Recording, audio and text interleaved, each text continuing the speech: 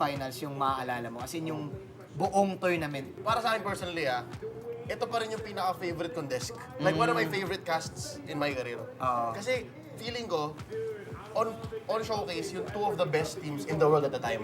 Isang Ube, isang Eco Express. So, sobrang bilis, tsaka sobrang parang macro bagal.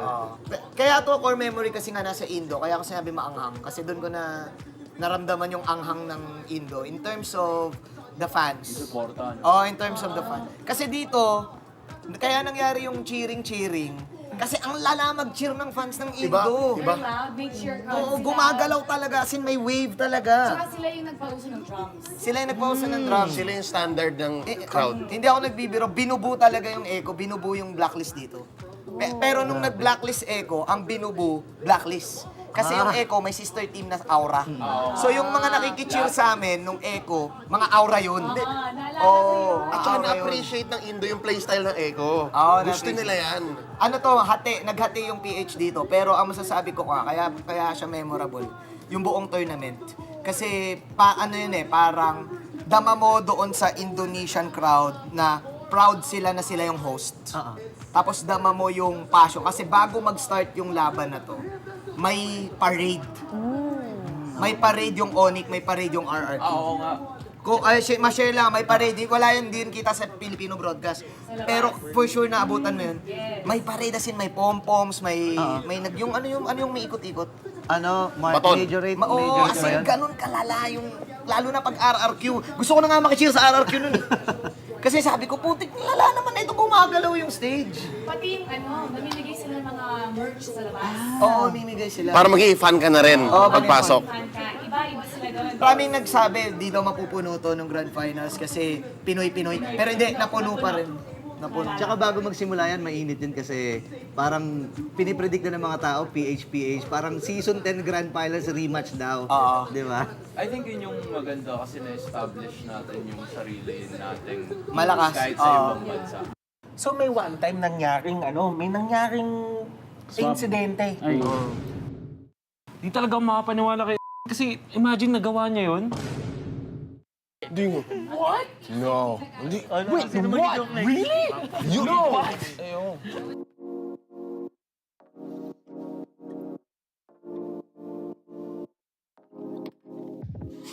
Hi everyone! Welcome back to the Philippines' most important championships.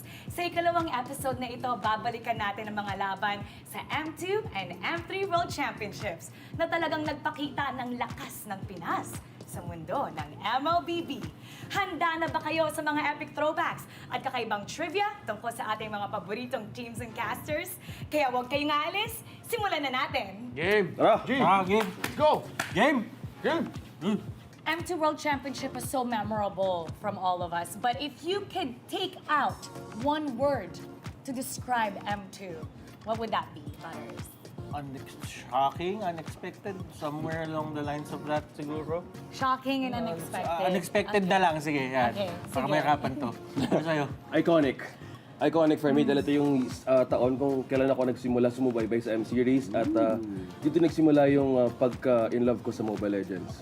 In love. Sa akin, groundbreaking kasi you have to understand yung nangyayari nung sa mundo nung time na yun was the pandemic, right? So, parang kakaiba yung situation for the players, for the casters. Nandun pa yung mga 15 days na quarantine na kung naalala mo yun. Huwag mo na paalala? Sa akin naman, historic. Kasi talaga yung nangyari doon, yun yung pag-umpisa ng PH era, and of course yung context na binigay nila Butters, OSX, and Wolf about the whole thing. Historic talaga. So we're gonna go back to M2. I'm gonna play it right now and actually what's your reaction? Di ko alam na kailangan pala i-explain, pre. Sabi one word kasi. So, Okay lang. Natatawa tayo. Kilala ko yung nagkakas. Oo, galing yan eh. Grabe naman. Easy ka pa pala nun. Ito yung Game 7. Game 7. Alam niyo yung story nito, nung araw ng broadcast mismo ng Grand Finals na pinag-usapan namin, papalitan namin yung pangalan sa cast ng casters. So sa presentation, imbes na Rep Tara Rob Luna, it was Rep TZ Rob TZ. Pati sana, nabuo sila Phil TZ nung time na to kasi na Phil sobrang TZ, naging fan siya nung ano eh. So, oo. kahit sa English broadcasting siya eh. Hanggang ngayon, Lafel TZ pa rin siya. Panis, Doc Ribo, Harit, panis! Yung mga era na yung metang sikat pa dito. Ang pinaka naalala ko dito, yung sabi nila lahat na ang daming umiling nung pinili yung Minsitar na yan. Kasi nung panahon na yan, syempre si Minsitar alam naman natin na anti-dash, di ba? Pinili yan nung nag-harit bigla si Ribo. So pinaka-counter talaga kay Ribo yan. Kasi ang sabi pa sa akin ni Ribo dyan, nung bandang dulo na, minsan na nga lang ako mag-harit, nag-Minsitar pa kayo. Di talaga siya nag-enjoy dyan kasi may Minsitar nga. Ito grabe. Ang ganda ng laban. Si Carlo. Grabe naman si Ano ba Ruby. to, hyper carry na Claude. By the way, Ruby Didi is a off-laner to, side laner nung time na to. Grak yan na damage build. Tapos ito yung iconic kay Ruby Didi, yung Lunox niya. Ruby Didi. And Baksha was played in the off-lane pa nung mga time na to. Off-lane pa yung tawag natin. Pang counter kay Yusong. Kasi yan yung panahon na sobrang lakas ng Yusong kasi. All time flies. And then nag-aagawan yung mga teams dito kung makakuha mo yung Brody, tank pa nga yung build-up nung time na yun. Tapos, kaya sobrang lapit ng Burmese Goose. Kasi everybody expected na Indonesia yung parang papalag sa Philippines. Pero sila yung nauna dun sa upper bracket finals. Tapos then, umabot pa nga tayo dito sa Game 7. Nobody expected them. Tapos itong si Ruby Didi yung parang naging bida sa Burmese Goose. Kasi imagine, kaisa-isang player na yung pangalan niya naging verb. Sa sobrang iconic niya. Ganun na yung naging impact eh. No? So, titignan mo yung lineup nila ngayon, nakikita natin ngayon sa season 13 yun eh. Ano ba yung winning moment? Ito na ba yun? Hindi pa ata eh. Hindi pa. Ay, hindi, ito na. Ito na. Nalala ko, sinigaw ko yun eh. Kuya Moribo eh. Grabe si Carlo. Grabe. Grabe. Lasty Chow, grabe. And then, nakabili pa si Lasty ng imo. Galing. Well, anong boses? Okay. Oo nga, lumaban na. Ang hindi ko makakalimutan dito, I think it was Game 4, Game 5. May nakita akong post ni Chooks. Parang minessage niya, parang, Monton, ano ba? Bigyan niyo naman ng tubig yung caster niyo. Paus na.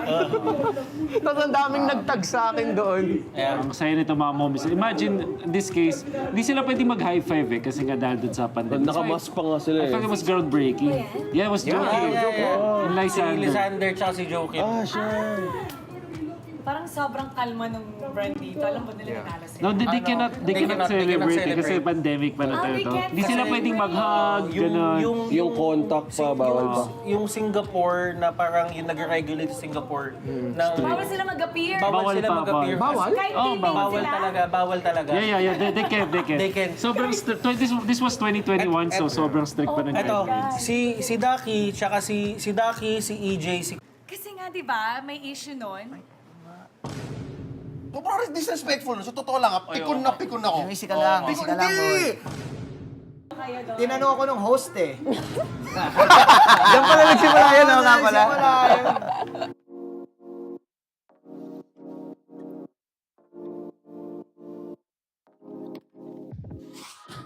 Hi everyone! Welcome to the first episode of the Philippines' most important championships. Ngayon, babalikan natin ang mga laban na talagang nagpakita ng lakas ng Pinas sa mundo ng MLBB. Abangan ang mga throwback at juicy trivia tungkol sa mga paborito nating teams and casters. Kaya huwag kayong aalis. Okay, let's start! Let's go! Okay. Game. Okay, excited ako kasi first time natin to gagawin. I wanna know kung ano nga ba yung mga naalala nyo tungkol sa M4. So if you can describe it in one word, and one word only, how would you describe that? Yeah, unahan ko na. M4 for me is dominance. Oh, Ganda. nationalism. National. Spell nationalism. N-A-T. Akin pag Tagalog, maanghang. O kasi nasa Indo yun eh. Marami, Puro manghang. Dapat ka na-explain. Spicy. Sinong spicy? Tayo sila. Yung buong event. Ay. Safe. Fair enough. Sa akin, in grande.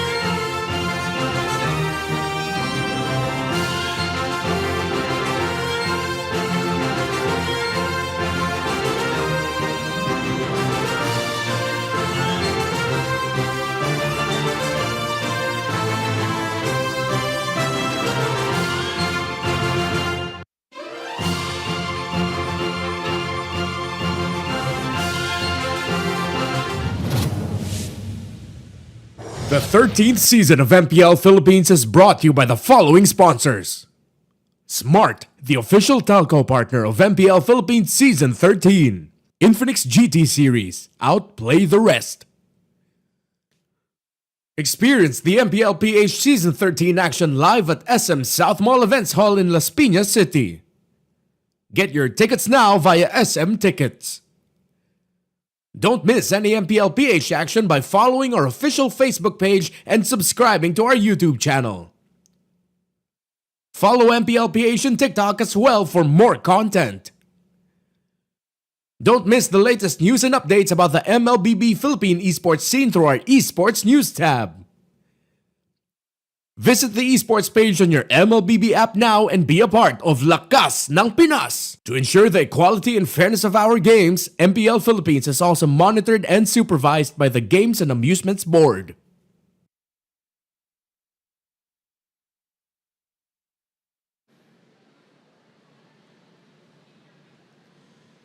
Champions Arena and MPL Philippines fans around the world, welcome to the 4th day of our playoffs for Season 13. My name is Reptar and right now I'm joined here by Womi. Womi, how are you feeling? Feeling good, baby. Nandito tayo ngayon sa harapan ng sobrang daming mga fans ng MPL Arena. And now in the Champions Arena, I'd just like to say, Reptar, that I've been reading tons of appreciative comments tungkol sa spectacular opening natin when we paraded the titles that cemented the Philippines' legacy in MLBB. Yeah, seeing all our trophies paraded by our legendary players literally gave me goosebumps, man.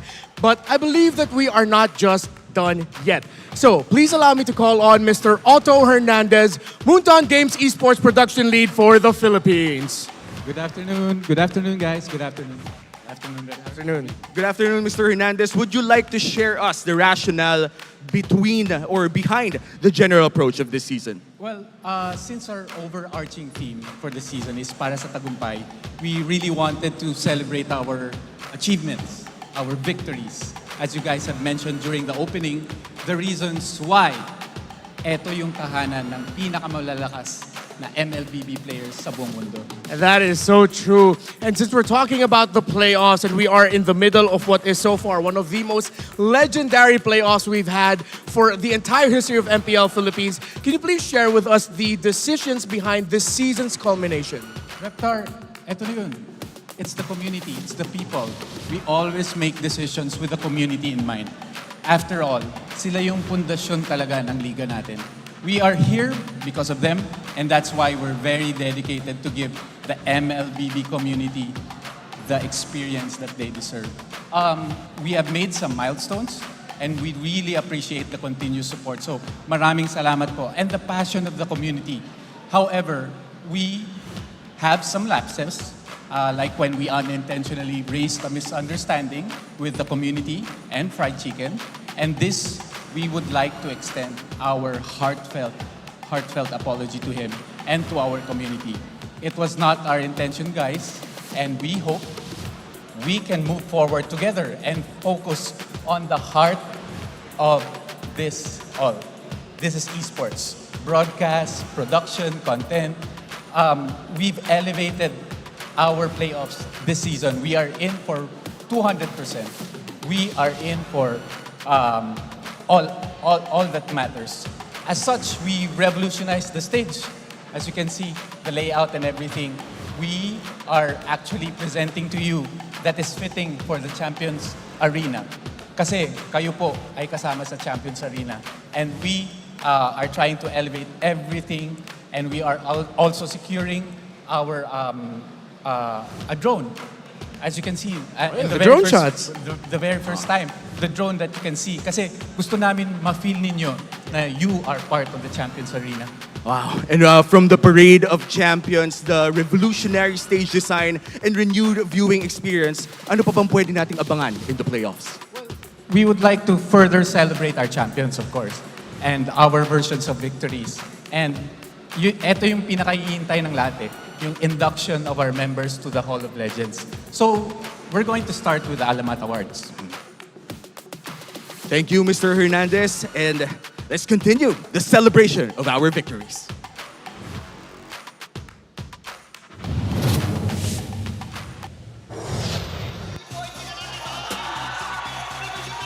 8 kupunan nung nagsimula. Sinubaybayan natin ang kanilang mga laban. Nagpakita ng lakas sa loob at labas ng laro.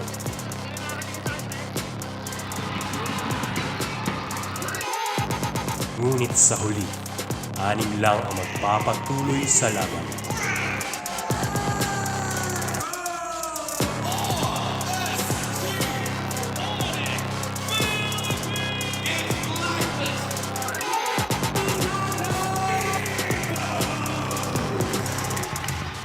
Sino ang magiging kampiyon? Sino ang tunay na magtatagumpay? Abangan ang huling laban para sa tagumpay.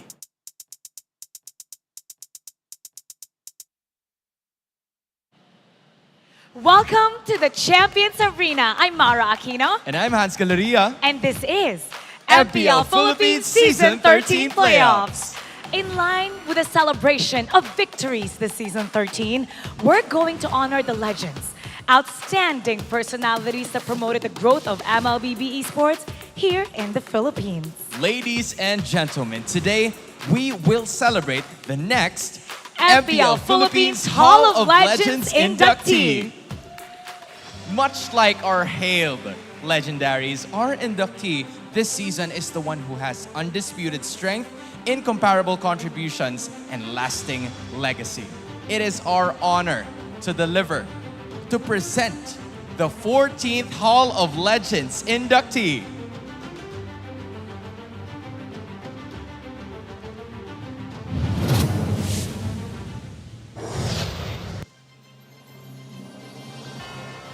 An outstanding player who achieved greatness multiple times.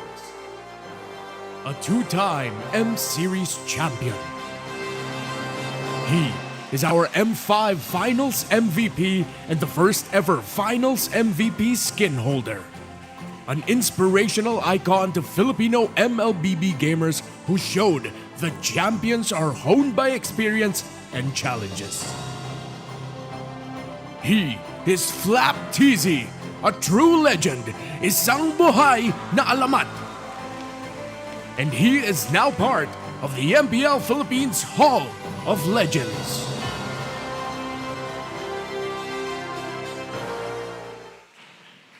Flap TZ! This MPL Philippines Season 6 champion, M2 World Champion, 32nd SEA Games Gold Medalist, IESF World Esports Champion 2023 Gold Medalist, MPL Philippines Season 12 Champion, and M5 World Champion is now legendary!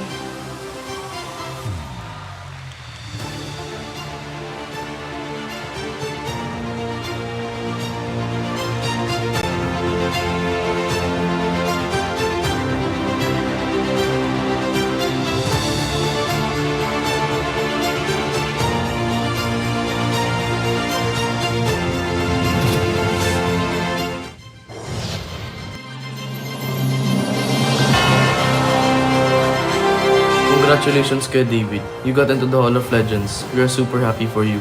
And we want you to always remember that we are always here for you when you think no one is there for you anymore. Hi, Bed! Congrats! Yung dating live streamer noon na RG Boy, isa na sa mga legends ngayon, di ba? Asti. Thank you for being the best brother and I'll support you kung ano man gusto mong gawin and keep on following your dreams. Good luck sa journey mo and congrats ulit! Congratulations sa'yo, San. Proud ako sa'yo kasi ngayon Hall of Legends ka na. So, natupad na rin yung pangarap mo na Hall of Legends. So, ayan na lahat ng pagod at hirap mo. Yan, napatunayan mo na isa ka ng Hall of Legends. Mahal na mahal ka namin. I love you. Hello, Flap. Nandito na tayo. So, congratulations sa kanang Hall of Legends sa Mobile Legends. Hindi na mabubura ang lahat ng achievement mo kahit anong mangyari sa mundo ng Mobile Legends. Maraming salamat, Flap, at sinama mo kami sa journey mo at lagi mo tatandaan, lagi ka namin susuportahan. Hello, Flap TZ. Congratulations. You deserve this award. I am very, very proud of you, especially your teammates, your coaches, and the AP management. And continue achieving more championship. Good luck! Congrats sa'yo, Flap. Galingan mo palagi. Deserve mo maging Hall of Legend. Ingat ka palagi. Oy, Flap, congratulations. Hall of Legends inducting ka na rin. Please, maging mabait na bata ka na. Congratulations sa'yo, Flap TC official. Sana malibro mo kami. Congrats sa'yo, Flap TC.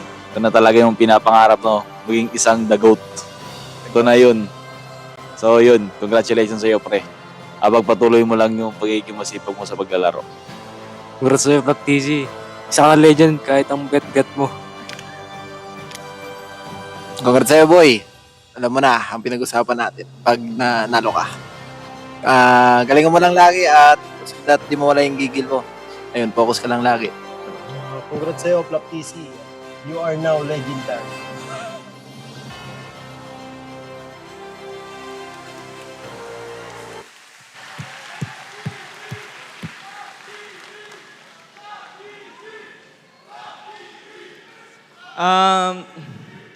Unang-una, gusto ko mag-thank you kay Lord kasi araw-araw niya ako binibigyan ng knowledge sa laro at sa teammates ko.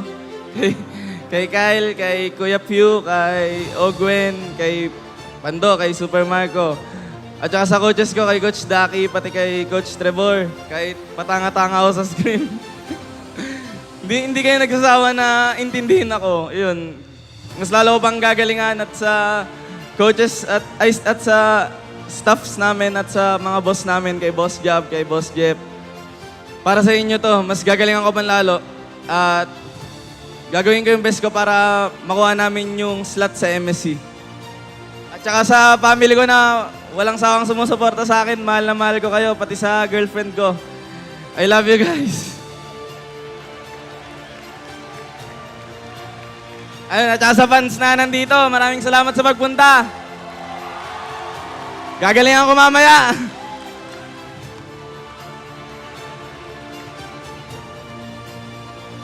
Congratulations once again to your 14th Hall of Legends inductee, Flap TZ!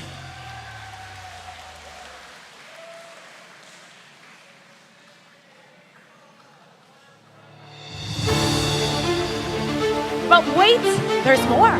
We have one more special inductee this season who has undisputed strength, incomparable contributions, and lasting legacy. Ladies and gentlemen, your 15th Hall of Legends inductee.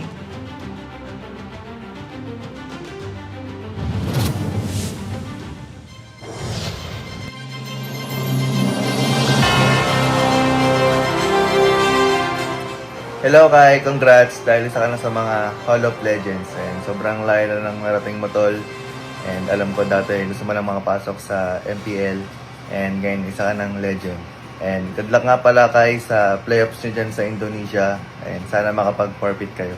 Yun lang. Yo Kai, first of all, congrats sa achievement tol sa award. Very well.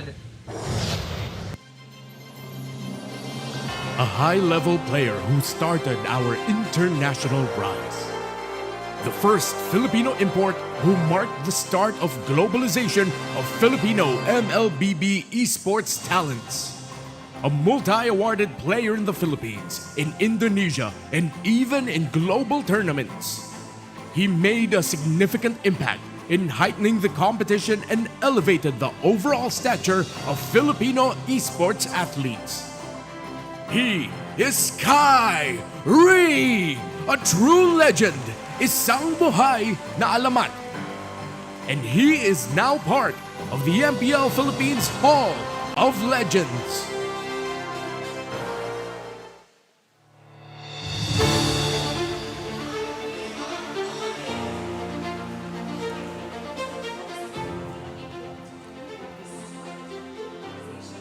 No MLBB esports talent. This three-time MPL Indonesia champion, two-time MPL Indonesia regular season MVP, the MPL Indonesia Finals MVP, MPLI 2022 champion and MSC 2023 champion is now legendary!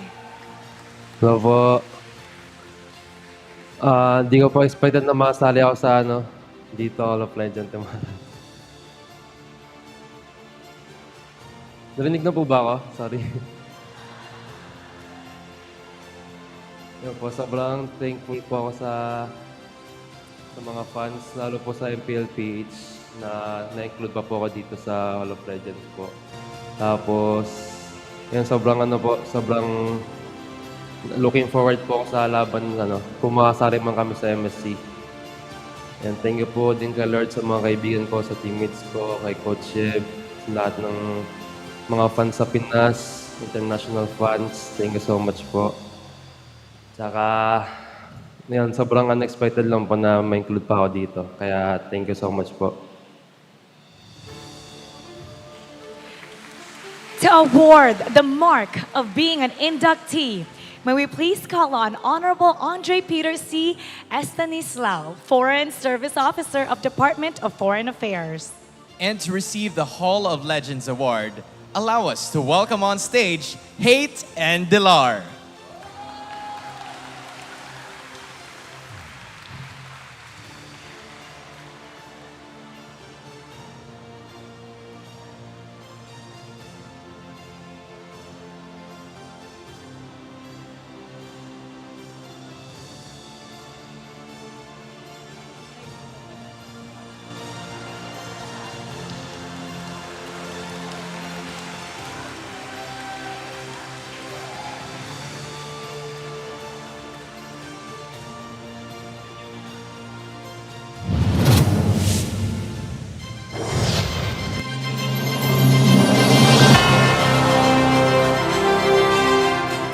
Hello Kai, congrats dahil isa ka na sa mga Hall of Legends. And sobrang layo na ng narating mo tol.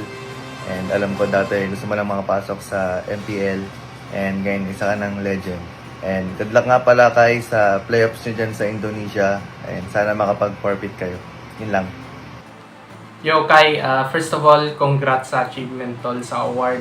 Very well deserved. You've proven it one too many times already. You've proven it in the world stage, so no one can ever doubt it. We will never stop supporting you. We've been watching you all throughout your professional career. Always remember, tol, nandito kami para sa'yo. And again, congrats sa achievement. And hopefully, magkita ulit tayo someday soon pag nakauwi ka dito sa Bataan. Yo, congrats kay Riam. Alam kong deserve mo kong mapasama sa Hall of Legends kasi from the start, alam kong gaano ka kadeterminado at gaano mo pinaghirapan kung nasan ka man ngayon. Salamat sa suporta din sa akin, lalo na pag, may ups and down tayo and sana magpatuloy pa at makakuha pa ng championship. Yo, Tol Kai, kamusta nga pala yan, Tol? And congrats dahil na-achieve mo na yung mga gusto mong ma-achieve. Yan, Tol, isa ka na sa Hall of Legends, sa Mobile Legends. Yan, isa ka ng GOAT, man. Congrats sa lahat ng mga achievements mo. And deserve mo lahat yan kasi hindi madali lahat ng mga pinagdadaanan mo dyan sa ibang bansa, Tol. Tuloy-tuloy lang, Tol. God bless you. And bag-out na ako. Peace! Hello, anak. Kyrie, congratulations. Another achievement na naman. Proud na proud kami sa iyo, anak. Alam ko na God has blessed you so much kasi alam niya kung gaano ka kabuti, alam niya kung gaano ka kabait na bata. Nandito lang kami lagi ni daddy mo, mga kapatid mo. Lagi ka mag-iingat dyan. Mahal na mahal ka namin and see you soon, anak. Love you. To Kyrie, binabati nga pala kita sa award na na-receive mo. Alam mo, proud na proud kami sa iyo ng mami mo. At mahal na mahal ka namin. God bless na. Sana mas malayo pa yung marating mo. Love you.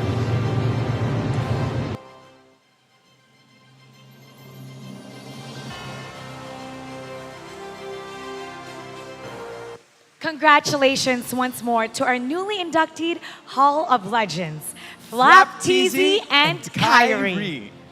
Thank And you po. now, Thank you po, Tamara. Thank you. bye, Kyrie. Congratulations. We're so proud of you.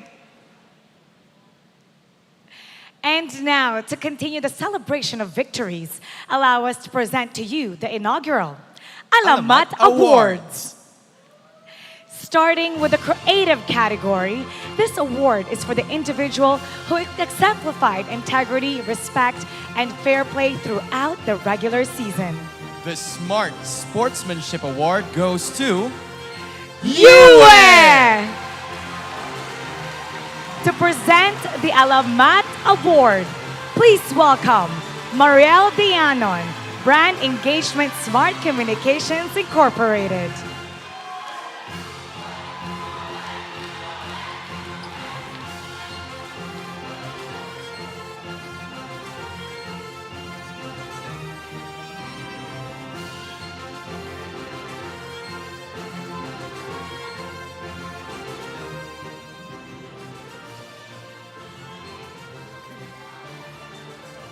Hello.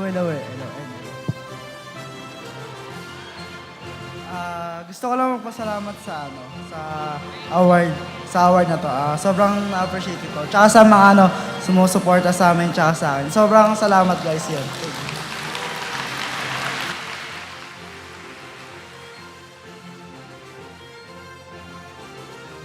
Once again, congratulations, Yue! And now for the team that treated us with the most creative way of announcing their roster for this season. The Infinix Best Roster Reveal Execution Award goes to TNC's Ipaglalaban Kita! To represent the Alamat Award, please welcome Irish Del Rosario, Public Relations Supervisor and Infinix Philippines Project Head for MPL Philippines.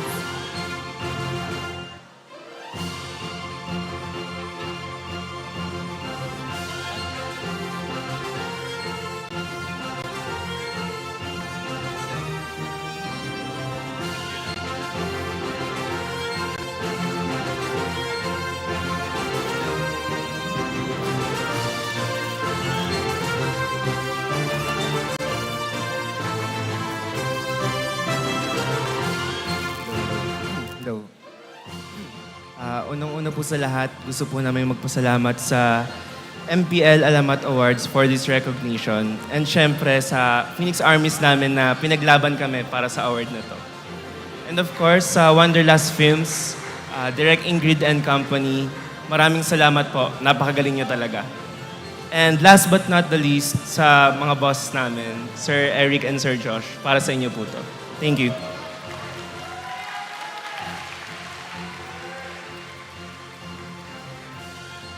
Congratulations once again, TNC!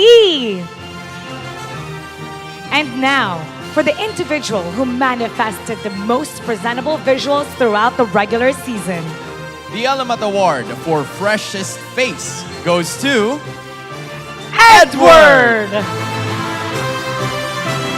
To receive the award on behalf of Edward, please welcome back on stage Blacklist International's Yue.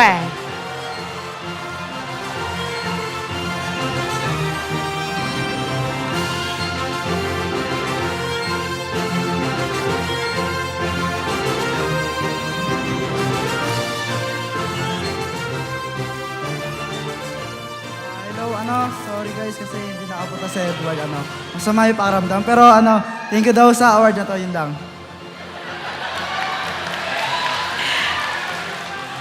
Congratulations once again, Edward, and thank you, Yue, for accepting his award. You too have a very fresh face. And now, for the team that constantly engaged us with the best quality and production of online content. The Alamat Award for the team content goes to RSG Philippines Meme Content. RSG's humorous online content definitely made the season exciting.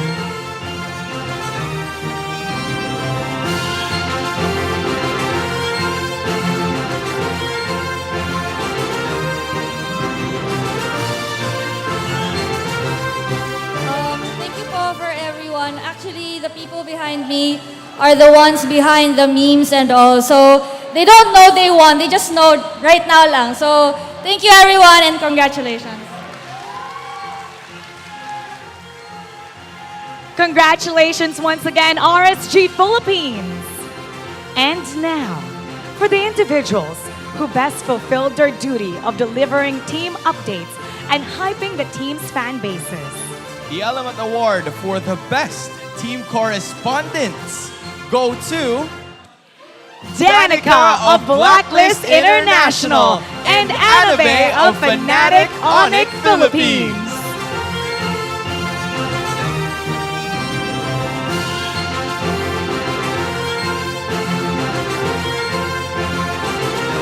Danica and Anabe have definitely caught us up with the latest updates and hottest scoops about their teams.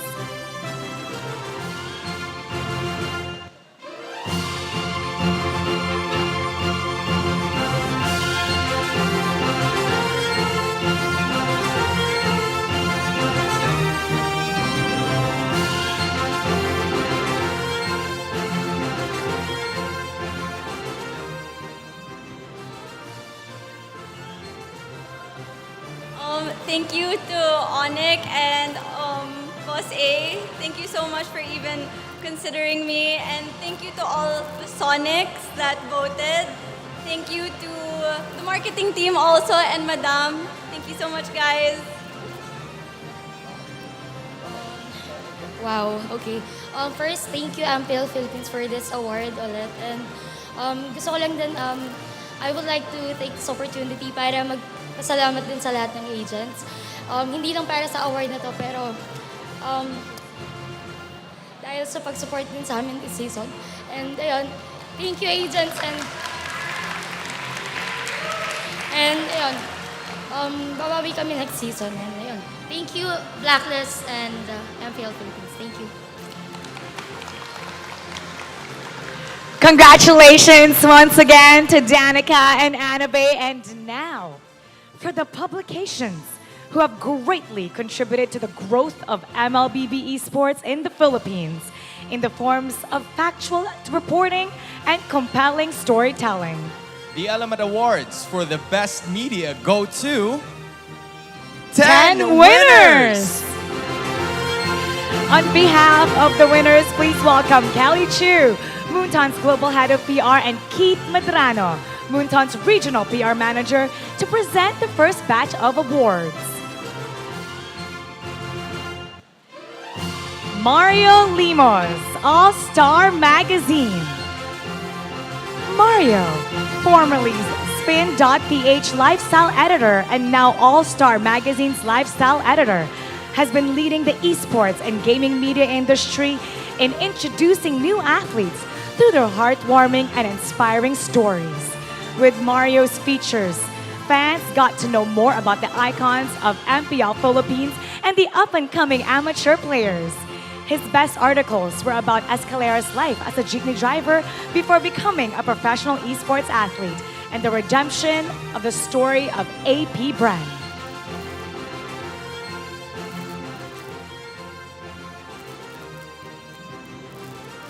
Michelle Loho, Philstar.com. Michelle is known to have advocated for media ethics and its importance in upholding excellence in journalism. As a teacher herself, she participated in several workshops to provide meaningful insights to the students when it comes to responsible journalism. The league commends her for her unwavering commitment to upholding responsible reporting and honing the next batch of esports and gaming journalists.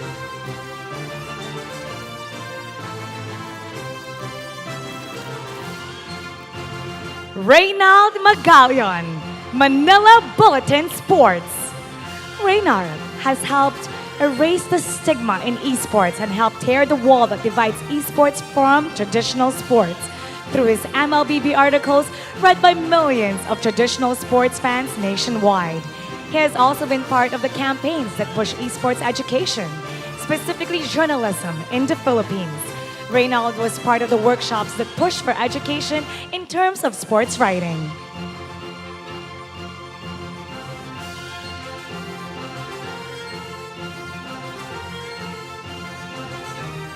And for the second batch of awards, congratulations to Carlos Pineda, Spin.ph.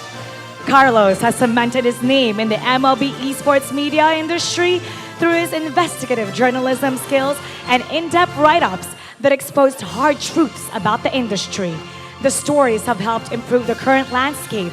His analysis of the game have also helped Philippine readers understand more about how the tournament works.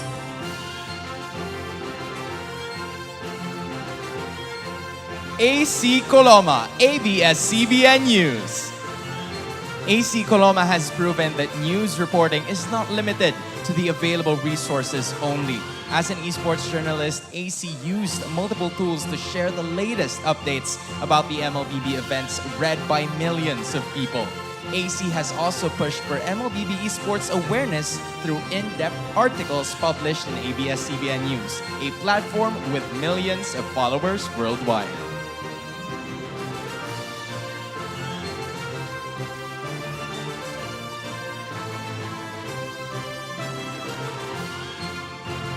And for the third batch of awards, congratulations to Ron Muyot, 1 Esports. Julian Alona, 1 Esports. Calvin Trillies, 1 Esports. Ron, Julian, and Calvin have consistently been reporting on both MLBB esports events and the developments of and in the game. 1 Esports has also implemented programs that led to the discovery of amateur players in the local scene.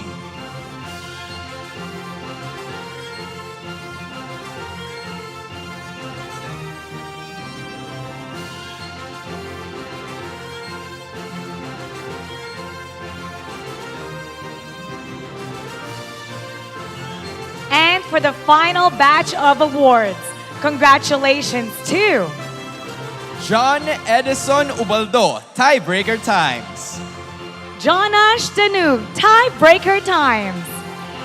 Edison Ubaldo has contributed to the scene through his swift reporting on the latest MLBB esports events.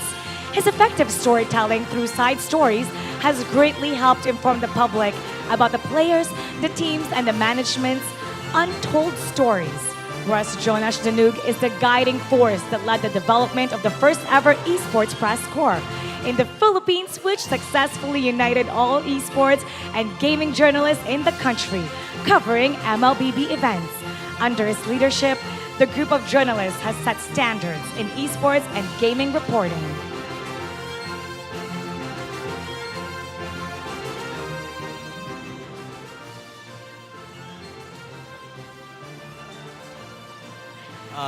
First of all, gusto ko lang pong magpasalamat sa MPL Philippines and sa Munton for recognizing yung work na ginagawa ng media behind the scenes and also for recognizing yung role ng media sa liga na to. Also, thank you rin sa teams, sa players, sa coaches, sa managers for always accommodating yung media. Ayun lang po, maraming salamat.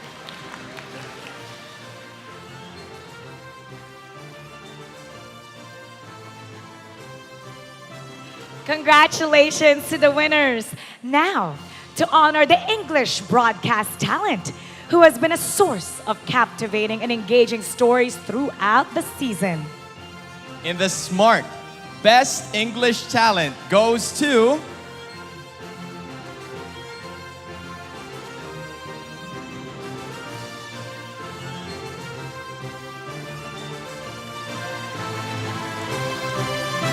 Renmar!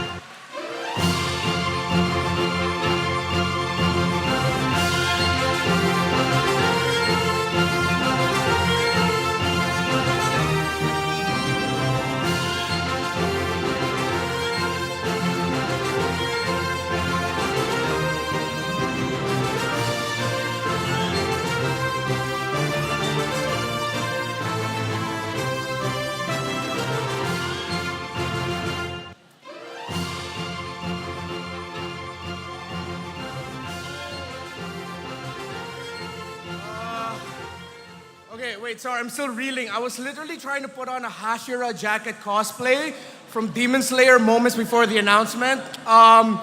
Thank you. Maraming salamat sa ating MPL Philippines community. Please give yourselves a round of applause. Please, please. Again, from at the top of the program, we mentioned how important your presence, you being active in our community is for the growth of our scene because of you, because of the stories of our athletes, the stories of the leagues all over the world. Mobile Legends Bang Bang has went from undesirable to undeniably one of the biggest, if not biggest, MOBA game title in the world, and we continue to go up because of each and every one of you. Once again, please give yourselves another round of applause. Of course, I want to thank my parents, Mary Jane and Reynaldo Santa Cruz. Mom, Dad, 28 years ago, both of you were given a tough choice. Dad was given a tough choice. It would have to be your wife or your son. My dad said, please save them both. Here I am still 28 years later, and I've won this twice. So thank you, Mom and Dad. Behind every great man is an equally great woman. To my baube, Vey, Feli, I really hope one day you'll make it to the stage in MPL Indonesia and share a desk with you internationally. I would not be here with you if it wasn't for your support. Last but not the least, again, to our wonderful players and to our teams, the stories that you tell, yung mga aksyon na pinapakita nyo, it is a tremendous honor to call it on the English desk. To the best group of talents in the world, thank you so much to the MPL Philippines English and Filipino desk. Thank you. And you may no longer remember me, you may have forgotten me, but at this very moment, as I raise this with pride and humility, you will acknowledge me. Thank you.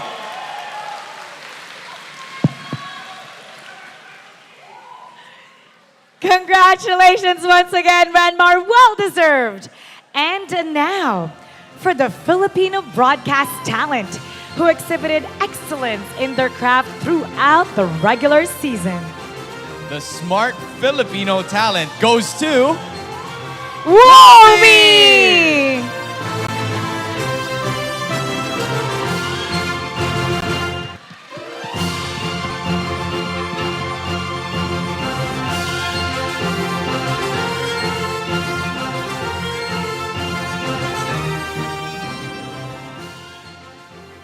Una-una, isang karangalan na manalo at isang maging boses para sa ligang ito. Unang beses akong mananalo ng...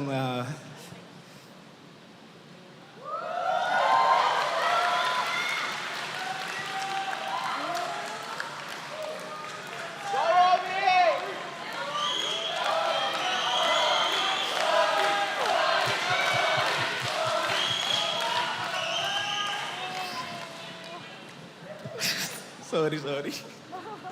Wala, masaya lang kasi ang tagal ko nang pinaghihirapan. And to be recognized is something that I love. First time din kasi. So hindi katulad ng ngayon na 2 times na pwede nang sumigaw-sigaw. Una-una gusto kong magpasalamat sa production. Dahil hindi naman matutuloy ang MPL kung wala sila. At community, dahil kung wala yung community, para saan pa yung liga? At sa mga players, sa mga teams, organizations, dahil sila yung nagbibigay saya sa atin at nagbibigay ng rason kung bakit nga ba kaming nanditong mga casters. At ang trabaho ng mga casters para sa marami ay madalas commentating lamang o sasabihin kung ano yung mga nangyayari sa laro. Pero para sa akin kasi, ang ibig sabihin ng casting ay transfer of emotion. Kumbaga kung ano yung nararamdaman namin habang nagka-cast kami, habang sumisigaw kami, sana nararamdaman nyo din. And kanina hindi ko nasabi pero maraming salamat sa pagiging Filipino Best Talent para sa pinakaunang beses sa buong karera ko. At gusto ko rin lang i-shoutout of course yung mom and yung girlfriend ko na nandoon. Thank you so much. Yung mom ko, grabe yung sinakripisyo niya. Naalala ko pa rin yung high school ako. Ang sabi niya sa akin yung pera susunod na rin lang yan. Hindi naman natin alam na yung esports magiging trabaho eh. Hindi naman namin alam na magiging okay yung sitwasyon dito. Pero, eto, sinunod ko. Thank you.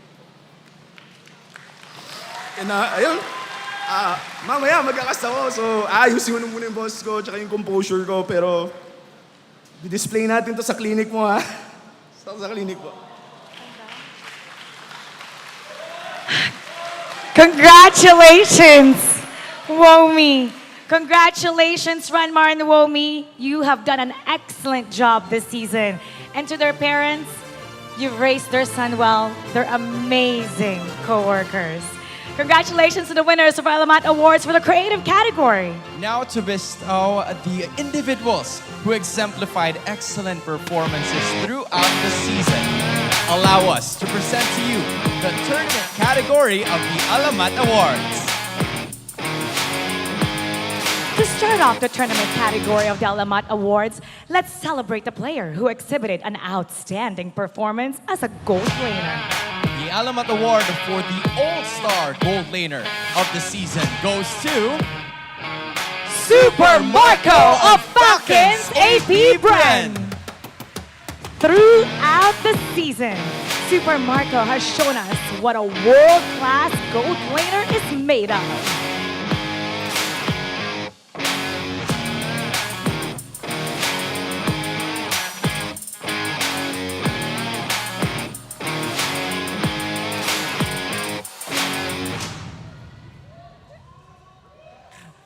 Una-una, thank you sa Lord dahil nakamit ko yung award na to. Sa mga teammates ko, tumulong sa akin para makuha itong award na to. Tsaka sa mga coaches and boss namin na dito para lagi sa amin. And sa mga bumuta sa akin sa mga ML community, tsaka sa mga fans, tsaka sa family ko and girlfriend ko.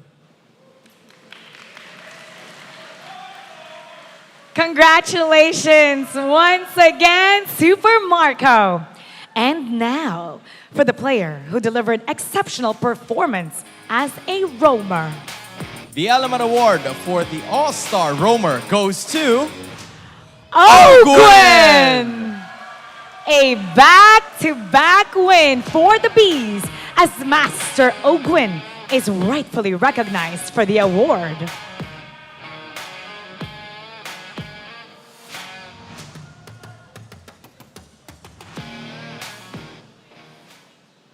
Thank you so much sa mga bumoto sa akin, tsaka sa mga ML community. Tsaka sa mga coaches ko, tsaka teammates ko. Di ko magagawa to, di dahil sa kanila. Yun lang. Maraming salamat po. Congratulations once again, Ogwin. And now, for the player who showed mastery of his role as an XP laner. The Alamat Award for the All-Star EXP Laner goes to Nats of RSG Philippines! We have dissected his anatomy of being a legend, Hans. Nats truly has Alamat genes in his DNA. First of all po, thank you sa mga sa bumoto sa akin and sa mga teammates ko dyan and coaches ko kasi kung hindi dahil sa kanila, parang feel ko di ko maabot to and di ko ma-deserve tong ganito. Kaya thankful ako sa inyo lahat. So, and thank you rin sa family ko kasi lagi po sila nanonood. And yun lang po. Thank you sa lahat. Congratulations once again, Nats. And now, for the player who showed lightning-fast retribution plays as a jungler. The Alamat Award for the All-Star Jungler goes to Kyle TZ of Falcons APBREN. Another one for the Bees.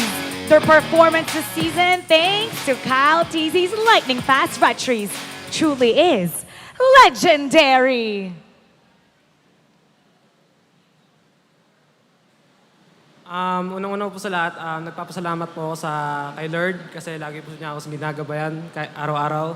Tsaka sa family ko po na laging sumusuporta po sa akin dyan. Sa mga fans ng APBREN Falcons po, maraming salamat po sa lahat sa pagsuporta niyo po sa amin. Tsaka sa girlfriend ko po. Thank you po. Congratulations once again, Kyle TZ. And now, for the player who supplied the team with support in the battlefield. The Alamat Award for the All-Star Mid Laner goes to Sanji of Liquid Echo. Sanji's performance this season has brought Liquid Echo back to see the world.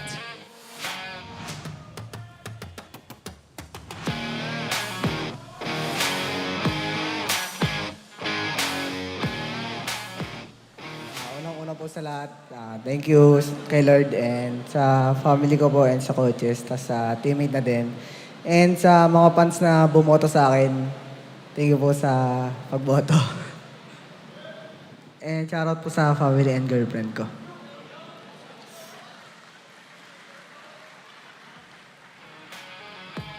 Congratulations once again, Sanji. And now, let's take a photo op.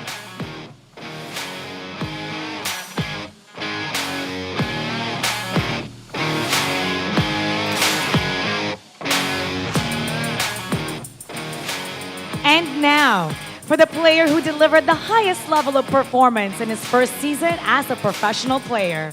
The Alamat Award for the Rookie of the Season goes to Nomad of TNC Pro Team. Nomad, the neophyte gold laner who scored the first Savage of the season.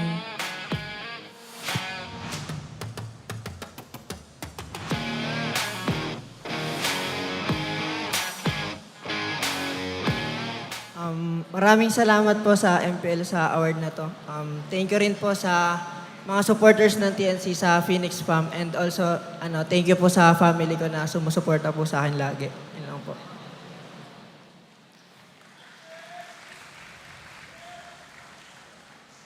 Congratulations once again, Nomad. And now, for the coach who delivered guidance for the group of young professionals who wanted to be a part of something bigger. The Alamat Award for the Coach of the Season goes to Coach Ducky! This legend Ducky coach has led his team this season to victories in and out of the game.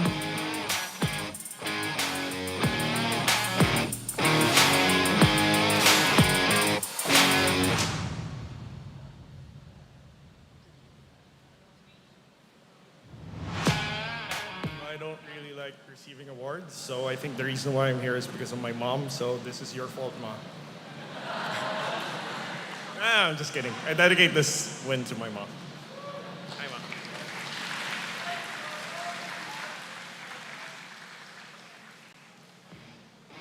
Congratulations, Coach Ducky. You truly are legendary. And now for the player who stood out amongst the pool of greats in the home of the strongest Mobile Legends Bang Bang players in the world. the Alamat Award for the regular season MVP goes to Super Marco of Falcons APBREN. As dissected in his Anatomy of a Legend, this bulletproof gold laner really has Alamat genes in his veins.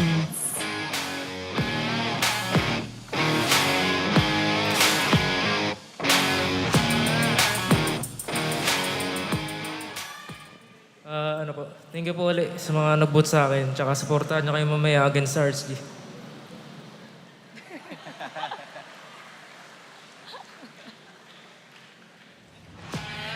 Congratulations once again to Super Marco, and congratulations to our newly inducted Hall of Legends and Alamat Award recipients. Your dedication, skill, and hard determination have earned you these accolades, and we can't wait to see what you will achieve next.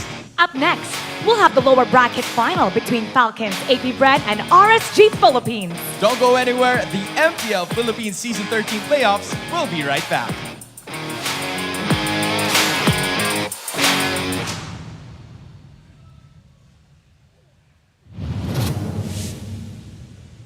The 13th season of MPL Philippines is brought to you by the following sponsors. Smart, the official telco partner of MPL Philippines Season 13. Infinix GT Series, outplay the rest. Experience the MPL-PH Season 13 action live at SM South Mall Events Hall in Las Piñas City. Get your tickets now via SM Tickets. Don't miss any MPL-PH action by following our official Facebook page and subscribing to our YouTube channel. Follow MPL-PH on TikTok as well for more content. Don't miss the latest news and updates about the MLBB Philippine esports scene through our esports news tab. Visit the esports page on your MLBB app now and be a part of Lakas ng Pinas. To ensure the equality and fairness of our games, MPL Philippines is also monitored and supervised by the Games and Amusements Board.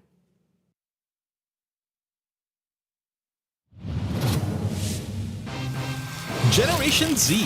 Authentic. Real. They thrive in the mundane. But let's be real, nobody knows what they want. Only they truly understand. For real? Yeah, but that's okay. We get what you need. Guys, where are we going now? Anywhere! Mountain, beach, middle of nowhere! Why? Because we can! Well, let me help out. Smart 5G. Best in 5G coverage experience and best in 5G availability. Oh, wow! Those are a lot of apps! That's fine. When you got power off, you could do it all. Multiple apps? No problem.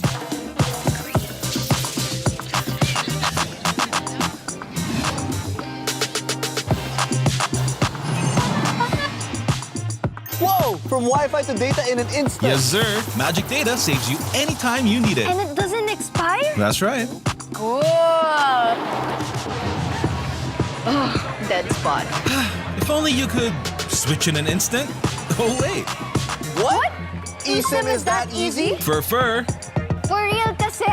backed up by nationwide coverage. So, yeah, nobody knows what Gen Zs want, but we can keep up with real connection and real fast data.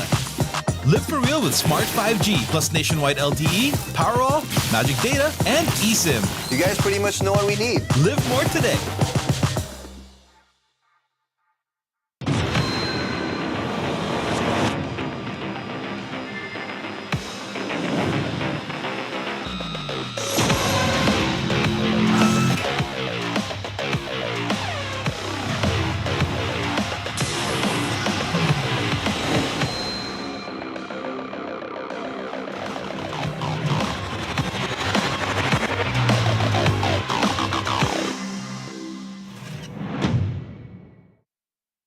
Kasi nga, di ba, may issue nun.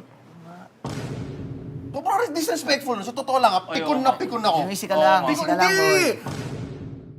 Tinanong ako ng host eh. Diyan pala nagsimula yun, ako nga pala.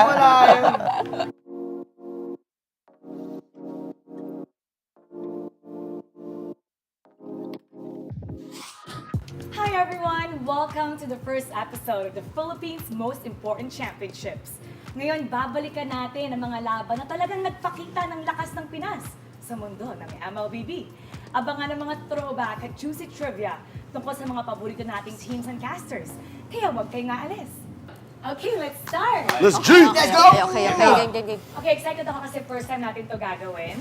I wanna know kung ano nga ba yung mga naalala nyo tungkol sa M4. So if you can describe it in one word, and one word only, how would you describe that? Yeah, unahan ko na. M4 for me is dominance. Oh. Ganda. Nationalism. Spell nationalism. N-A-T. Akin pag Tagalog, maanghang. O kasi nasa Indo yun eh. Marami, Puro manghang. Dapat ka na-explain. Spicy. Sinong spicy? Tayo sila. Yung buong event. Ay. Safe. Fair enough. Sa akin, in grande. Oh. Laki yung stage, madaming tao. Diba? You felt it, right? Daramdaman. Yun, no. Sa akin, in grande. Sa akin naman, influence. Binago mo lang Ay, yung grande. nakuha na natin. Yung ba yun? Connection? Dinagdagan mo lang Ito, we're gonna start. I'm gonna play it now. Oh, this is game 2. Familiar to mga to. Kakilala kayo nagkakas? Blacklist Echo. Ito yung full echo dominance tong game na to. Kaya pala dominance ang sabi mo. Parang mate. Checkmate to. Tsaka nung panahon na yun, agawan sa Parsa eh. Naalala ko yun eh. Farsa. Agawan sa Parsa. Eve, tsaka Eve. Eve Parsa. Para sa Eve, Fred. Joey pa pala nito. halos 6 months din pala dominant si Franco kasi noong MSC 2022. Franco din eh. Oo. Oo nga, no, light. No, sila light. Sobrang lala nitong M4. Ang dami kong memories. Masasabi ko itong M4 yung, core memory ko itong M4. Bakit? Kasi pinadala kami dyan para mag, Naalala ko. Oo, personally, oo. Nanggulo kayo doon. Tinanong ako ng host eh. Diyan pala nagsimula yun, no? Nagsimula yun. Dito, ang lala kasi, ito yung nag-finals PH. Tapos, nag-double jacket ako nito. Blacklist Echo. Ay, oo, yan. Sobrang, yung finals na to para sa akin, isa sa mga underwhelming na Grand Finals. Personally, kasi 4-0 eh. More than M3? Mas underwhelming yung M3. Oh, yun. Pero ito, siguro ang sobrang memorable sa akin nung M4 kasi yung buong tournament, hindi lang Grand Finals yung maaalala mo. Kasi yung buong tournament. Para sa akin personally ito pa rin yung pinaka-favorite kong desk. Like one of my favorite casts in my career. Kasi feeling ko, on showcase, yung two of the best teams in the world at the time. Isang Ube, isang Eco Express. So sobrang bilis tsaka sobrang parang macro bagal. Kaya to core memory kasi nga nasa Indo, kaya ako sinabi maanghang. Kasi doon ko na naramdaman yung anghang ng Indo in terms of the fans. In terms of the fans. Kasi dito, kaya nangyari yung cheering. Kasi ang lala mag-cheer ng fans ng Indo. Very loud, make sure Oo, gumagalaw talaga. As in, may wave talaga. Tsaka sila yung nagpauso ng drums. Sila yung nagpauso ng drums. Sila yung standard ng crowd. Hindi ako nagbibiro. Binubu talaga yung Echo. Binubu yung blacklist dito. Pero nung nag-blacklist Echo, ang binubu, blacklist. Kasi yung Echo, may sister team na aura. So yung mga nakikicheer sa amin nung Echo, mga aura yun. At saka na-appreciate ng Indo yung playstyle ng Echo. Gusto nila yan. Ano to, naghati yung PH dito. Pero ang masasabi ko kaya siya memorable, yung buong tournament. Kasi parang dama mo doon sa Indonesian crowd na proud sila na sila yung host. Tapos dama mo yung passion. Kasi bago mag-start yung laban na to, may parade. May parade yung Onyx, may parade yung RRQ. Oo nga. Ma-share lang, may parade. Wala yun din kita sa Filipino broadcast. Pero for sure na abutan mo yun. May parade as in, may pom-poms, may yung may ikot-ikot. Majorate ba Kasi yun? ganun kalala yung, lalo na pag RRQ. Gusto ko na nga makicheer sa RRQ nun eh. Kasi sabi ko, putik, lala naman na ito, gumagalaw yung stage. Pati yung namimigay sila ng mga merch sa labas. Oo, mimigay sila. Para maging fan ka na rin pagpasok. Iba-iba sila doon. Maraming nagsabi, di daw mapupuno to ng Grand Finals kasi Pinoy-Pinoy. Pero hindi, napuno pa rin. Tsaka bago magsimula yan, mainit yun kasi parang pinipredict na ng mga tao, PH, parang season 10 Grand Finals rematch daw. Di ba? I think yun yung maganda kasi na-establish natin yung sarili nating Malakas. kahit sa ibang bansa. So may one time nangyaring insidente. Di talaga ako makapaniwala kay kasi imagine nagawa niya yun. What? No. Hindi. Wait, what? Really? No.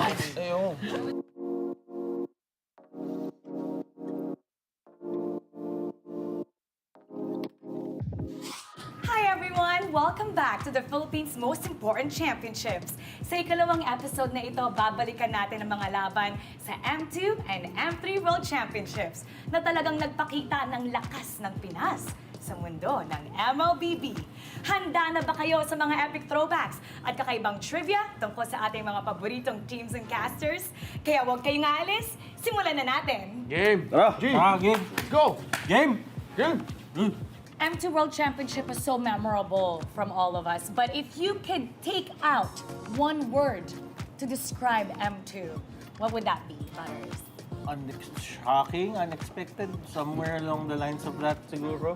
Shocking and unexpected. Unexpected na lang, sige. Yan. Okay, Para sige. may kapan to. Ano sa'yo? Iconic for me dahil ito yung taon kung kailan ako nagsimula sumubaybay sa M-Series at dito nagsimula yung pagka-in love ko sa Mobile Legends. Sa akin, groundbreaking kasi you have to understand yung nangyayari nung sa mundo nung time na yun was the pandemic, right? So, parang kakaiba yung situation for the players, for the casters. Nandun pa yung mga 15 days na quarantine na kung naalala mo yun. Huwag mo na paalala? Sa akin naman, historic. Kasi talaga yung nangyari doon, yun yung pag-umpisa ng PH era. And of course, yung context na binigay nila Butters, OSX, and Wolf about the whole thing. Historic talaga. So we're gonna go back to M2. I'm gonna play it right now and Oh, actually what's your reaction? Oh, Di ko alam na kailangan pala i-explain, pre. Sabi one word kasi. okay lang. Natatawa tayo. Kilala ko yung nagkakas. Oo, galing yan eh. Grabe naman. Easy ka pa pala nun. Ito yung Game 7. Game 7. Alam niyo yung story nito, nung araw ng broadcast mismo ng Grand Finals na pinag-usapan namin, papalitan namin yung pangalan sa cast ng casters. So sa presentation, imbes na Rep Tara Bluna, it was Rep TZ, Rob TZ. Pati sana nabuo sila Fel TZ nung time na to kasi na Fel sobrang TZ, naging fan siya nung ano eh. So, kahit sa oo. English broadcasting siya eh. Hanggang ngayon, Lafel TZ pa rin siya. Panis Doc Ribo, Harit, panis. Yung mga era na ang yung metang sikat pa dito. Ang pinaka naalala ko dito, yung sabi nila lahat na ang daming umiling nung pinili yung Minsitar na yan. Kasi nung panahon na yan, syempre si Minsitar alam naman natin na anti-dash, di ba? Pinili yan nung nag-harit bigla si Ribo. So pinaka-counter talaga kay Ribo yan. Kasi ang sabi pa sa akin ni Ribo dyan, nung bandang dulo na, minsan na nga lang ako mag-harit, nag-Minsitar pa kayo. Eh di talaga siya nag-enjoy dyan kasi may Minsitar nga. Ito grabe. Ang ganda ng laban. Si Carlo. Grabe naman si Ano ba to? Ruby Hyper carry na Claude. By the way, Ruby Didi is a off-laner to, side laner nung time na to. Grak yan na damage build. Tapos ito yung iconic kay Ruby Didi, yung Lunox niya. Ruby Didi. And Baksha was played in the off-lane pa nung mga time na to. Off-lane pa yung tawag Pang counter kay Yusong kasi yan yung panahon na sobrang lakas ng Yusong kasi. How time flies. And then nag-aagawan yung mga teams dito kung makakuha mo yung Brody, tank pa nga yung build-up nung time na yun. Tapos, kaya sobrang lupit ng Burmese Goose. Kasi everybody expected na Indonesia yung parang papalag sa Philippines. Pero sila yung nauna dun sa upper bracket finals. Tapos then, umabot pa nga tayo dito sa Game 7. Nobody expected them. Tapos itong si Ruby Didi yung parang naging bida sa Burmese Goose. Kasi imagine, kaisa-isang player na yung pangalan niya naging verb. Sa sobrang iconic niya. Ganun na yung naging impact eh. No? So, dito namin yung lineup nila ngayon. Nakikita natin ngayon sa season 13 yun eh. Ito ba yung winning moment? Ito na ba yun? Hindi pa ata eh. Hindi pa. Ay, hindi, ito na. Nalala ko, sinigaw ko yun eh. Kuya Moribo eh. Grabe si Carlo. Grabe. Grabe. Lasty Cho, grabe. And then, nakabili pa si Lasty ng imo. Galing. Champion! Anong boses? Okay. Oo nga, lumaban na. Ang hindi ko makakalimutan dito, I think it was Game 4, Game 5. May nakita akong post ni Chooks. Parang minessage niya, parang, Munton, ano ba? Bigyan niyo naman ng tubig yung caster niyo. Paus na. Tapos ang daming nagtag sa akin doon. Ang saya nito mga moments. Imagine, in this case, hindi sila pwedeng mag-high five eh, kasi nga dahil dun sa pandemic. Nakamask pa nga sila eh. I thought it was groundbreaking. Yeah, it was Joking. And Si Lysander tsaka si Joking. Siya. Parang sobrang kalma ng brand dito. Alam ba nila nanalo sila? No, they cannot celebrate eh, kasi pandemic pa na tayo to. Hindi sila pwedeng mag-hug, gano'n. Yung contact pa, bawal pa. Yung Singapore na parang yung nag-regulate sa Singapore.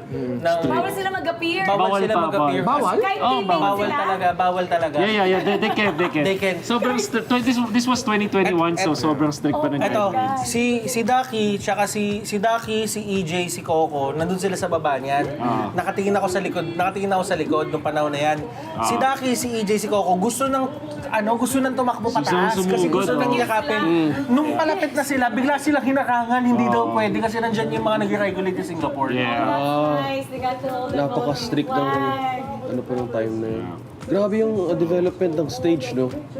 Sobrang tindi nitong M2 because it was the only international tournament na face-to-face, technically speaking, na nagawa ng time na to. It has been a long time since kahit anong esports, so ML was groundbreaking ng mga time na to. And then, obviously, si Carl cementing himself as the legend. Tingnan mo, sobrang bata pa na itsura niya dito. Bata itsura niya, si Coach Ducky, iba din yung itsura, grabe. That was super heavy, by the way. And by the way, itong M2 World Championship na to, kaya siya isa sa mga most important championships na meron tayo, is because somewhat nagbigay siya ng hope for everybody. Na parang, katulad nga sinabi ni Wolf, na si Munton pinustro niya yung M2 sa panahon na wala talaga nag-expect na may magpupush through. And at the same time, isipin mo sa isang panahon na hindi ka sure sa mangyayari sa'yo. Nakita ka ng something to be happy about, to be proud about na ganito. Kaya naman, yung mga tao sa social media niyan, nag-aaway na yung Burmese tsaka yung Pilipinas sa social media talaga. Ganun yung pinaglalaban nila. And at the end of everything, ang naging maganda naman, naging magkabati yung Burmese tsaka yung Pilipinas. Since we're going back, at saka na-mention ni OSX na ito yung tournament na parang nag-umpisa yung love mo for MLBB and MLBB esports. Ano yung dumadaan sa'yo sa utak mo noon nung winning moment, nanalo na yung APBREN esports? Do you remember that moment, yung winning moment nila? Oh yeah, and actually nung habang nakasubaybay ako dun sa live chat, sobrang gulo na. Gusto ko nga mag-comment, let's go Philippines eh. Kaso wala na, hindi na ako abot dun. Kaso, nung time na yun, I started to make content out of it for that specific M series. Para maka-join ako sa nangyari sa Mobile Legends. Wala lang, hindi ko talaga mapapalit yung feeling kasi nangyari siya last year kung saan yung M5 na Game 7, it was BREN Esports. Like, if anyone saw me when APBREN won in M5, hagulgul talaga yung iyak ko. Yeah, man. Because I was brought back. Speaking of hagulgol, a lot of people remember that moment when you cried. Actually, I know you don't keep talking about it, but there are many people who said na nakita ka nila na umiiyak, sila din naiyak. It was emotional for everybody. Nadala din sila when they saw how emotional you were. Pati sila naiyak din. Yeah, and those are the moments that I really would rather focus on. So that you guys understand why I cried at that moment. Because people were messaging, ba't ka umiiyak? Nanalo tayo! Because that was just tears of joy and relief. Again, 4 na casters lang for the entirety of the Filipino broadcast of M2. Medyo strict pa rin. We're starting to slowly get back from the lockdown era of pandemic. Pero the pandemic was a traumatizing experience for a lot of us. At that point, we were wondering, at any point, pwede mahinto yung broadcast na to dahil isa lang sa amin nagkasakit. And that was that pressure, the tiredness. So seeing that felt like a very relieving moment.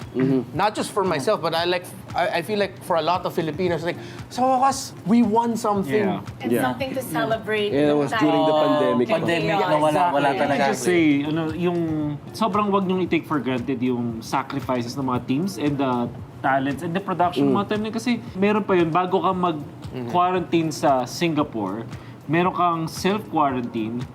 Tapos pag inisip niyo yung timing nun, it meant na yung mga players nagpasko sila at bagong taon together, away from their families. Tapos meron pang chance na hindi sila makalipad. Meron mga scares pa nun eh. Like, I think nagkaroon scare yung Omega, di ba? At a certain point, yung BREN nagkaroon din na scare na baka hindi sila makalipad at hindi sila ma-accept doon. It was so intense sa mga time na yun. And actually, nung panahon kasi na yun, ako dito talaga ako dapat sa Pilipinas magka-cast noon. Kaya lang, the only reason why, kaya ako nakapag-cast ng Singapore was because may positive doon sa mga casters dapat na ipapadala. So that's why nung nagtumawag sa akin yung Munton, sabi nila, willing ka ba to fly to Singapore? Eh syempre ako, for someone na, alam mo yon, one of the biggest honors na pwede mong makuha yan eh. To get to fly out. And isipin mo yung story na yon na parang nakalipad ako sa ibang bansa, nakapag-cast ako ng pinakamalaking tournament sa MLBB nung nagkakagulo yung mundo.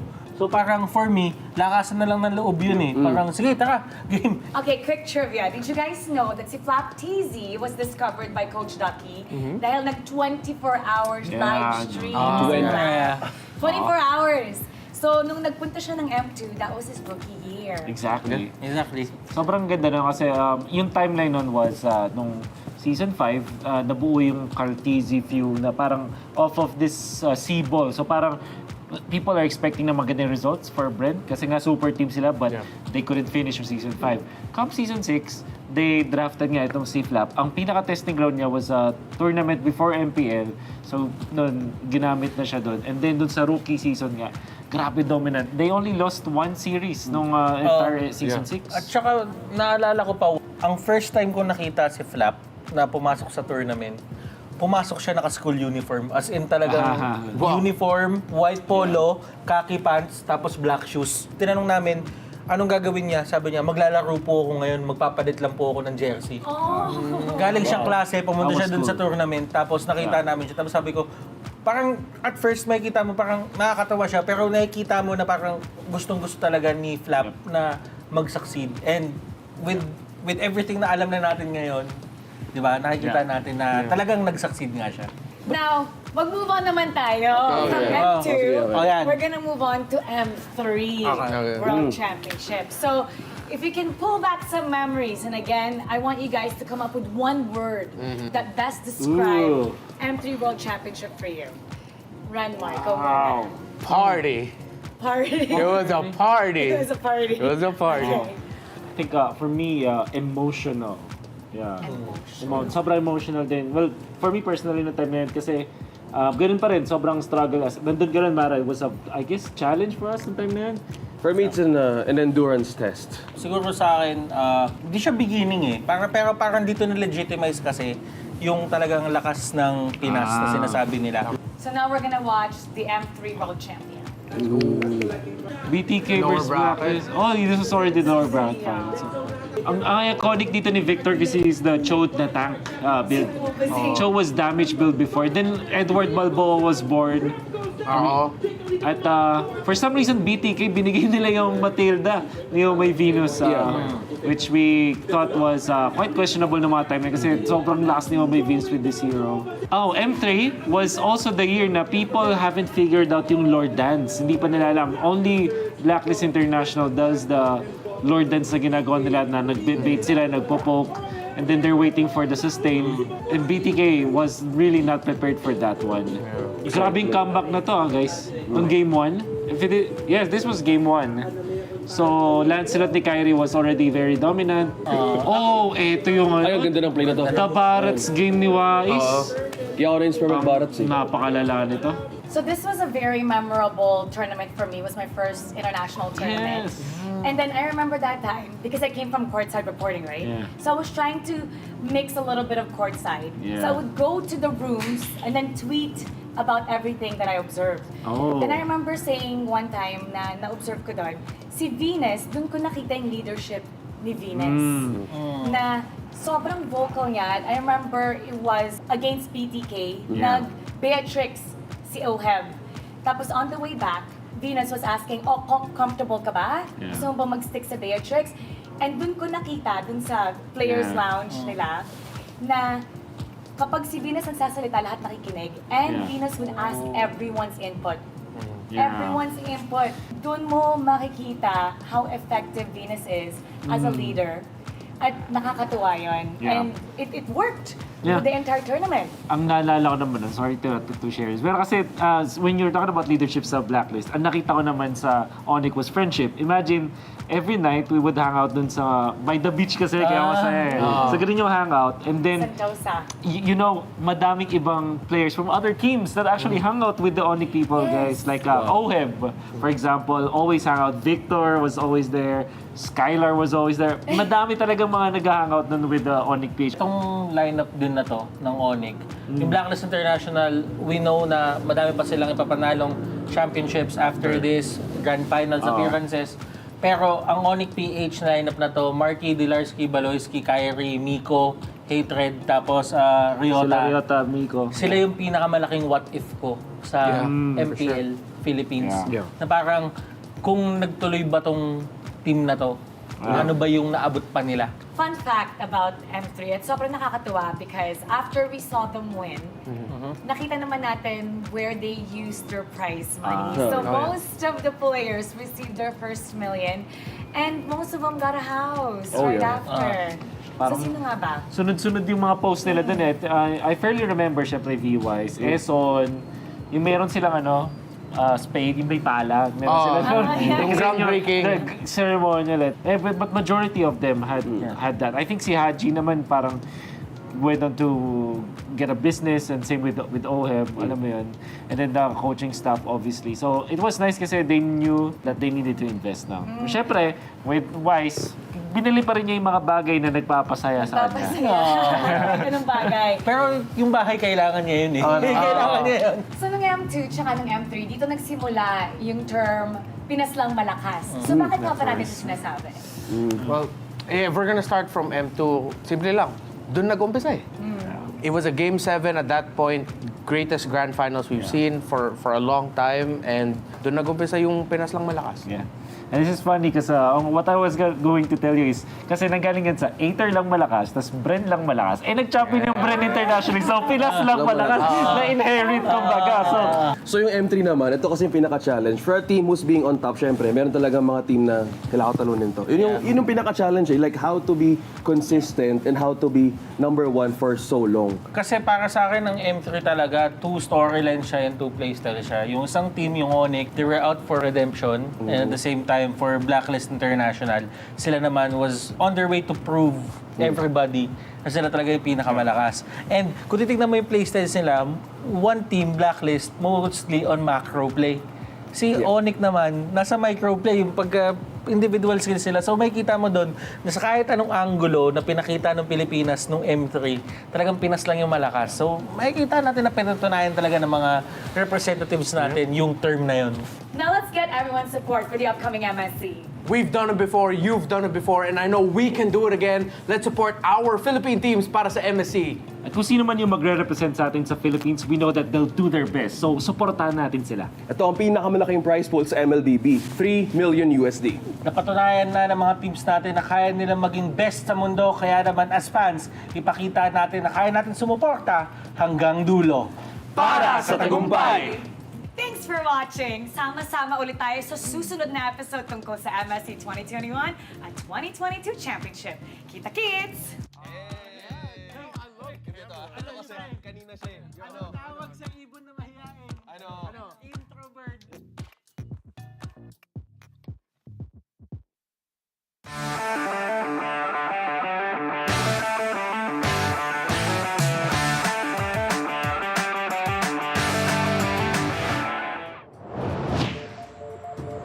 Hindi ko pwede itong piliin mga hero na to. Dahil alam ko nang kayang-kaya na itong pigilan. Isip-isip. Gugula na ako. Kailangan kong isip. Meta check! Tama. Manonood ako ng mga bagong updates. Welcome to Ben Tips! Tara, tutulungan kita. Alam kong nahihirapan ka na. Oo, ikaw. Ikaw na nanonood ngayon. Aminin mo na kasi. Tara, bibigyan naman kita ng tips eh. Tutulungan kita. At doon nagtatapos ang ating Ben Tips. Sana may natutunan kayo. Kita-kits ulit sa next content. Galingan mo ha! Kapag di makapili ng hero, check and study the game updates.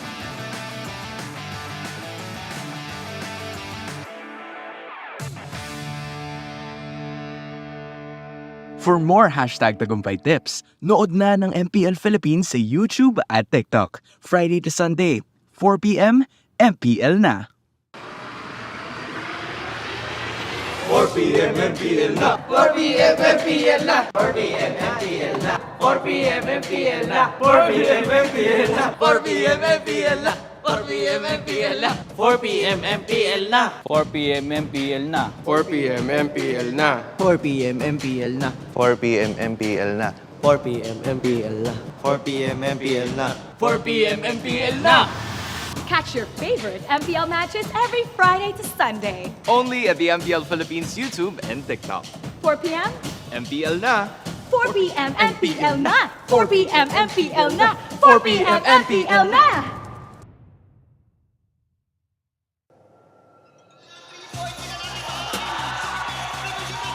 Walong kupunan nung nagsimula. Sinubaybayan natin ang kanilang mga laban. Nagpakita ng lakas. Sa loob at labas ng laro.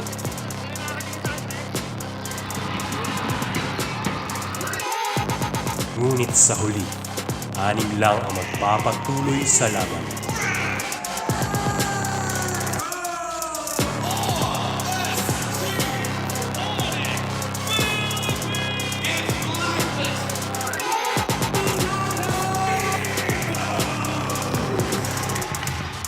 Sino ang magiging kampiyon? Sino ang tunay na magtatagumpay? Abangan ang huling laban para sa tagumpay.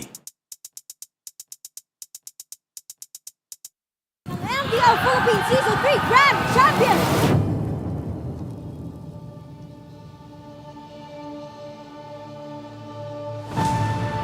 Sa loob ng 3 araw, hindi lang lakbay sa tagumpay ang ating matutunghayan.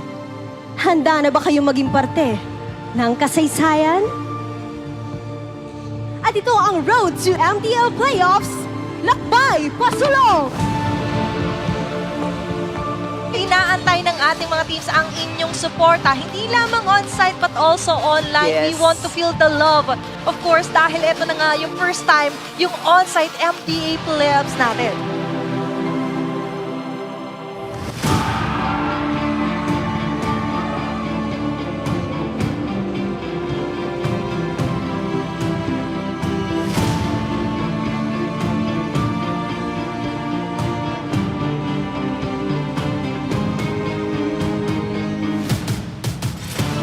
RRQ Kaito versus Echo Proud for the MDL Philippines Season 3 Grand Finals.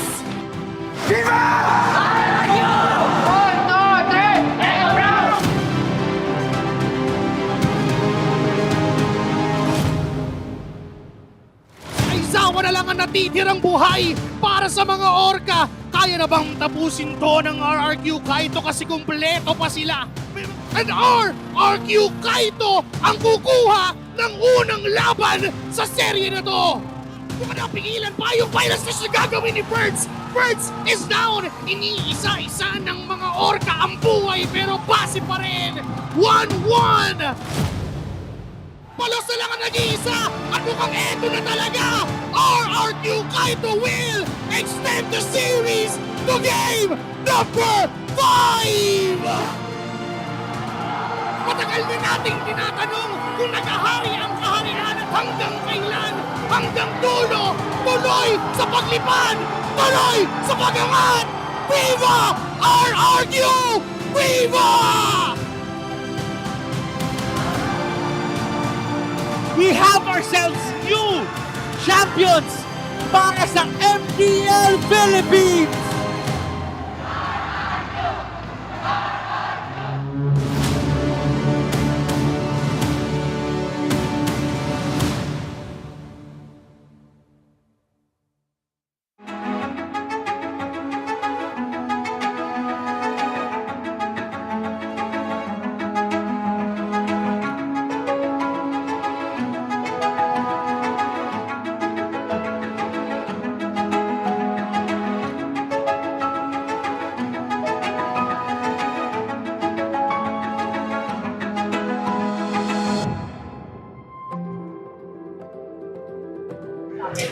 Siguro po nag-struggle po ako. Nung nag-start po ako maglaro, wala po akong kalaro kasi syempre babae daw po ako, ganun, baka mahina, ganun. Pero yung hindi po support yung parents ko sa akin. Kasi ano yun, may mga bootcamp syempre strict yung parents, kaya ayaw nila na ganun. naghanap po ako ng mga kasama ko maglaro, mag-grind, hanggang may nabuo po kaming team, tapos doon po nag-start. Kasi nararamdaman ko po sa sarili ko na may laro po talaga ako. Hanggang sa umabot po ako dito, yun, sinusupport na po nila kasi may mga napapala na po ako. Sinasabi nila sa broadcast, unang-una, yun, sa akin, sinabi, ano gagawin mo dito? Actually, nung first time ko din na pumasok sa production, especially outside the gaming, hindi din siya same na parang tinatanggap yung babae in the industry. Ano po siya, overwhelming, and kasi po parang bibigyan po ng highlight yung mga girls po na may world pa lang sa ML community na pwede yung babae. Ako yung super happy. I'm really happy with the hashtag Road to MWI, with the qualifiers itself. I personally casted as well during the qualifiers, and I'm super proud of the female athletes na nakikita natin na naglalaro. And at the same time, to be an on-site event, parang it's a step closer to that big dream of inclusivity in esports. Road to MWI is just perfect. Like, road talaga siya, lakbay, pasulong talaga siya. Nabigyan natin ng chance, mga kababaihan, para ilabas nila kung ano talaga yung potential nila when it comes to esports games and esports tournament. I'm very happy and excited at the same time because I was just once a female player as well. And now I'm seeing the girls on stage na playing and showing that us girls also have the talents to compete in the scene. First of all, ang masasabi ko lang ay sa wakas, dahil nandito na ngayon tayo sa on-site event at live na napapanood ang ating liga para sa mga kababaihan. Para sa akin, sa wakas, nabigyan na ng isang mas magandang platform mga kababaihan at hindi na natatakot yung mga babae na sumali sa mga ganitong liga kasi nabigyan kami ng pagkakataon na ipakita ang galing din sa MLBB. For me, as a MLBB streamer na babae, super happy ako na finally meron na tayong MPL for women gamers.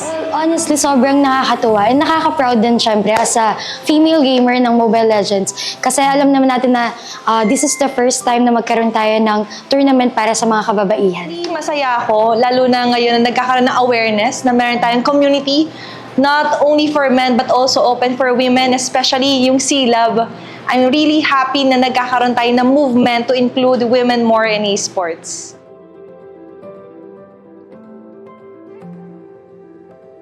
Probably more on the representation in terms of the bigger tournaments. Now that we're creating a platform wherein it's created by women and also by women, it's somehow a call for them na it's about time to go outside their shells and maybe venture more on the esports side, and alam nila na hindi sila nag-iisa doon sa laban nila sa lakbay pasulong. So to add to that din, parang sila is here to guide ano yung sa back-end pa when it comes to esports. So hindi lang siya for players but also for the back-end parts, the esports industry is for women.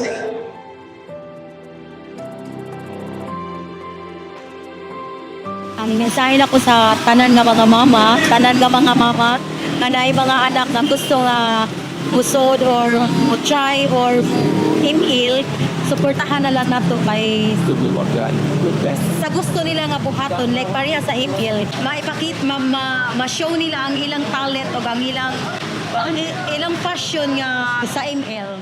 Ako lang sabihin sa inyo na itong generation natin ngayon, hindi siya same as what we think na lalaki lang yung pwede. Pagpatuloy nyo, kung ano yung passion nyo, yung dedication, lahat yan, alam ko, magbubunga din yan soon. So, ayun, good luck sa inyo lahat. Talagang subukan lang yung tapangan, lakasan yung loob kasi as much as iniisip natin siguro na hindi meant for us or mahirap yung papasukin natin, pag nandito ka na, hindi basta ganun yung mararamdaman mo. Experience is still the best teacher out there, and ang maganda ngayon sa community natin is willing yung mga fellow women natin na tulungan yung isa't isa. So it's really healthy na mag-reach out ka din if ever you need help to pursue your dreams. So huwag kang mahiya dahil may lugar ka para dito at huwag kang matakot na ipakita kung sino ka.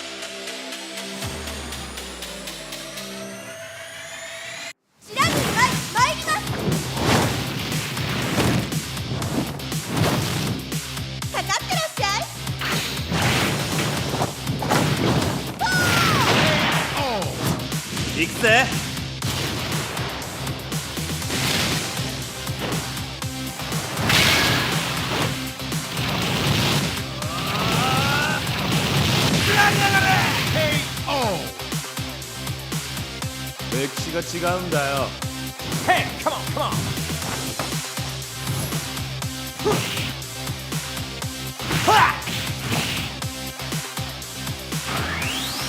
Okay. Power Gazer.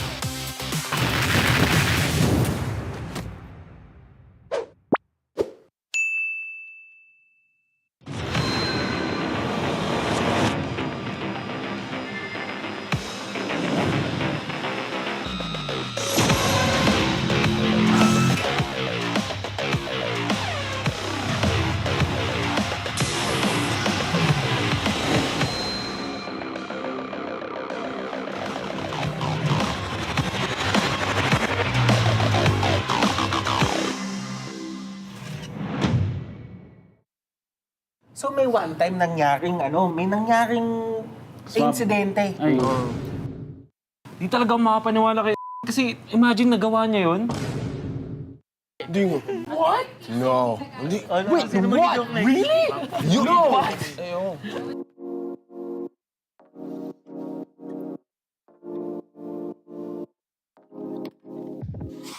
Hi everyone! Welcome back to the Philippines' most important championships.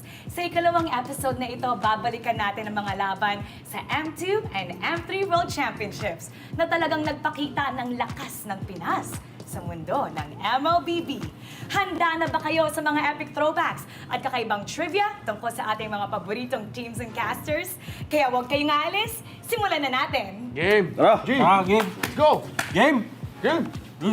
M2 World Championship was so memorable from all of us, but if you could take out one word to describe M2, what would that be, Butters? Shocking, unexpected, somewhere along the lines of that siguro. Shocking and unexpected. Unexpected na lang, sige. Yan. Okay, Baka sige. may harapan to. Ano sa'yo? Iconic. Iconic for me dahil ito yung taon kung kailan ako nagsimula sumubaybay sa M-Series at dito nagsimula yung pagka-in love ko sa Mobile Legends. In love. Sa akin, groundbreaking kasi you have to understand yung nangyayari sa mundo nung time na yun was the pandemic, right? So, parang kakaiba yung situation for the players, for the casters. Nandun pa yung mga 15 days na quarantine na kung naalala mo yun. Huwag mo na paalala?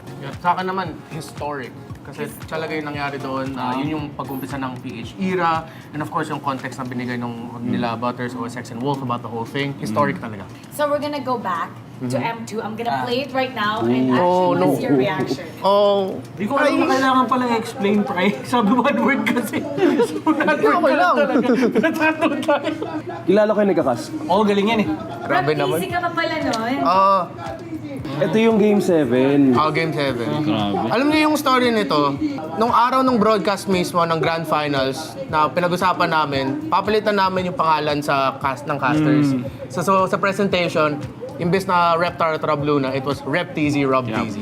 Pati sana, nabuo sila Fel TZ nung time na to kasi sobrang naging fan siya nung So, kahit sa English broadcasting siya eh. Hanggang ngayon, Lafel TZ pa rin siya. Panis, Doc Ribo, Harit, panis! Yung mga era na yung metang sikat pa dito. Ang pinaka naalala ko dito, yung sabi nila lahat na ang daming umiling nung pinili yung Minsitar na yan. Kasi nung panahon na yan, syempre si Minsitar alam naman natin na anti-dash, di ba? Pinili yan nung nag-harit bigla si Ribo. So pinaka-counter talaga kay Ribo yan. Kasi ang sabi pa sa akin ni Ribo dyan, nung bandang dulo na, minsan na nga lang ako mag-harit, nag-Minsitar pa kayo. Di talaga siya nag-enjoy dyan kasi may Minsitar nga. Ito, grabe. Ang ganda ng laban. Si Carlo. Grabe naman si Ano ba Ruby to, Didi. hyper carry na Claude? By the way, Ruby Didi is a off-laner to, side laner nung time na to. Grak yan na damage build. Tapos ito yung iconic kay Ruby Didi, yung Lunox niya. Ruby Didi. And Baksha was played in the off-lane pa nung mga time na to. Off-lane pa yung tawag natin. Pang counter kay Yusong. Kasi yan yung panahon na sobrang lakas ng Yusong kasi. Time flies.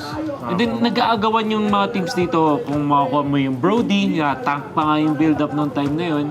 Tapos, kaya sobrang lapit ng Burmese Goose. Kasi everybody expected na Indonesia yung parang papalag sa Philippines. Pero sila yung nauna dun sa upper bracket finals.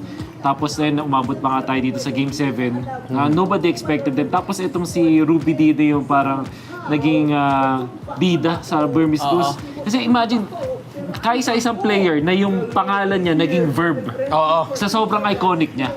Ganun na yung naging impact eh. No? So dito namin yung lineup nila ngayon, nakikita natin ngayon sa season 13 yun eh. Ito ba yung winning moment? Ito na ba yun? Hindi pa ata eh. Ay, ito na. Nalala ko, sinigaw ko yun eh. Kuya Moribo eh. Grabe si Carlo. Grabe. Lasty Chow, grabe. And then, nakabili pa si Lasty ng imo. Galing. Champion! Anong boss? Okay. Oo nga, lumaban na. Ang hindi ko makakalimutan dito, I think it was Game 4, Game 5. May nakita akong post ni Chooks. Parang minessage niya, parang, Monton, ano ba? Bigyan niyo naman ng tubig yung caster niyo. Paus na. Tapos ang daming nagtag sa akin doon. Ang saya nito mga moments. Imagine, in this case, hindi sila pwede mag-high five kasi nga dahil dun sa pandemic. Nakamask pa nga sila I thought it was groundbreaking. Yeah, it was Joking. And Si Lysander. Lysander tsaka si Joking. Parang sobrang kalma nung brand dito. Alam ba nila nanalo sila? No, they cannot celebrate kasi pandemic pa na they to. can't Hindi sila pwedeng mag-hug, gano'n. Yung contact pa, bawal pa. Yung Singapore na parang yung nag-regulate sa Singapore. Bawal sila mag-appear. Bawal sila mag-appear. Kahit teammate Bawal sila. talaga, bawal talaga. Yeah. They can. Sobrang this was 2021, so sobrang strict pa ng Ito, guidelines. si Ducky, tsaka si Ducky, si EJ, si Coco, nandun sila sa baba niyan. Nakatingin ako sa likod nung panahon na yan. Si Ducky, si EJ, si Coco, gusto nang tumakbo pataas kasi gusto nang yakapin. Nung palapit na sila, bigla silang hinarangan, hindi daw pwede kasi nandyan yung mga nag-regulate sa Singapore. Nice, they got to hold the Napaka-strict ng ano pa ng time na yun. Grabe yung development ng stage, no? Oo. Sobrang tindi nitong M2 because it was the only international tournament na face-to-face, technically speaking, na nagawa ng time na to. It has been a long time since kahit anong esports, so ML was groundbreaking ng mga time na to. And then, obviously, si Carl cementing himself as the legend. Tingnan mo, sobrang bata pa na itsura niya dito. Bata itsura niya si Coach Ducky, marinig itsura, grabe. That was super heavy, by the way. And by the way, itong M2 World Championship na to, kaya din siya isa sa mga most important championships na meron tayo, is because somewhat nagbigay siya ng hope for everybody. Na parang, katulad nga sinabi ni Wolf, na si Munton pinustro niya yung M2 sa panahon na wala talaga nag-expect na may magpupush through. And at the same time, isipin mo sa isang panahon na hindi ka sure sa mangyayari sa'yo. Nakita ka ng something to be happy about, to be proud about na ganito. Kaya naman, yung mga tao sa social media niyan, nag-aaway na yung Burmese tsaka yung Pilipinas sa social media talaga. Ganun yung pinaglalaban nila. And at the end of everything, ang naging maganda naman, naging magkabati yung Burmese tsaka yung Pilipinas. Since we're going back, at saka na-mention ni OSX na ito yung tournament na parang nag-umpisa yung love mo for MLBB and MLBB esports. Ano yung dumadaan sa'yo sa utak mo noon nung winning moment, nanalo na yung Brand Esports? Do you remember that moment, yung winning moment nila? Oh yeah, and actually nung habang nakasubaybay ako dun sa live chat, sobrang gulo na. Gusto ko mag-comment, let's go Philippines eh. Kaso wala na, hindi na ako abot dun. Kaso, nung time na yun, I started to make content out of it for that specific M series. Para maka-join ako sa nangyari sa Mobile Legends. Wala lang, hindi ko talaga mapapalit yung feeling kasi nangyari siya last year kung saan yung M5 na Game 7, it was Bren Esports. Like, if anyone saw me when APBREN won in M5, hagulgul talaga yung iyak ko. Yeah, man. Because I was brought back. Speaking of hagulgol, a lot of people remember that moment when you cried. Actually, I know you don't keep talking about it, but there are many people who said na nakita ka nila na umiiyak, sila din naiyak. It was emotional for everybody. Nadala din sila when they saw how emotional you were. Pati sila naiyak din. Yeah, and those are the moments that I really would rather focus on. So that you guys understand why I cried at that moment. Because people were messaging, ba't ka umiiyak? Nanalo tayo! Because that was just tears of joy and relief. Again, 4 na casters lang.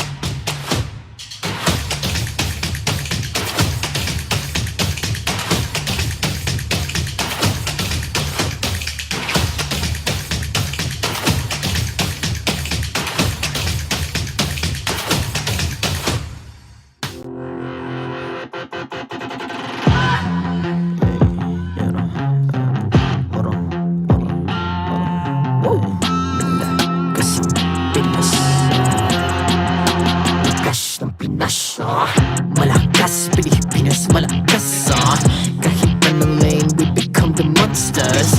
Malakas, Pilipinas, malakas. Face the golden sun and ripping for the 3 stars. Look at us to the top, no ifs, no buts. Winning any game, para to sa PINAS. Di mo matitin ang aming boses sa new level. Nasa kalye man o mobile, you know I become a legend. Open fire, we unite, we winners. Built with pressure, the diamonds are made of. Switch na lane na parang gera, HP racing may reset. Built agad ang buhat ni Hilda, full load SS parang Laila. Susundan ko ang iyong bakas, kasama patas, tagumpay natin to. Dahil tayo'y malakas, para sa Pinas.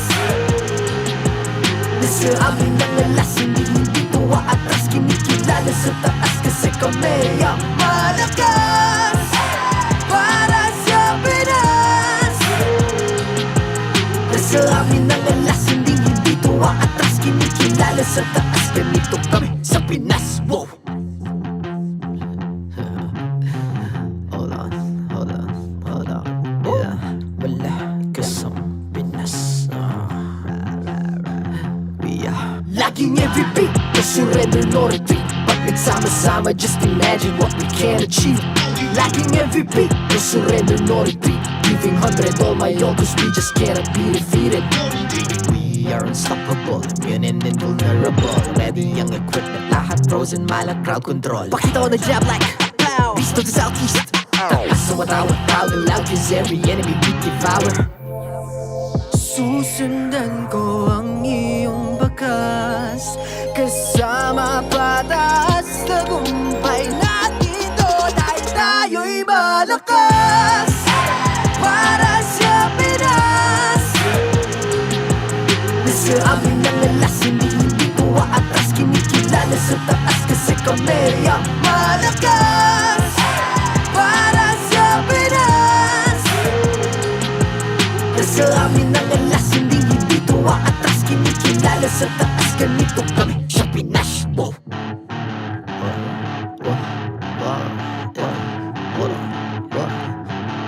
Malakas, Pilipinas, malakas.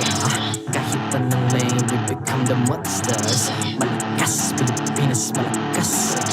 Face the golden sun and repping for the 3 stars.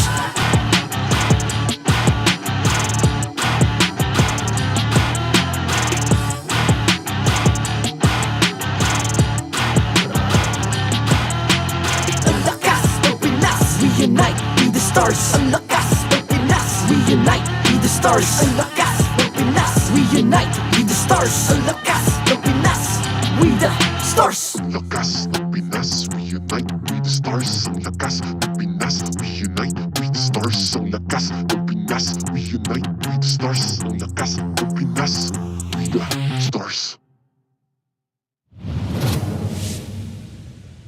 The 13th season of MPL Philippines is brought to you by the following sponsors. Smart, the official telco partner of MPL Philippines Season 13. Infinix GT Series, outplay the rest. Experience the MPL-PH Season 13 action live at SM South Mall Events Hall in Las Piñas City. Get your tickets now via SM Tickets. Don't miss any MPL-PH action by following our official Facebook page and subscribing to our YouTube channel. Follow MPL-PH on TikTok as well for more content. Don't miss the latest news and updates about the MLBB Philippine esports scene through our esports news tab. Visit the esports page on your MLBB app now and be a part of Lakas ng Pinas. To ensure the equality and fairness of our games, MPL Philippines is also monitored and supervised by the Games and Amusements Board.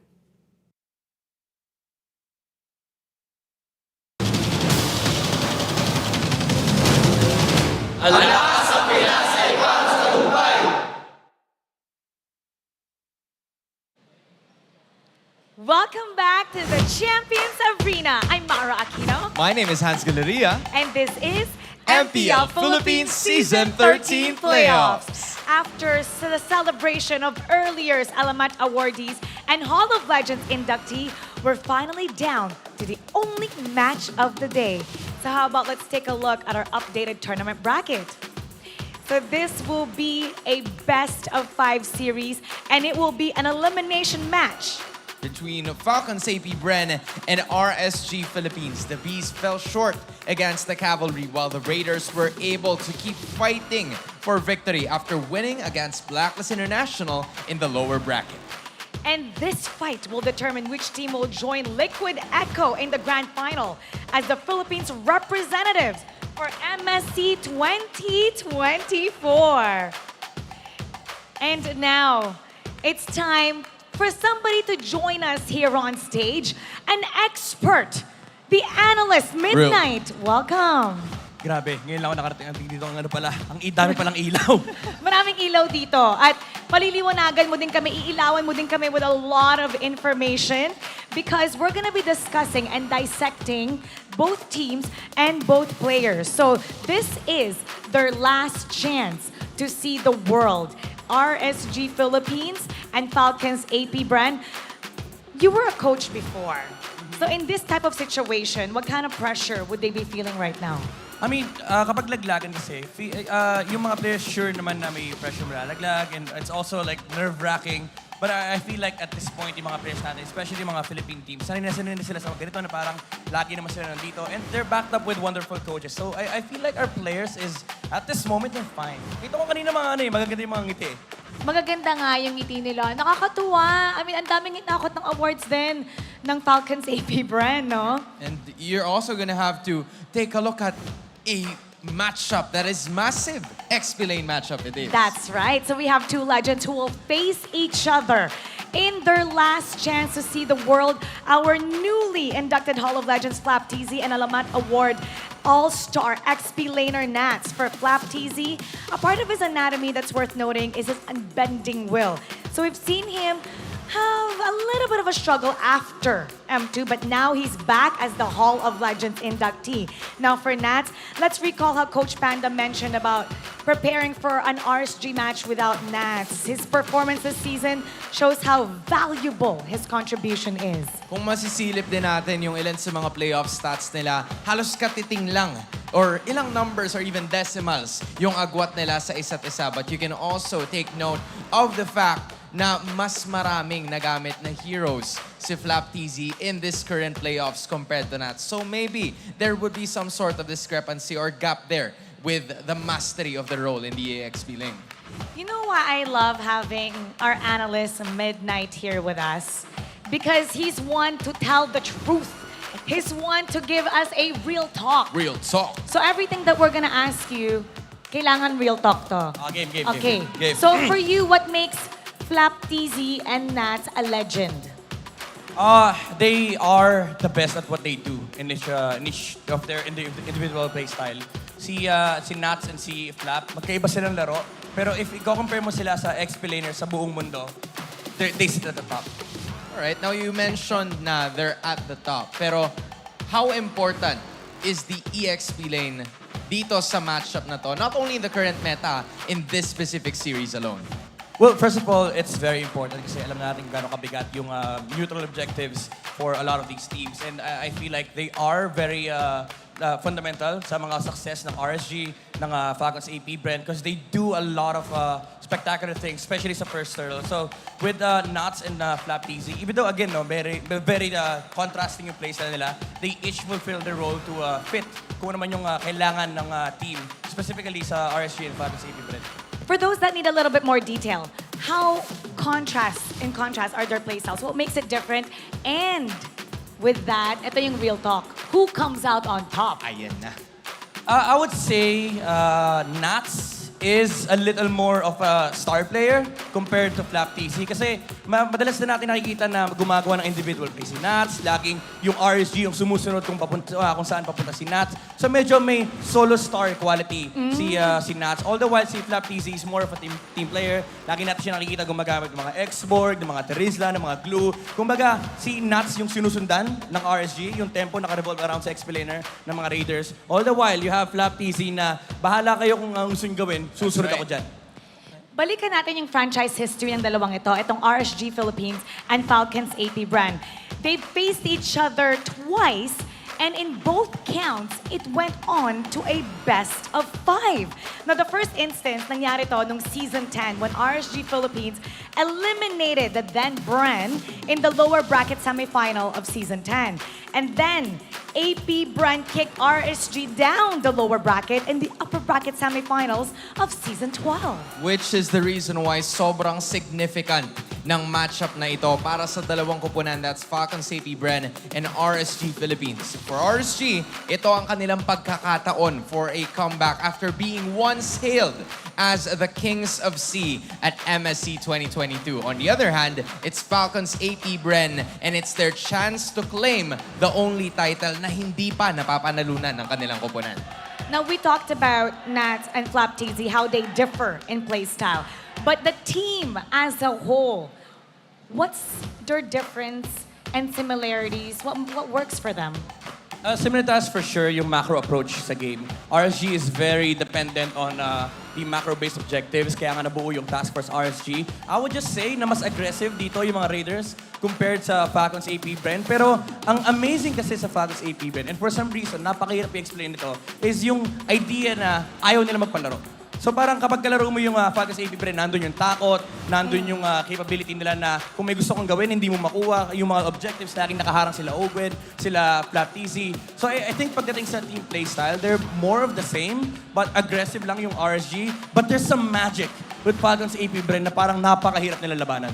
Okay, you've talked about the play style of both of these teams. I want to know, for RSG side, na-mention mo kanina lang before we went here that you've worked with Coach Panda. Care to elaborate on that and how does it feel working with an MSC winning organization? Oh, this guy, Coach Panda, is a very detailed and technical guy. He is a coach na, in a sense, na overall parang head coach, life coach, tapos technical coach pa. Kumbaga lahat ng hahanapin mong coach nasa iisang tao. And the thing about Panda is that he's so very detailed na lagi natin gina-joke yung mga notebook niya na may mga lamang graphs. Nag-upgrade na siya actually nung nanalo silang MSC, naka-laptop na siya. So nandun na yung mga stats. Pero ang kinagandahan kay Coach Panda is every single match na haharapin ng RSG, yung mga players yung nakarelax na, sa kanya, hanggat hindi pa nauupo yung players, nag-aaral talaga siya. Kaya kita ko siya kahapon nung naglalaro sila dito. Up to the last second na tumayo yung mga players niya at naupo siya sa upuan ng booth natin. Siya nakatingin sa laptop, parang kausap niya si Light, parang pwede natin gawin to, adjust natin to. So, he's actually doing that right now. We could see right him. on cue. And he's right there in front of his laptop. He's actually writing things na napaka-accurate mo. Coach Panda, we're talking about you. Yeah, very detailed na coach. And I think it helps a lot yung Raiders here. Kasi yun yung advantage na meron kang ganitong coach. Yung player, ang trabaho na lang is maglaro. It takes a lot of the things in the plate of the players. Okay, so seeing both teams, what makes RSG Philippines worthy to face the other opponents in MSC? Ano yung edge nila kumpara sa mga taga-ibang bansa? And yung sa Falcons APBREN, what makes them MSC worthy? Well, both teams are worthy because they belong to the best league in the world.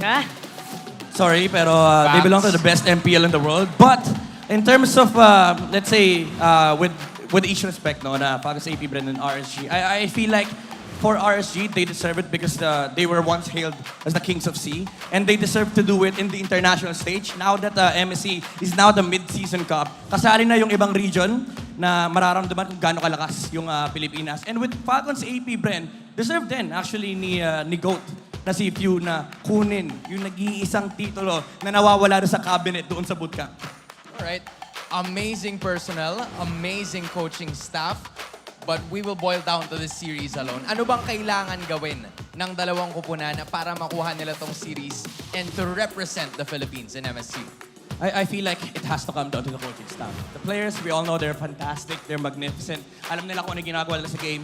Pero what separates a winning team from a losing team is alam mo kung paano lalabanan yung kalaban mo and your ability to reset yung players as the series go along. And I feel like medyo magsasakalan si Coach Lucky dito tsaka si Coach Panda. Hindi naman literal, pero when it comes to the draft and pre-game strategies, yung mga chino-choke yung strat ng kalaban, ina-outdraft or may chino-choke na specific player sa team. So I think it comes down to the strategical approach ng dalawang coaches natin. Okay, ito yung kailangan kong real talk from you. We're gonna put the neck pillow. The invisible neck pillow. Okay. Basta walang penalty. Which team has the higher probability of taking this match to join Liquid Echo in the Grand Finals? Sorry, Coach Lucky, pero I'd say RSG. Oh, okay. The thing about RSG and the thing about Coach Panda is once na makaharap mo siya, for sure, pwede ka mabulag sa una, pwede silang ma-outdraft, pwedeng matalo yung players niya sa play style. Pero in terms of preparation, this guy knows how to deal with a lot of the teams na nakakaharap nila. That's a very good example, no? Pag ginamit natin yung MSC, last time na nandun sila sa Southeast Asia, lahat nung nakalaban nila once, hindi sila natalo ulit ng pangalawang beses. So I feel like may advantage si Coach Panda dahil nakita nila kung paano tinalo ng Liquid Echo kahapon ng Falcons APBREN. Tignan natin if that analysis is going to be accurate.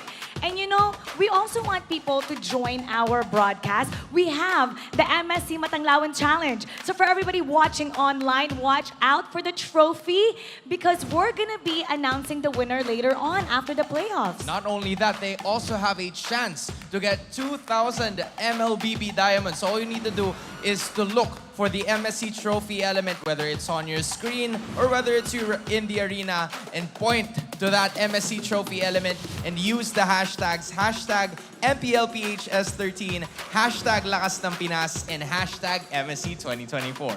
Ako excited na ako. So kailangan na natin simulan etong lower bracket final. This is a matchup for MSC 2024. It's RSG Philippines versus Falcons APBREN. Casters, Pasok!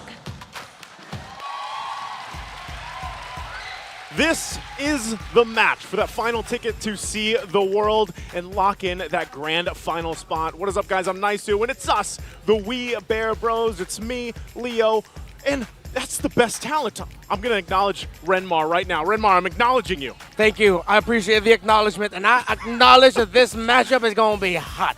It is. I cannot think of a better way to cap off the lower bracket finals because I personally predicted for this to be the grand final, so let that be a sign that we're in for something great. I share the sentiment. Before that, we have to go ahead and give a big shout out to our official sponsor, Smart.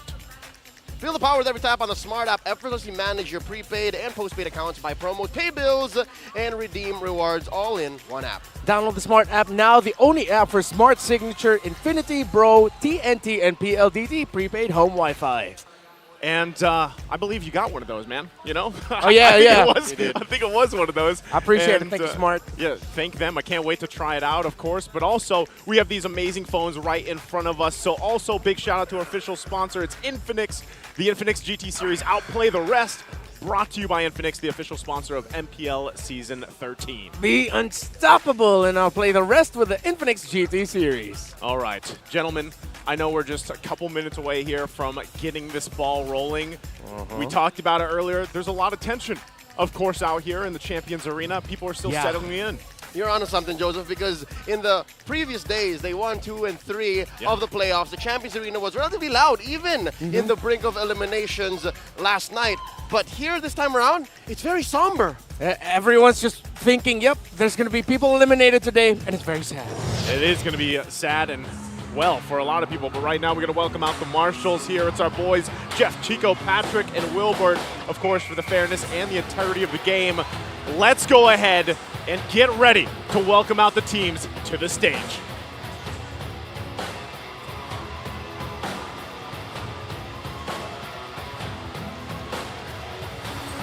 Into the lower bracket.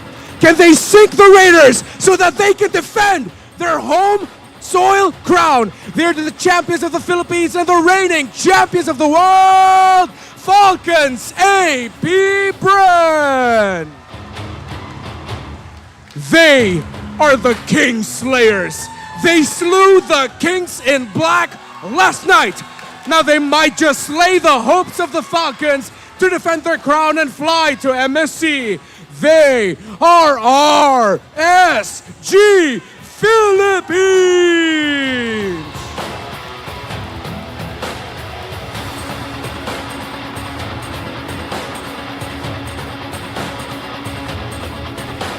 Please give a warm welcome for the Infinix Coach of the Season, Ducky, who is at the helm for Falcons APBREN, while the legendary Coach Banda will navigate RSG Philippines.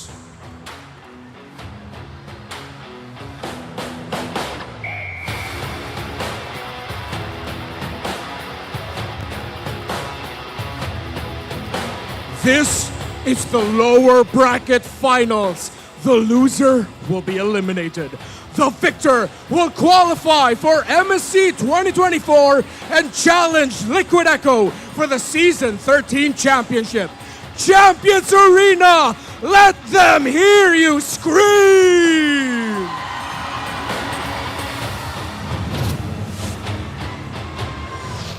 And there we have it, gentlemen. Like we mentioned, the teams are locked and loaded as well as the coaches, but let's reintroduce once again Falcons AP-BREN.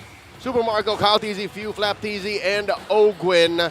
Good chunk of the All-Star team from the Alamada Awards in Season 13 come from Falcons AP-BREN. But I gotta tell you, before yesterday's events, you could ask 9 out of 10 people, you could have sworn they were gonna be the first to book their ticket to Riyadh, and here they are, fighting for their tournament life. And once again, across from them, the Raiders, it's RSG Philippines. The all-star team EXP laner Nats was on a tear last night, but the low-key king, Aqua, that split push end with the low yi to diversion into the base of Blacklist and then help them add more points, add more chances to book their ticket to Riyadh. I am looking out for these two, but you can't forget about everyone else in RSG. More about that later. Love that you pointed out. Yeah, because there has been some discussions, of course, about Aqua being a little underrated, a little overshadowed, but this guy is so consistent, and also I have a little bit of bias because he's probably one of the few players that plays Gord still, like we saw previously, but hey, we know exactly what's across from them. We expected, like I mentioned, this to be a grand final match in my prediction, but now we're here in the lower bracket. Real quick recap, last night, Aqua pulled a quick one over Blacks International, straight up backdoor the base with a low yi. That's true. And that low yi play was massive, but now Falcons APB and RSGPH, when you look at the team head-to-head, yes, Falcons AP-BREN, because of the season they have, more blue on their side in terms of controlling the objectives, but that's something you have to remember about these two teams. They know and love how to play around the objectives, either leading up to it or during a big fight, fighting for one.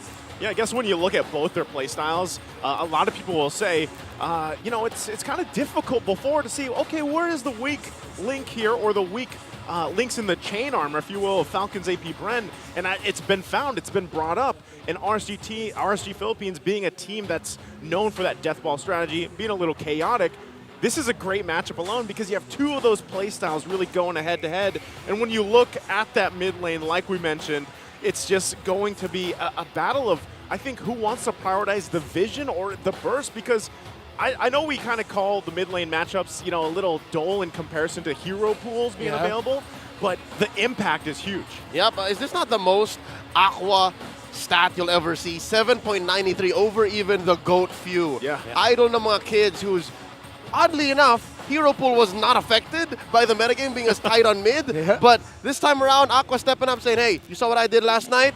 Best believe you check your base, man. You know gold laners like Benny Cutie, gold laners like even Kusei for RSG can do that. Hey, now you can even trust that I myself as a mid laner can do the same. Exactly. When the low-key king is out to play, you're going to have to watch out and try to really minimize his KDA.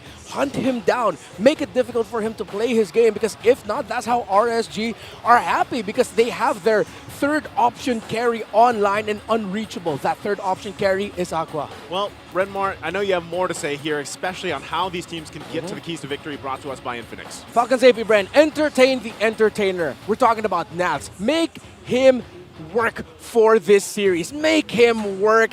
Give him struggle. Gank his lane if you have to. You can't allow him to freely do Naf's things. That's a mouthful. And give the entertainment for RSGPH. For RSGPH, go with Aqua's flow. We were talking about the low-key king, and that means both of you have to contest heroes that strengthen map presence. Few and Aqua were points of comparison because their map presence is so dang good.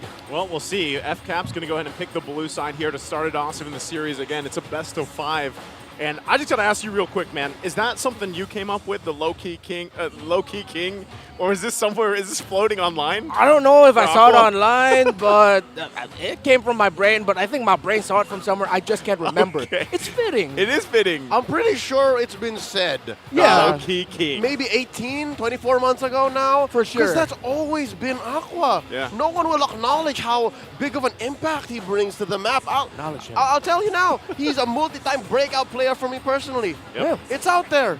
I remember when back in season 9, that was my second season part of the league, and I remember casting Aqua's game when he stepped in, right, in one of the matches, and I was like, dang, where did Aqua come from? Yeah. And I feel like that's really when it started, and I still feel like today, in 2024, up to season 13 now, people are still feeling that way. Like, man, what did Aqua just do? Like yesterday when we saw the Loyi, of course, but here we go. Champions Arena is ready, and of course, so are we and everybody watching with us at home. Get ready as we head into the draft here for game number 1. Once again, a ticket to the grand final slot in MSC out in Riyadh to battle it out. Already looking at the bands here real quick too.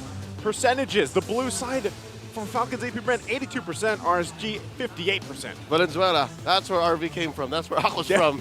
There it is. Real quick, something to note, Loyi has not yet been banned. Yeah, I think now these two teams acknowledge that the Loyi presence coming up, especially as the first pick on the blue side, something you have to watch out for. So people, don't be surprised if RSGPH banned that out as their third ban here, considering that they also banned out the Fredrin. Oh, Okay. it's Falcons APBREN taking it out. Okay. I think that's smart. Not gonna risk it. You have to, right? Because not only with that amazing thing that we saw last night from Aqua, but just how the diversions changed the course of a lot of the lineups and the way the game is played here. So let's see what this last ban from RSG is going to be. What they want to take out. Might be the chip. Might be the chip, although we don't see it that much in first pick, but maybe if RSG ban it out, that's going to be a note for later that maybe they're not themselves comfortable with picking up the chip. Arlot, highly contestable for these two teams. If you're Falcons APBREN, consider taking it away from Nafs. Or the Matilda.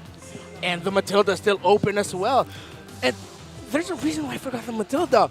Because sometimes, even when Matilda's open, she doesn't get first picked anymore. It's like It's teams weird, are right? considering, But the RSGPH say, nope, you can't give that to the hands of Ogwen. Falcons APBREN love playing with that Matilda in their hands. So, are they telling FCAP, yo, pick up the Barretts because we're going to steal a really strong jungler for Kaltizi if you don't. But nope, it's the Vision. Novario for few. They go for the vision. Huh. That's the play. That's what got him last night. Yep.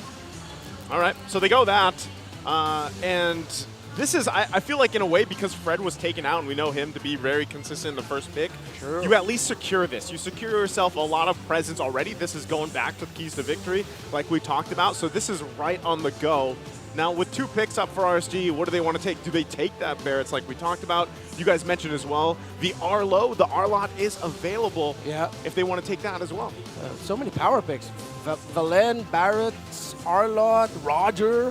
Wouldn't be surprised if Akai shows up. Yeah. Because again, if you pick up the Barats here, best believe FCAP's going to feel the pressure. Yep. Oh, but then if they pick up Barats here, FCAP's just going to pick up the X-Borg, who does really well up against Barretts. So they pick up the Yuzhong instead, get a power pick. Oh, and they're taking a pick away from Few with the Faramis. This is interesting because these are not the heroes I expected to pop up, but in a similar fashion, like you mentioned with the Few, but also get that Yuzhong. We've seen Navs entertain on this hero as well. Wait. Starting yesterday, more often than not, jungle X-Borg has been a thing. So you could flex into an X-Borg here. Hey, you can rarely flex in blue, but now maybe FCAP might pick it up. Could be a possibility.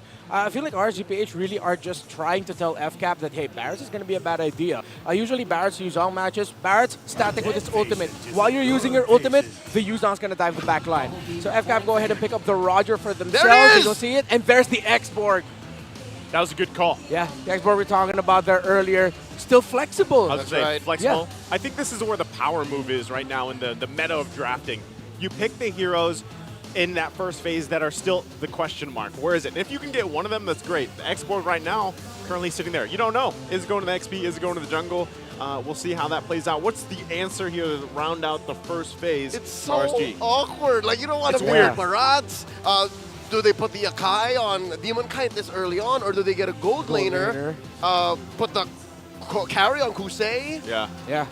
Because you don't see your jungler. That's the problem right now for RGPH. You don't know. So you can go Nathan, Moskov, or carry. But then I feel like FCAP can just adjust their jungle pick based on that hero so that it's a little bit easier for them. Or Claude, yeah. So they're going to go for, I feel like one of the safest routes that you can go as a gold lane. Can't really go super wrong with Claude. Yeah. Just make sure you got to help him up against the Roger. Again, guys, we cannot deny. If you guys have been watching throughout the playoffs, man, Super Marco deserving of the awards that he got tonight, of course. MVP. And, man, his KDA is insane, and a lot of teams, they've struggled to just find Super Marco half the time. There's a reason why they call him Bulletproof Marco, man. That's right. Bulletproof. Great nickname, by the way. Yeah. I don't know. Did you just have... I think it was Leo the one that started that. Yeah, man. wasn't it? He's been pushing it for like 2 seasons now. I feel like he just had one day, Leo woke up, he had bulletproof coffee. That's a Singaporean special. Yeah. You put butter, right? Yeah. Yeah. I've never had it myself. Can't have that. My pretty good. cholesterol can't handle it. A chip.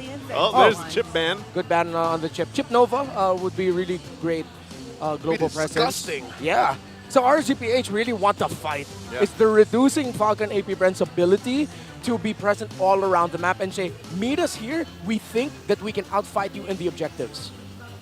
Okay. So as we get through this, what is the focus for Falcons APBREN? What do they want to narrow it down some more? Do they actually go with even the...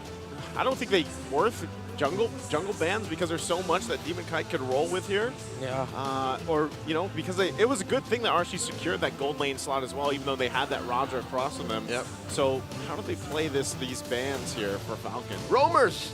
Choke out roamers. Yep. Take out the Edith. There we go.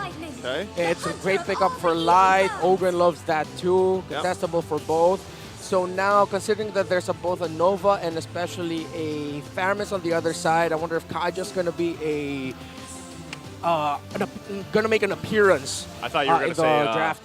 Hellkurt. Hellkurt? Okay, execute. Sir, I am at the school of thought that in the Philippines, best believe you shouldn't try the Hellkurt. You should roam. not do it. You Okay. just can't play assassins in the Philippines. Yeah, even if it's a roam. We apologize to the thousands of agents just triggered now by the Hellkurt. That's true. Well, last band's going to be the... okay, so actually from RSG is the Terizla. So they go ahead and take that out. That's more like safety as well. It feels like a half ban because you don't know. You're not sure, right? And it would actually work great against having that Theramis and dealing with that Nether Realm. So it's more of a, yeah, let's just do this just to be safe. Now, last ban for FCAP here. What are we thinking? Another roamer. Yeah, has to be. You really reduce it. Oh, wait. They called that RSG would be playing an assassin instead. Oh, maybe there's a chance that FCAP might actually consider a jungle export. Okay. Not against it. Yeah, that's one of the reasons why you would ban out the Nolan, because the Nolan can take away the Faraga armor really quickly. Yeah, so they'll allow the Barats or the Akai, and they're fine with that. Yeah, the Barats they will allow. Barats versus Xborg has a bit of a better time. Akai, the funny thing about Akai, if you slot it in the lineup of RSGPH, it's weird. Yeah. It's like, it's going to be an awkward placement. Okay, we're going to pin someone down or what? We might see a different jungler this time around. Okay, what is RSG thinking here? What does Coach Panda have up? Do they go the Kaj? The Kaj, right? Like at this point, would be somewhat safe. Okay, it's not. Grok. Wait, what? Yeah, they went Grok. It was left open. I could have life. sworn FCAP was going to ban the Grok here, right? Yeah, they're okay with that, I guess. So they're going to be playing a roamer here that can just minimize the impact as well of the Grok. They're both going to this potentially... No, they both really are blind on the jungle. Wait. The Xborg is flexible, but then at the same time, the jungle picks just might surprise us both. Does Ogwin want to go ahead and pick up the Nova? Roam Novaria? No! This is... Okay. Whoa! This is a new flavor of Falcons APBREN we're seeing here, lads. It's old but new. Yeah. And it goes so well. Rafaela with Barrett, Rafaela with Xborg. I would imagine Roger would just be like, I was going to say, hell, going even really a fast. Roger. Yeah. He's going to be a fast dog. A wolf. Wolf, yeah, he's a wolf. He's a wolf. All right, one of my few worries about Falcons APBREN's lineup is the amount of burst. Like, it's not reliable burst. so you Yeah. won't trigger the bloodthirst on Roger as quickly. That's you have to make the fight last maybe 5-6 seconds. That's true. Yeah. And then that's when Super Marco can go hunting. Oh, but then Claude is so happy that fights go on a little bit longer if they can free it. Oh, what's this jungle gonna be for RSGP? Something new or Alpha? What? Alpha. Oh, That's what I'm talking about. Moba Zane. Moba Zane. Moba Zane and Annabelle from Eva's Glory. Alpha All right. Dog 360. I don't know. Okay. I just say Alpha Dog 360 because he's my second most played hero in the game. Really? Love him. Love it. All right, that's locked in. I like the Alpha Dog because look at the chunky HP on the lineup of APBREN. Yeah. The Falcons are going to get shot down, well, speared down. Speared down. Still called the Spear of Alpha, right? Yeah, it is. Spear of Alpha, it is. There you go. By the way, hey, Demon Kite, if you're not playing that collector skin that just ended, by the way, yesterday or this morning, I don't know. Did you get it? I did. I did get it. Come on, dude. You're talking to Alpha Dog 360. Alpha Dog 360, baby. It was actually Alpha Dog 5000 because it cost 5,000 diamonds. That's what they call him during holidays. Well, let's take a look at the lineup rating here for both teams, FCAP and RSG, a little bit higher there, of course. We'll see exactly how this plays up, though. You guys can let us know in the chat as well who you think is going to win this game, number one, or this series. And don't forget to keep an eye out on the goodie bags if you're watching on TikTok with us. But here we go. Launching into the land of Dawn, the Champions Arena has erupted, and we are ready to find out who's going to take that first blood in the series of this best of 5. Will it be Falcons, APBREN, or RSG Philippines? Yeah, Leo mentioned something earlier about longer team fights. Falcons APBREN, their damage isn't as bursty as you'd want it to be. But if you look at the lineup earlier of RSG Philippines and the lineup rating graphic that we showed, their late game potential is much better. So Falcons APBREN, it's funny because their lineup, you can't say end it quicker, but the lineup of RSGPH calls for Falcons APBREN to end the game quicker. Not only this, look at all the quantum charges here for RSG, Literally man. all of it. They want to go fast. Yeah, they know they need that little burst of movement speed to be able to readjust their positioning, and that sweet little heal too. That's true. They can work around that, and I mean, if for a lot of people that have watched Alpha Jungle specifically, I mean, a lot of you guys, if you've watched other parts of the world, you know exactly who I'm talking about. The pace of it is actually really good. And then when you compare him and the Barretts, of course, when you're talking about approaching the objective fights, who comes out on top of that? Is it more of getting around that sustainability because of the Rafaela across from them? We're going to be looking at the export between the Yuzhong. That's why there's a lot of pressure on that part of the map right now. Retribution already used. Oh, slowing him down. There's a Darkness welcome. Throwing him into the wall. That's going to be first blood draw. Nats falling. They're still going. DK looking for one. Bobbing the shields. In comes Aqua. And he's just going to go as quickly. Bang!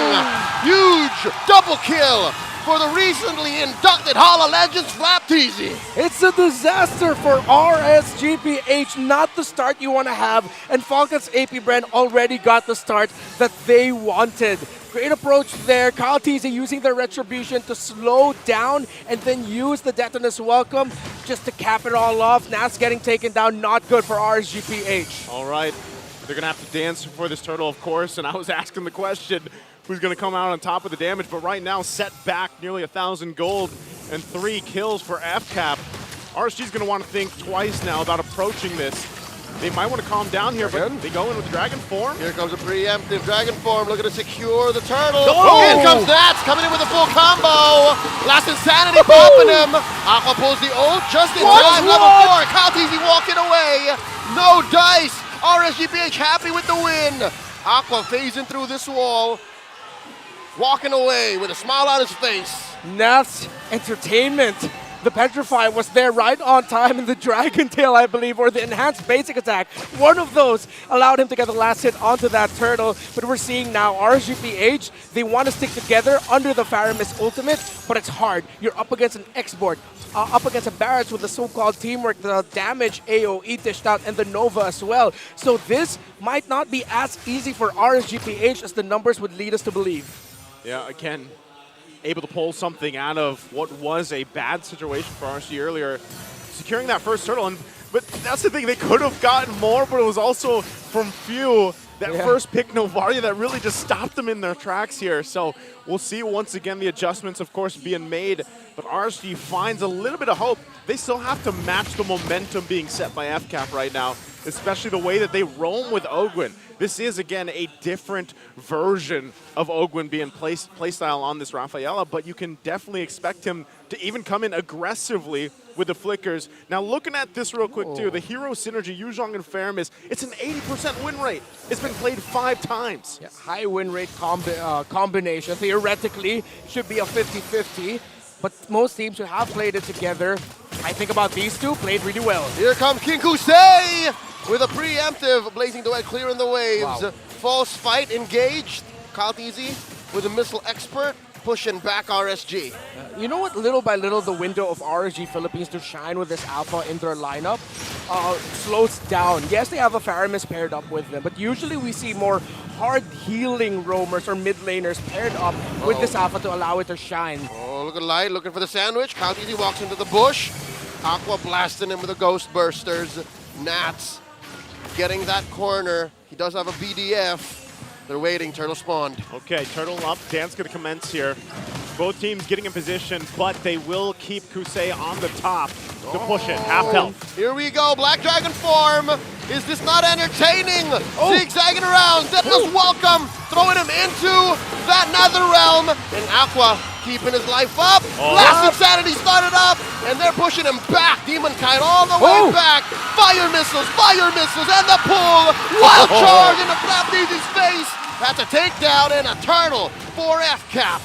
That was a great approach by RSG-PH, but still the fight's continuing. They're still going. There's the wall thrown out by Light. The flicker from Aqua. They disengage. Okay, was that worth Renmar? I mean, Flap did his job, I would say.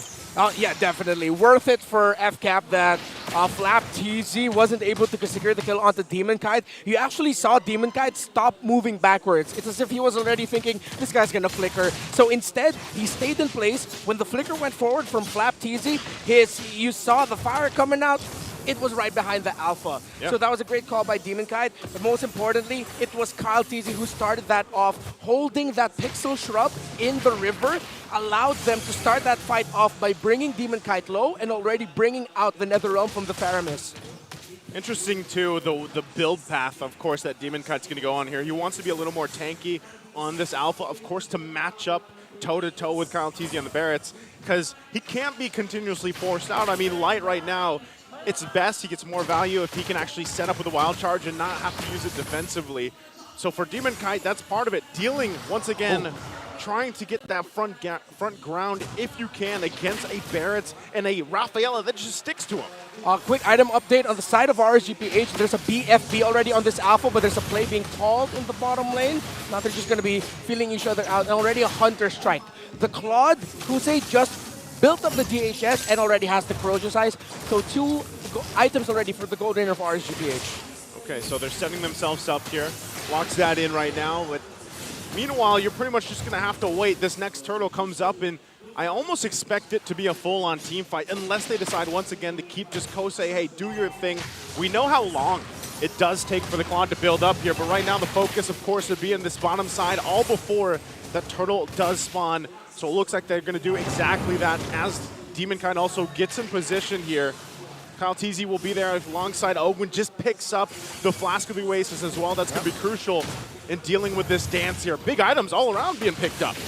Oh, that's a Little Wanderer secured by RSG. Interesting that the play for the Kingslayers is to isolate Kusei, make that mid lane. Oh, hold up! Big team fight coming in!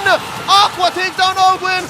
The D-Dubs pushing Demon Kite in, but there's enough secured to get another one. 2 down, 3 down. Double kill for Aqua. Netherrealm HP popped. Down goes Eternal. That's a big win for RSG. 2K ahead, as I was saying. They're isolating. Wait, they're still going! As we're saying. That's a flicker back for Flap. They're isolating Kusei, and right then and there, they pressed down on the clutch and said it's go time. Items on Kusei, when they did that, was just 2 items, man. Yeah. It was just 2 items, the Corrosion Scythe and the DHS. He just built it up. And RSG-PH now, it's as if they snapped as well. Like, wait a minute. I think we're capable to just throw bodies right now, especially if Light can get a good engage in with the wild charge. And that was a good call by RSG. Risky, but they made it work. They found the right heroes at the right time. Super Marco wasn't in the best place to be able to free hit. We talked about Kusei earlier with 2 items. Now he has 3. And a significant gold gap over Super Marco. 1,500 already is the lead of Kusei over the regular season MVP. That's what I was gonna say, man. Where the heck did the gold lead just come from that? And RSG, that whole fight, NetherRealm from Low King Aqua just came in clutch. He was double laning.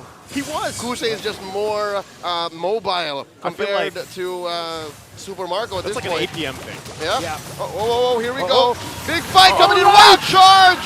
And the entry point. Few just throwing out the ult. Last Insanity trying to save face here. And they pop the extra HP, but it's not going to be enough. It's a 2-for-1 trade so far. RSG pushing FCAP back into their base. Big win again for the Raiders.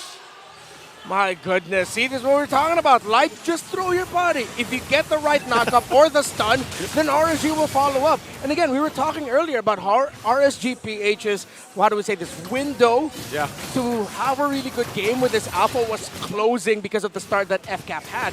But then RSG, as Leo put it, just put their feet on the gas pedal and said, nah, we need to make our window bigger now. And they have 5,500 at 10 minutes in. This is not great for FCAP.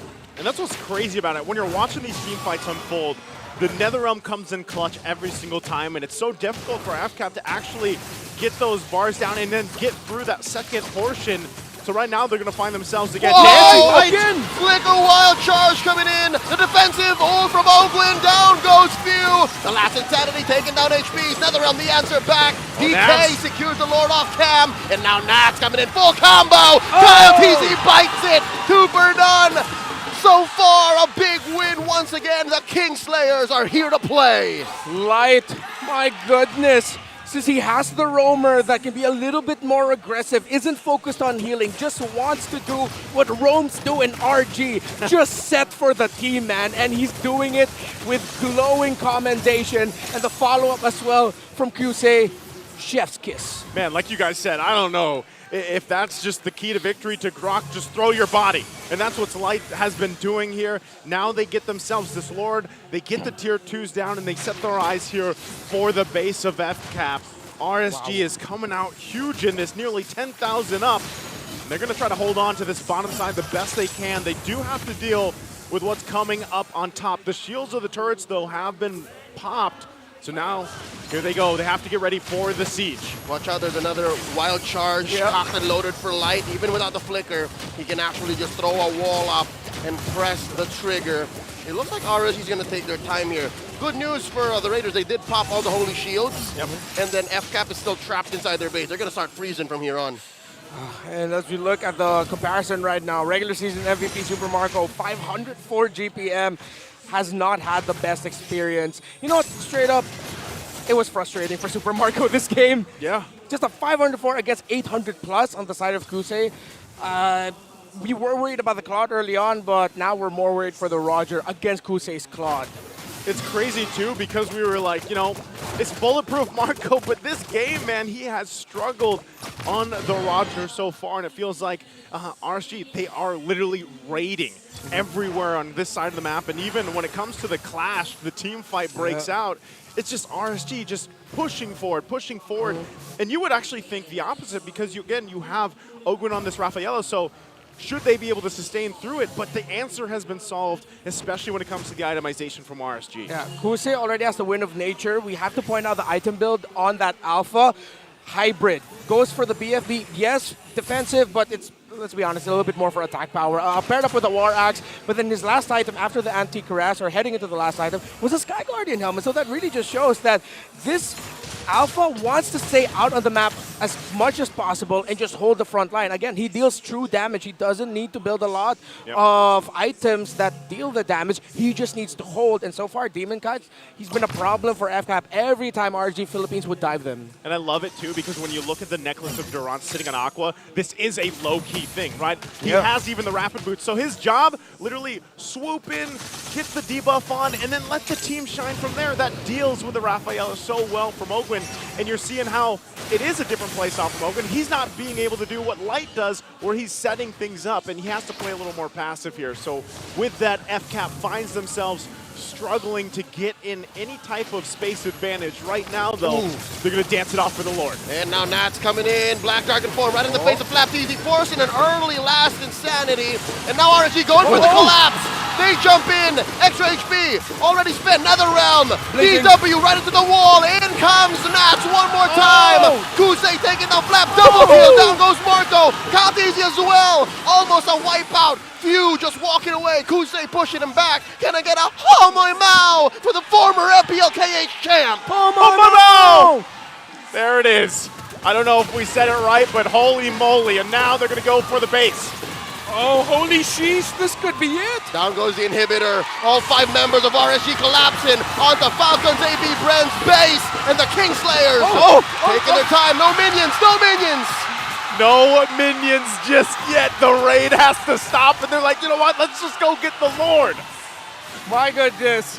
RGPH, you saw they wanted to end it there, but at this point, it's clear to everyone watching this game, the chances of Falcons APBREN are at around 10%. It's not impossible, but quite improbable because of the lead built up. Item check, we have to look at the Roger, have to look at the Wind of Nature.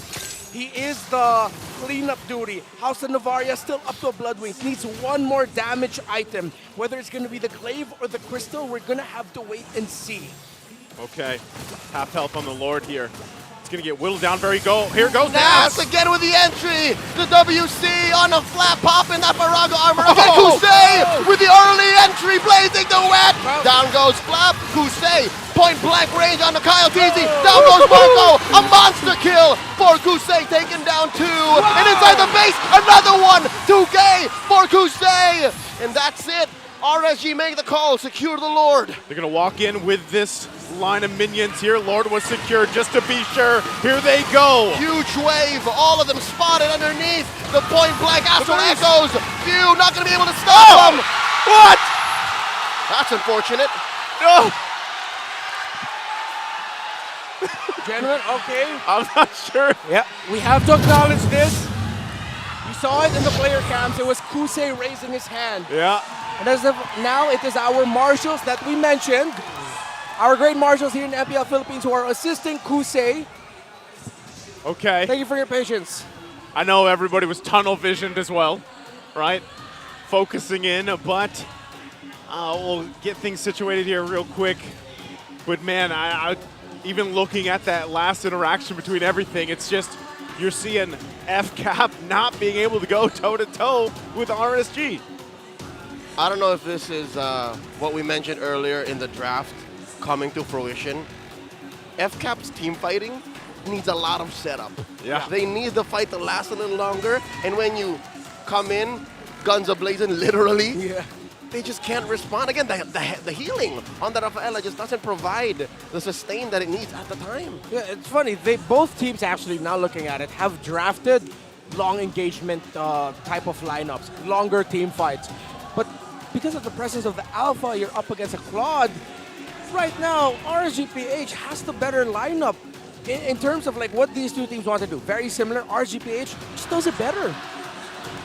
Oh man, hey, at least the crowd, of course, is also in high spirits here. And they're just waiting to see exactly how this unfolds. But I mean, even when we go back to the game, I'm pretty sure it's done, boys. Like, I'm pretty sure. Yeah. This is bittersweet. I mean, you know how, like, you know when you get back in, your team is going to get it anyways, but why wait? Yeah. Well, I'm talking about the Raiders. All the Raiders in the house, right? Yeah. All the Raiders in chat. You know that this is it. Yeah. And this sucks all the more for all of the members of the Hive Watch. Like, let's just get the game till we know that that's where it's going. It's like taking the Band-Aid off, but like really like, you know, waiting. Yeah. Band-Aiding it, but not. Yeah. And you have a hairy arm. What? You would know. Yeah, I got a hairy arm. I would know too. We all have hairy arms. We are bears. That's true. Rawr. You know what? Why did you roar, Reptar? What the That hell? wasn't me. That wasn't me. You can't The get me best this talent time. can do what he wants. That's right. I'm sorry. But I didn't roar. You get to pass the day. Actually, the trophy is a pass. Fine. to make all the sound effects you want. It didn't help me with my free coffee, but okay. The person at the kiosk got mad. I was going to say, wait, did you actually take the thing? No, I didn't. Oh, finally, finally, here we go, here we go. Here we go. Let's see exactly what's going to happen here as we get back and the base is being worked on. Yeah. Okay. And the Band-Aid's off. Game 1 going over to RSG Philippines. And how ironic was it that it was Kusei who actually raised his hand? Yeah. Can we just say, I feel like the members of RSG are probably thinking like, Kusei, you were amazing, but couldn't you just let us end it there, man? Come on. You were right there, bro. I mean, it's important for you and like everything to be working. That's great, but come on, bro. They were hugging him for a reason. Yeah, they were hugging him for a probably reason. passing on sweet nothings. That's true, that's true. Well, you know what? They got to get that stuff sorted out, of course, before they head to the next game. But either way you look at it, that was a very dominant game for RSG Philippines. Yeah, but good news and bad news. Number one, yeah, you won. But bad news is, I think, I trust FCAP to understand that time was not on their side. Yeah. True. That going into game number 2, even if they are on red, they should be able to pick up on, yeah, the whole X-Borg flex possibility, and the new Rafaela might not be to our pace. Yeah, I feel like this is a bit of a both teams trying to stretch and flex their imaginations in terms of like thinking of new ways to make things work. For RGPH, it worked. For Falcons APBREN, I feel like I'm gonna have to take the Coach Ducky ride back in M5 and just ask the Falcons boys the same question he asked them back then. You guys just want to fight? You guys just want to pick up heroes that can just like bruise with them? Duke it out. Just duke it out? Yeah. Like, I love the concept, I get the idea, but RG have their own things. So Falcons APBREN, just do what you do best. Just fight. That's why I said, before we even got that, comparing the playstyles here, we know that they're the Raiders for a reason, guys, and this is why I love watching them, because they're so chaotic, and when they do get the death ball rolling, it's hard to stop it, and they just continue on. So, you know, we've said everything we can say about this game 1, but I know our analysts have more to say, so let's go ahead and throw it over to them for the breakdown. Well, maraming salamat din sa napakagaling nating best Filipino talent na si Uomi. And again, Raiders getting game number 1 on the back of a debut pick of the Alpha against Falcons APBREN. I-breakdown natin yan dito sa ating analyst segment. Ako nga pala si Midnight, and welcome dito sa ating breakdown. Pero kailangan ko ng tulong dito. Guys, tama kayo sa akin. Kailangan ko ng pogi kasi. And i-welcome ko rito ang Hall of Legends inductee na si Kai Ree! Hindi ko matanggal. Hindi mo matanggal? Matanggal nga. Ay, teka lang. Ay, si Pentings pala to! Pentings. Ang gwapo mo kasi. Thank you. Sobrang napag-upuan ako dito eh. Pero bago ang lahat, tingnan muna natin dito ang ating MVP na poging-pogi din na si Kusei, ang gold laner dito ng RSG. A very fantastic performance on the Claude here. And Pentings, matanong kita, gaano ba kalaki yung impact ng Claude dito ng RSG? Eh, sobrang ganda nung pick din dito ng Claude. Kasi Rafaela lang eh. Wala masyadong sisino. Pero naiintindihan naman natin yung friend pick ng Rafa Barats. Kasi gusto nilang takbuhan yung big ultimate ng RSG. Yung Yuzong, Claude, Paramis. Gusto nilang macroen. Oh. And umabot tayo sa point actually, pinag-uusapan natin kanina na parang essentially free Claude game. Yung laro ni Kusei dito at di nga natin siya nakitang nahirapan dahil 0 deaths yung nakuha dito ni Kusei. Well, naiwasan niya yung mga deaths. And syempre on the back of the amazing Netherun din na nanggagaling dito kay Aqua na nabanggit ng ating mga shoutcaster kanina na parang sunod-sunod yung pagpasok dito ng RSG and napakaganda ng layering. Would you say na with this debut of the lineup ng RSG, execution ba to or may something sa draft ni Coach Banda? Ay, may something halatang pinagandaan tapos kailangan na ilabas. Kasi sobrang ganda ng pick ng Alpha, no? Meta na rin naman yan sa scrims. May nakakalaban na rin kami, no?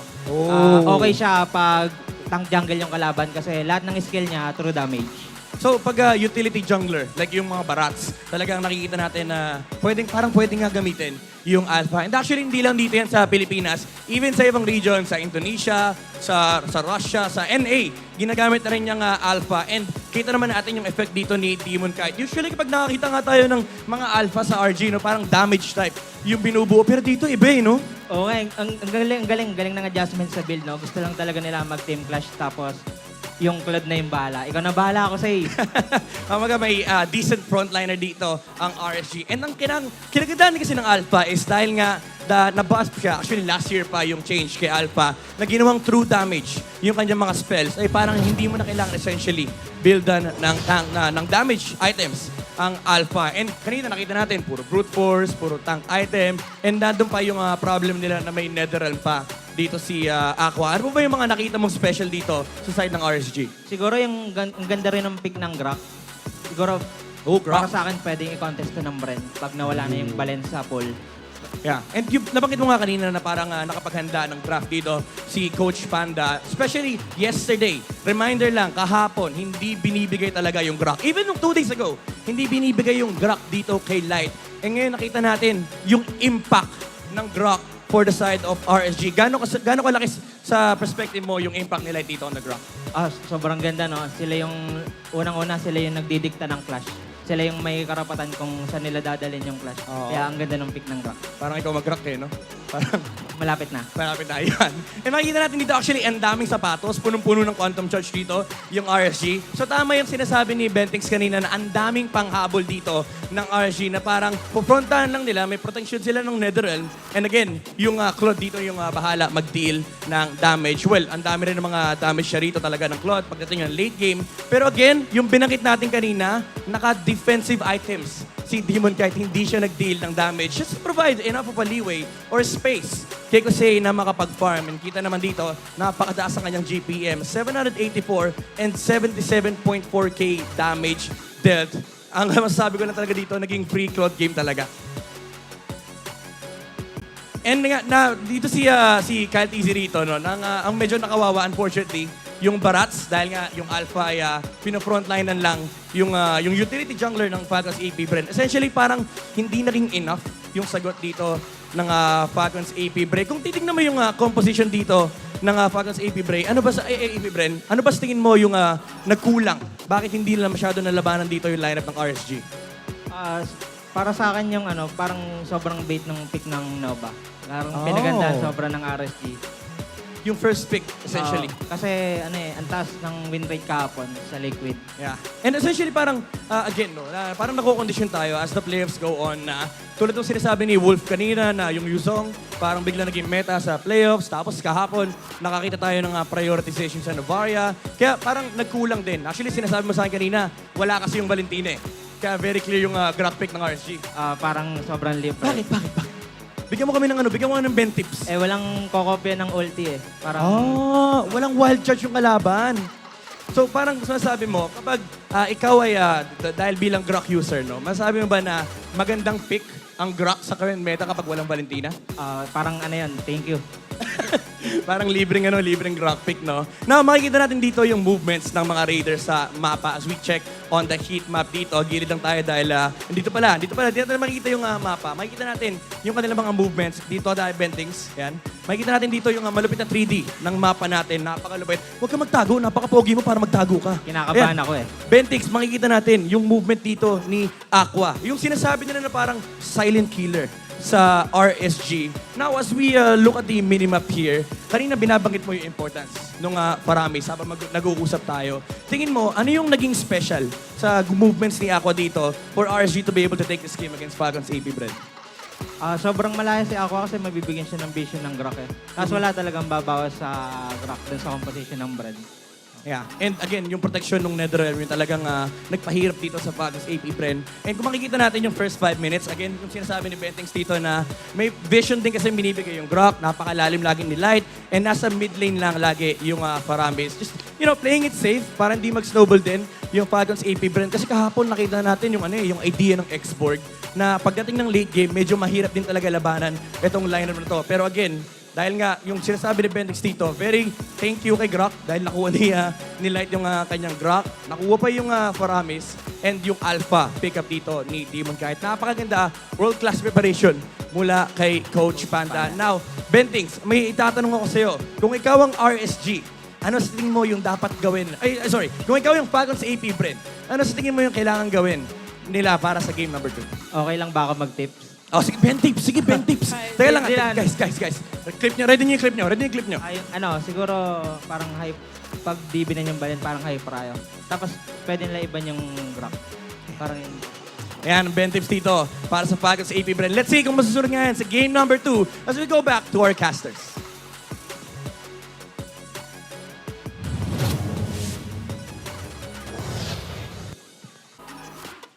Talaga, ang swerte natin nandito si Kyrie. Thank you, Kyrie. Thank you, Congratulations Kyrie.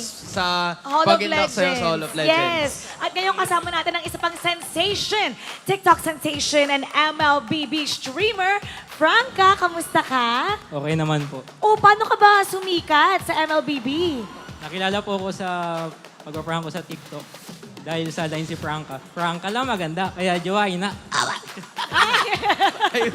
Ulitin mo ulit yung last part. Ulitin mo ulit yung last part. Ayun. Okay. Wait lang.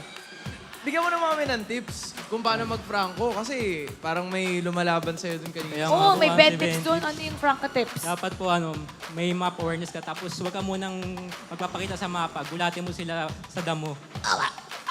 Teka. Ilan na ba matches mo with Franco? 1,200 po. Tapos 66 win rate. Top global Wow. Franco po. Top global Franco. Sige nga, sinong mas magaling sa inyo? Si Bentings or ikaw? 1v1 na lang po para magkaalaman. Ayun na. Oh, 1v1! Bentings! Oh. 1v1 daw! Halika dito! 1v1? Halika dito, kailangan ka namin. Oh, ano Ayan ba? o, andito Sige na. nga. Andito Ano na. ang tips mo kay Ben Tips? Punta ka dito kay Bentings. Ano? Oh, kausapin mo siya. Kausapin mo siya. Tara 1v1 na lang. Bentings, bakit sa tingin mo mas magaling ka mag-Franco kay Franca? Kaya mo ba mag-isang kamay sa Franco? Oh, kaya ba daw? Kaya ba daw? Kaya ko nga di nakatingin eh. Ano na, Bentings? Medyo tayo doon sa bako. Wait lang idol ko to mag-Franco eh. Magaling. Ito yung nagpausan ng mga flicker hook. Ang galing nito ni Franca. Idol ko naman po to sa pag-prank ko din sa MPL. Ayan. Nice. Okay. Sige. Okay. Uy, gusto namin makita yung 1v1. Okay? Paano ka ba namin mapafollow sa TikTok social po. media? Franca po sa TikTok. Okay, we're gonna look forward to that. Sino sa tingin mo ang mananalo sa laban na to? RSG Philippines or APBREN? Analysis mo. Falcons APBREN po. Babawi po sila. Bren lang malakas! Okay, tignan natin. Pero pupunta na tayo ngayon sa game number 2 to see what's gonna happen. Tulungan nyo naman ako dito. Casters. Pasok! Thank you guys so much again. Thank you to Franca. I think he's a Franco main. I think. I could see it. Yeah, because he's challenging Ben Things. That's Wait. Ben Yeah, Things. he called Ben Things like, get over here, and Ben Things Yeah, went there. and Ben, Do Franco Ben mains have a Things- look? They do. They do. I think they do. But you know what else? You guys can also have a look because you can join the MLBB times KOF 97 Bingo Draw event before it's gone. Make sure you go grab it now and get their exclusive ID tags. Enjoy a sweet 50% on the first 10 draw and the daily first draw. Don't miss out on this opportunity. Sorry, I'm flubbing out because you said MLBB times. I know.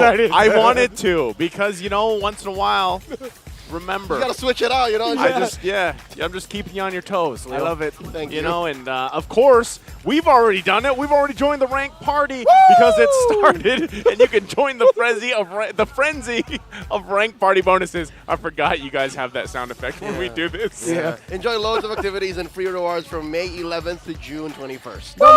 Don't miss out on this incredible startup I'm team, sorry, I man. had to. Don't miss out on this incredible rank up time with tons of free rewards waiting for you to claim. Woo! I can't go as high as you guys, I went the lowest. That's right, you did. And also, one more thing for you beautiful people watching online, head on over to TikTok because right now you can join at the Goodie Bag Lottery and be one of the lucky winners. Go to TikTok. Go to the MPL Philippines TikTok channel. That's at MPL-PH _official. Click follow if you haven't yet. It's for your own good. And then click the official live stream. So if you're watching this from say Facebook, YouTube, Twitch, a restreamer, X, you click the link or something, Instagram, you'll get there, all right? And then click the top left corner of your screens to join the goodie bag lottery. It'll be over yay. Over to yay. Yeah. And it's going to happen at a surprise time in the game. So you got to pay attention, actually, because they keep it random.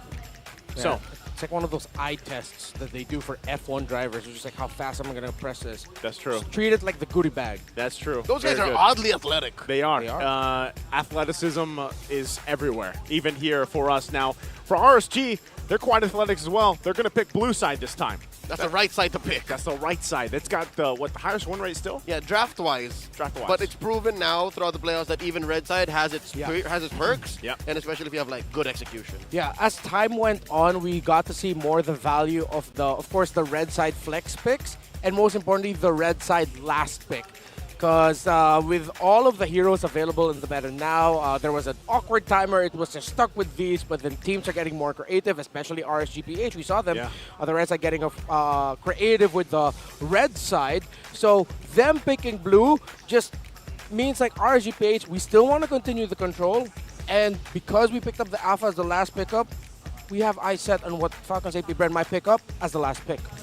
Well, let's see how they go against the odds this time around. FCAP obviously wants to get the ball rolling in the series as it is at 1 point for RSG currently in this best of 5, and that they're going to be on the blue side here. We know that this could mean if the Fredrin isn't banned out, that goes that way. But again, a lot of people are probably wondering, hey, we weren't expecting the Alpha Dog 360 to come out from Demon Kite. I sure wasn't. But let's look at this. They've got a 57% blue side win rate for RSG. FCAP, they got 61% here on their red side. We'll see how they respond. You can already see the bans coming out here. Of course, that chip, that Louis Yi is going to be banned out by RSG this time around. And then FCAP, they're like, you know what, we're tired of dealing with the Fairness and that Harris. Yeah, despite how open the meta is slowly becoming, more now than in the opening weeks of the patch, I like how red side still has the must-ban Harris situation. Yeah. And now as blue side, you have such control over the tempo that you can just take out the cheese and like one solid pick. Yeah, and it makes sense for Falcons APBREN to ban the Harith in this scenario, other than the fact that because it's freaking Harith, it's the most picked blue side first pick for RSGPH actually. It's law. Yeah, after that, dude, there's so much heroes that RSGPH can go for. Arlott, Matilda. They took out the Fredrin, Novaria even. Matt Hilda. Matt Hilda. Bring it out, Matt Hilda. Matt Hilda's available for the Raiders. Yeehaw. That sounds about right. Let's That see was if great, they do nice it. too. That was, thank you. You're the best talent here. CC, though, is the most used hero from FlapTZ. That's also open. So let's see exactly what they go for. CC got snubbed game one, by the way. CC has been snubbed. RSG thinking about this one because I think you guys made a really good point. You know, as they've adapted to that point where, again, when we were in the regular season, blue side was so adamant on that win rate and being able to pick up that power pick first. But now we see this kind of dynamic changing, and especially in the first phase with flex picks coming up. So I'm still wondering. I was going to say, Novaria is still open. You might as well go for some vision. But we saw this first picked up in the previous game by FCAP. It didn't work out so well for them, although the damage and vision is still there. It's one of those games, Reptar. It's one of those games where the Matilda just goes, whoop. Yeah, and RSGPH is like telling them, we don't care. Let it go. Open, Matilda, it's fine. We'll take away I like it Novaria. better than the Rafaela, though. Yeah, of course. You know, sure. You know what I mean? Matilda on the Ogwin. Definitely. I want an RG earlier with Matilda. A lot of people have been winning RGs with Matilda. So it makes a lot of sense. So RGPA drafting the Novaria. Maybe they could be setting up for a Kaja later. Again, that's a classic combo of Kaja and Novaria together. And don't forget, they have a chance to go Novatrix. And I think they're going down this route because they're thinking that there's going to be a few on the side of Falcons APBREN. Faramis, I meant, not a few. So that might pop up later. So Ogun will pick up the Matilda. But I like how Falcons are now picking up the Yuzong for FlapTZ, that aggressive EXP laner. How we saw Nats play it earlier, Flap's just going to play it the same. Pop the dragon, jump to the back. Yeah, I think that'll work great. And this is already, having the Yuzhong, having the Matilda, I was about to call it Matilda once again. I'm not sorry. You know, yeah, it's not wrong. Call it what you want. But Matilda obviously very strong for any of these lineups. And now that you add this where you can expect, okay, Yuzhong can initiate like we saw from Nats previously, but then you have a getaway card as well and set up potential with the Circling Eagle. It's also a steal, in my opinion, because if in game one it wasn't Kusei, I would have given the MVP nod to Nats. The Nats. Oh, yeah. His zone out, his diving into the back. Ooh, it's gonna be a Paquito Yuzhong matchup. I actually thought it'd be Kaja Bakship, but no, they go for the Bakship pack instead. So this is RSGPH telling Falcons APBREN, no, we're happy with the Paquito Yuzhong matchup. 50-50. Let's see how it's gonna work. Now will Falcons APBREN play the game of we're gonna pick our gold laner now and start banning them out in the second phase. There we go. It's Jungle. Okay. That sounds like Barats, yeah? Yeah, it is Barats. It is the Barats against the Paquito. So yeah, that's the Paquito. That's the response to the Paquito. But it is jungle confirmed. Like there's no flex in here. Oh wait, no, yeah. I mean, in terms of like the overall team fighting, if Paquito isn't careful, he's gonna be the first one down. Makes sense. Okay. Well, you can see that too. The stats here for Aqua with the Novaria, of course. It's a 50% win rate for him. But again, you guys got to remember, this guy is low key. Something is bound to happen in Aqua's hands, and it'll just happen when you're least expecting it. So we'll see what the other bans are going to be, of course, from FCAP. Obviously, the gold lane not locked in yet for Kosei. We actually just saw him have an amazing game with that Claude, so I'm wondering, they already took out the carry. Do they actually decide, hey, let's take out the Claude one more time, narrow things down further? They can pick it, Joseph. They can pick it. They can pick it, too, because we know, hey, Super Marco. Signature pick is as well for him, and they're going to have that answer right after they get through this second phase. Claude, most likely, yeah, I agree with you there. Part of me is thinking maybe Nathan will consider it, but after the game that Kusei had, might be better for Falcons APBREN to not give that to Kusei. Yeah, safer choice. And plus, at this, but Claude into the Paquito? That's a little bit of a risky bisky. You know what's risky bisky is anytime Nats has his hands on the Paquito, it's risky. What's left if not the Claude? I think the Claude is a better matchup than a Nathan.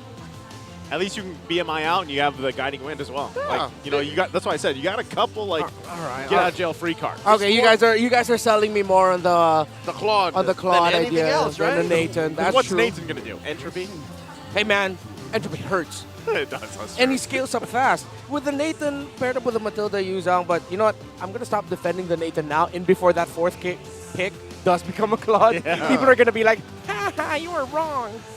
Hey, you know what? At this point, last ban here for RSG, it looks like they could also obviously be kind of just going for the narrowed down in the gold lane. Now, we saw that Grok was banned out. That's not going to allow Light to do what he did all early game in the previous one where he was throwing his body time after time again. And that's really what got the death ball rolling. You know, you really have to count these roamers for that impact they have from an early game. So Edith will be open for Light. Oh. It's going to be problematic later for Falcon APBREN. Edith would go very good already up against the Yuzhong and the Barretts. Okay, the choice here. Do they lock in the Claude that is still open? Do they go, what does FCAP do here, given what they've already got? They got enough durability. They got enough even mobility just locking in the Matilda. So really, they don't want to struggle with the damage we saw before. There it is. There's the Claude that's locked the in. Claude. As all three of us unanimously were saying this entire time, definitely the Claude, no doubt. Yeah, that's right. That we did. Jump on the bandwagon. Just like how he makes all those sounds. Yeah. Yeehaw. So Reptar. Just pick up Edith RSG. I think they do. It's got to be, right? Yeah. Edith Beatrix. Edith or the Claude. I'm sorry, Edith or the Koch. You did call the Novatrix, right? Like, that's not something you would typically see. Oh, it's a Wait. Kov. Oh. It's the All right, Kov. there you go. The Moskov into the Edith sounds good. Oh, and Moskov into Claude is just sad. So this is the Novkov. He's going to purify. They're going to have to purify. All right. Oh, yeah, Nov and Kov. You like that? You like that? Come on. Is it going to be Edith for Light? Oh, Min? Oh, no, Minotaur. I've heard our good friend Wolf call it the Moskov area. There it is. Novkov's better. Okay, last pick here. Novkov's catchy. God, at least I got something. Hey, you know what? You got that award. What's Few play, man? You know what? I wouldn't knock a Nana. No way. Come on, man. He already won with it earlier this season and earlier in the playoffs, too. There's a lady in the crowd that's going to be wild, and if there is a Nana pick here, I'm looking at her right now. Hey, I completely understand if that pops up because that was me for the longest time with gourd picks. Yeah. And, you Earlier with the Alpha Dog. Alpha Dog as well. So all the Nana mains out there. That's not Valentina, Nana. maybe? We forget that there's a Valentina, so you're stealing the Auntie Tina. It's Tita Tina. You're stealing the echoes. That's about it. Yeah, the Astro That's Echo. tough, B. That's rough, Yeah, fam. it is rough. It is. I mean, it increases their hitbox for the Blazing Duet, for anything that the Yuzhong tosses out. The fact that that's the only one you want to steal. Look at it. Like, what else are you going to take from there? I guess you can The take Puissance. the Primal... No. The Puissance would be okay. No, the Primal Wrath. I was going to say Primal Wrath? You know, you can't think of Primal Wrath because you're not going to be able to max out the bar. Yeah, but I think it's better than the Puissance. Because the Puissance, you walk around. You're going to get punched. We've seen Valentinus use the Tortoise's Puissance as an escape tool, and then the anti-healing would be good up against the Moskov, the Edith. So on a defensive On a position. defensive. I agree with you. It will be the Echo most of the time used. Okay. It's got to be. Look at the lineup here different. It is, of course, FCAP that gets the advantage here for this one. But I don't know. Obviously, execution factor here because both the lineups can work. And I think we're going into Welcome deja vu where to in Mobile RSG Legends. lineup, it's just so easy to execute. Yeah. While it's Falcons, APBREN, that's like, all right, maybe it's a two-step process. Yeah. Well, let's find out here. Jumping in the game at number 2 in this best of 5. Can FCAP even out the series 1-1 here? Demon Kite already dealing with Ogwin. Signature moves here on that Matilda. One thing we have to look out for here is the matchup between the Claude and the Moskov. So these two are going to be the ones mainly left for split pushing duty. The problem is, Claude up against the Moskov, and both of them are just split pushing. If they bump Uglies in lane, it's the Moskov that's going to be happy to see the Claude. Claude would want to get away from that as much as possible. Claude winning that matchup against the Moskov in the latter portions of the game means the Claude just performed really well. So RSGPH just have the lineup right now that if you're going to think about split pushing, just does it a little bit better. Okay, we'll see if they can go that route. And also, I'm going to be keeping an eye on how that first turtle goes. Because remember the previous game, if you did miss it, it was 3 kills that actually went in the hands of FCAP early on. And then because of Naths being very decisive, he was able to start turning things around alongside Light. And really similar things can happen here with the heroes that they picked up. So this time around, Demon Kite will get that level 4. Naths and Light, of course, on this top side as well. Oh no! The flicker in and the CC! Flap wasn't ready for it. RSG draws first blood. Now the fight continues. Falcons APBREN a little late to the scene.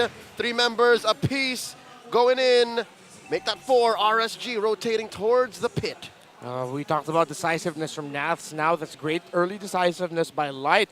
So it looks like, this is what we were talking about earlier. RSUPH have been pressuring the EXP lane, more this series. Yeah, and with that, they're going to be able to get themselves these level 4s that are crucial for this first turtle take. FCAP trying to get in position. Few holds on to the Primal Wrath here. And Nats dashing in, drawing a line between them and the rest of their teammates.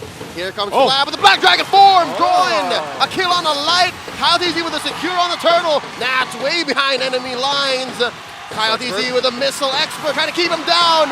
Taking down the Entertainer. That's 2 kills for FCAP.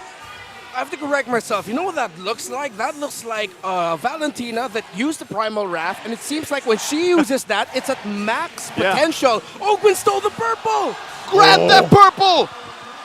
Oh, that is the all-star roamer of Season 13 showing up. What a reset by the Falcons. As my Spanish ancestors would say, that was no bueno. No bueno, Mr. Fuego, right? What the hell? Hey, you told me. Yeah, we do look alike. Shout out to Fuego, a popular creator here in the Philippines for Mobile Legends Bang Bang.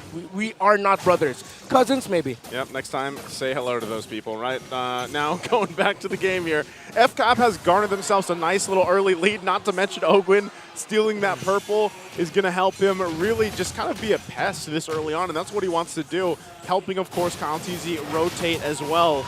So, with that, RSG finding themselves this behind a little bit. Look at this. Even Demon Kite is just going to get forced out of his jungle. Oh, they're asserting their dominance. Kyle TZ committing the retribution just to deny that much of a wee bit XP and gold from DK. Yeah, and that purple buff steal and then that other steal as well on the Scaled Lizard means that's almost a 2-level gold lead in terms of the bars. Actually, you see it there. Demon Kite on the way a little bit closer to hitting 6, but Kyle TZ is level 7. So right now, FCAP have controlled the center of the map. They can build something out of here, and you can see it with how Fuse playing aggressive, along with Ogwin and Kyle just going into the jungle of RSG non-stop. Demon Kite's pressured here, man. Oh, yeah, they're not letting up. Again, the fact that they're just waiting for Turtle, I mean, that's the main objective. That's a timer they're looking for. I mean, they're still going. Turtle Eagle in by Ogwin. Few has stolen again the Edith. ult, and now the DK throw in Oh, to a wall. Nats! That's coming in. Gets a double knockout, sharing it with Demon Kite. Down goes Flap and Kyle. You can always count on Nats. He made that look so easy. He was like, all right, I'm coming here, guys. And the funny thing was, Falcons APBREN had the vision. They knew that Nats was coming there. I don't think they just expected the sudden burst. Yeah, I don't think they... And that's the thing, he doesn't even have a completed item, right? He's still working on... I believe he's going to grab that Hunter Strike first, but still, the damage with that champ stance, it's surprising. Now he just picks up the Hunter Strike, so he's got that. And you have to respect the damage with his Paquito. Like I mentioned back from the draft, you know, he locked it in. But with that FCAP, they lost a little bit of lead they had, but they're still going to go ahead and go for the objective. Light gives them the information, while the rest of them are on the top side. So they'll most likely give this up, trade it for map presence as Kyle TZ gets that next turtle. I reckon that's a good trade. Again, RSG can only really take those fights and shock FCAP into kills. But when it comes down to like sheer objective taking, Falcons APBREN have a good A to B line, especially when it's a trio of Kyle, Ogwin, and Few. I think the fact that Few came in late might have been the problem in that last engagement. Yeah, also Flap TZ was hugging the shrub close to the river where Nats was passing through. At the moment Flap, it looked like he just wanted to set up a really good Petrify for him and Falcons APBREN. That's when the knockout strike from Nats came in and it just stopped Flap TZ from being able to dish out the combo as a Yuzong. So I'm thinking here, if I'm Flap, play the Yuzong similar to how you played it yesterday and how Nats been playing it. Just be aggressive with it, man. Oh, they're not letting up. They're doing the same maneuvers as they did about a couple of minutes ago where they got punished. That time, though, they second-guessed it because Nats was there in the bush, and they're like, all right, we don't want that to happen again. Not again. But I do like what they're doing. They're trying to keep the pressure there so that they're at least forcing Demon Kite as well to use that retry, secure it himself, and have a response from RSG this time around. Yeah, and you gotta appreciate how RSG-PH actually rushed anti-heal items. Dominance Ice was the first item here for the Edith, while Aqua rushed the Necklace of Durans. All right, if there's any indication, I think Marco is now double timing up on the farm. At least when it comes down to creeps, right? Rather, minions. He's actually focused now on getting up there alongside the Moskov on Crusade. Yeah, he's got to. This time around, I mean... He's up on XP too. Yeah, he's up on it because last game, obviously, very much a struggle for him. This time around, too, one thing that FCAP has to watch out for as the game goes on is where Kosei decides to go with that. Oh no, he finds a Spear of Devastation on the Few. That's a ult spent on RSG. Now they can reposition as the turtle spawns. Few will have the capability to steal another ultimate though. But it looks very good right now for RSG-PH. Kyle TZ, will he try? Too risky. There's the Echo, and onward, full-on collapse here. Flap TZ with the Black Dragon form. They're gonna burst down Light, sending him back, and there's a Primal Wrath onto him. Kyle TZ in trouble. Blazing Duet from Marco. Not enough damage just yet. Light is still alive. He gets popped by the Edith, and he walks away, finessing. No look, fade away kill for Light. It's so difficult right now to get even close, or once you think you've got the main damage dealers of RSG-PH, they'll just have an ability to create space. You saw Flap TZ was desperately trying to take Kuse, maybe even Light down, but then he got immobilized, knocked back. He was so close, yet so far, and that little bit of space helped Light, helped RSG, so that Light can get the kills and to be able to free hit as the Edith. Edith showing why she's risen up in the ranks as a top pick in the meta in this playoffs. Definitely for all you roam players out there. If you're tired of picking roam tanks, just go the Edith. You get to do some damage as well, and that's what we saw Light just pull off. This time around, though, FCAP really just kind of trying to find these wins. I mean, items falling into place here before this Lord breaks out. It just snapped in that last engagement. It was much closer between Kusei and Marco, but now look at this. There's about 600, 700 between them.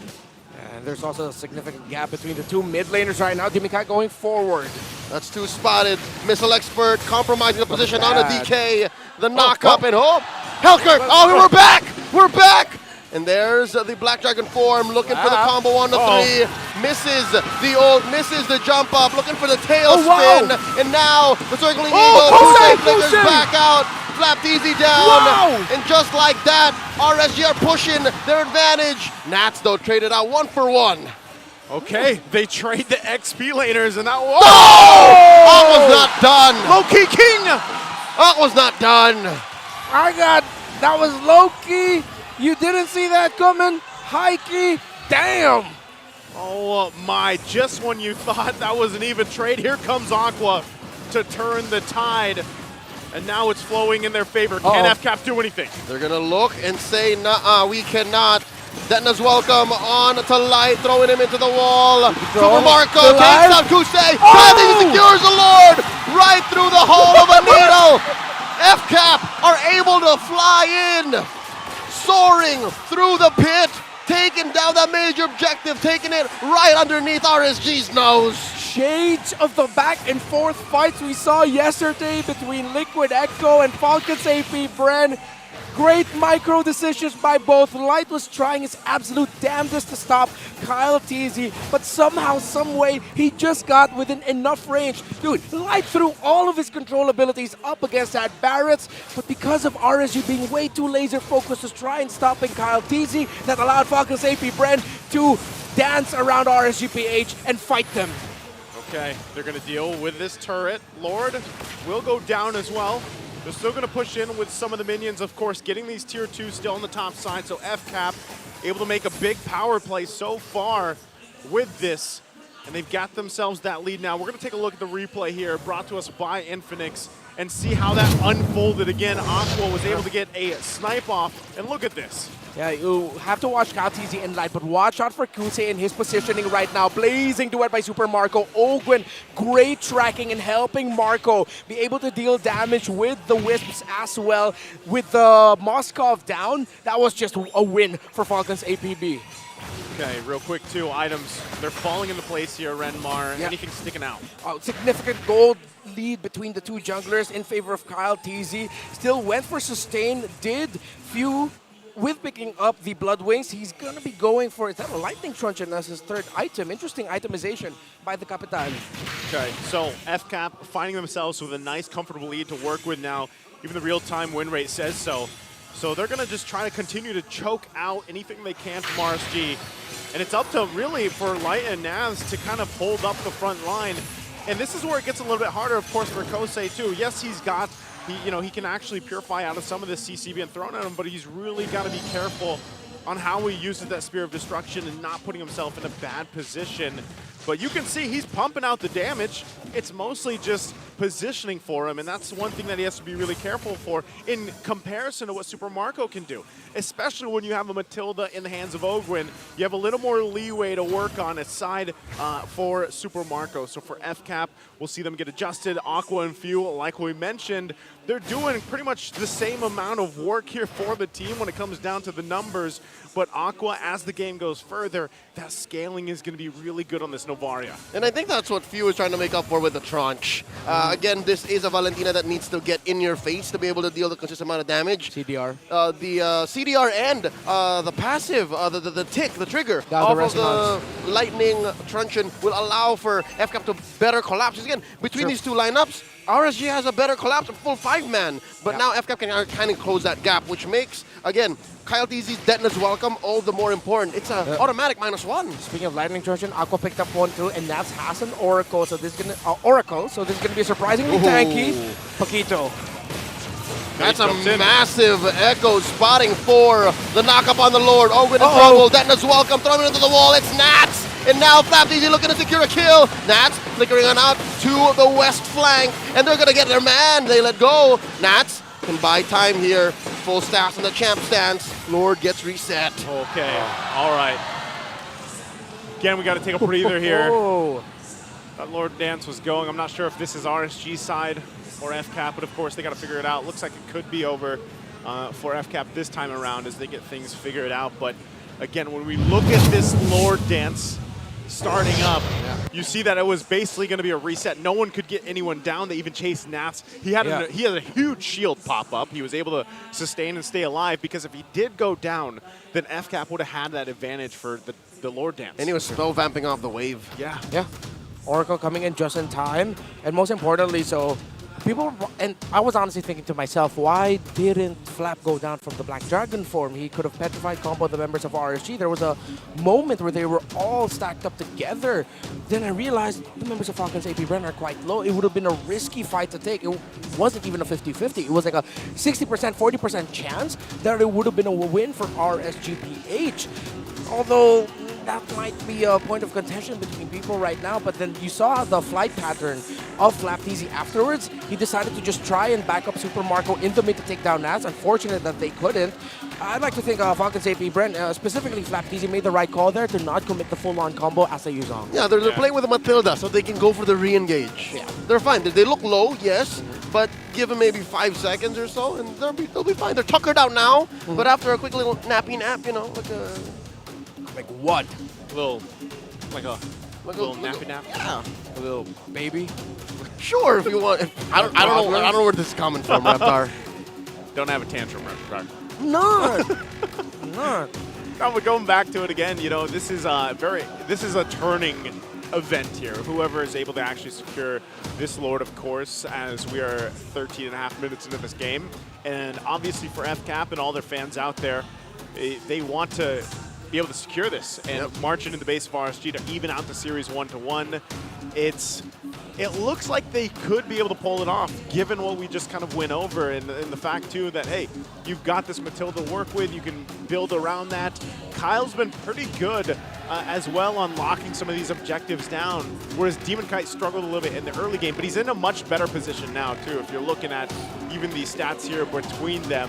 But obviously, APBREN is always something that you have to deal with, especially when he's fully stacked up here. Yeah, that's something that RSG don't have that I think they would have preferred, is the full-on pace setter. Because as a Baksha, like the best thing you can do is stand around and make what your teammates are doing much better. As the Barats, you can say, all right, let's kill this one target and then make it a -1. Like, you are the guy to make the call for the Daytona's welcome, set in, and make it happen. It's a period for a Barats. Yeah. Not only that, but you can throw them into the enemy team. That too. It's a force multiplier. A Baksha to me is more an ellipses, like a ... or a comma. Like, there's got to be something else that follows. I did not know that was called ellipses. Yeah, it's an ellipses. It makes a lot of sense, though. Really? Yeah. Wait, really? See, aren't you? No, I'm surprised you didn't know it was called Yeah, I an know. ellipses. I didn't teach grammar. Okay. Actually, you know what I did? I didn't call it. If I was telling my students, hey, this is an ellipses, they're probably not going to remember that. So that's a ... All right. That's fair, man. That's fair. You were saying? As I was saying, and no, I'm definitely not trying to stretch right now so I could remember my thought. I've lost track. I derailed myself with the whole He was talking about the comparison between the Barretts and the Baksha. Of course, yeah, with the Baksha, you know, it's a little more like you're not as able to give the go signal as a Barretts can.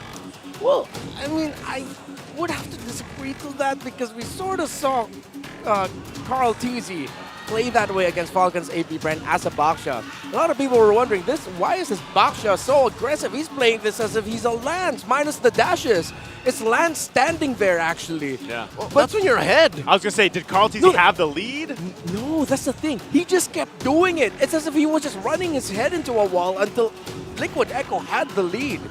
So Carl's just built diff. Yeah. Carl Teasy's just built diff. And Demon Kite isn't? I thought you were a Raider, bro. I am a Demon Kite stan. I love my RSG Raiders. Hey? But I'm saying Carl Teasy's built diff. He is the GOAT. Yeah. This did not go the direction I thought it would. It's turned into a debate between the Barretts and the Baksha. It started as that. We're debate masters. Yep, all right. The gift of the gab. The gift of the gab, that's right. Aren't they here to regulate these matches? Yes. You know what?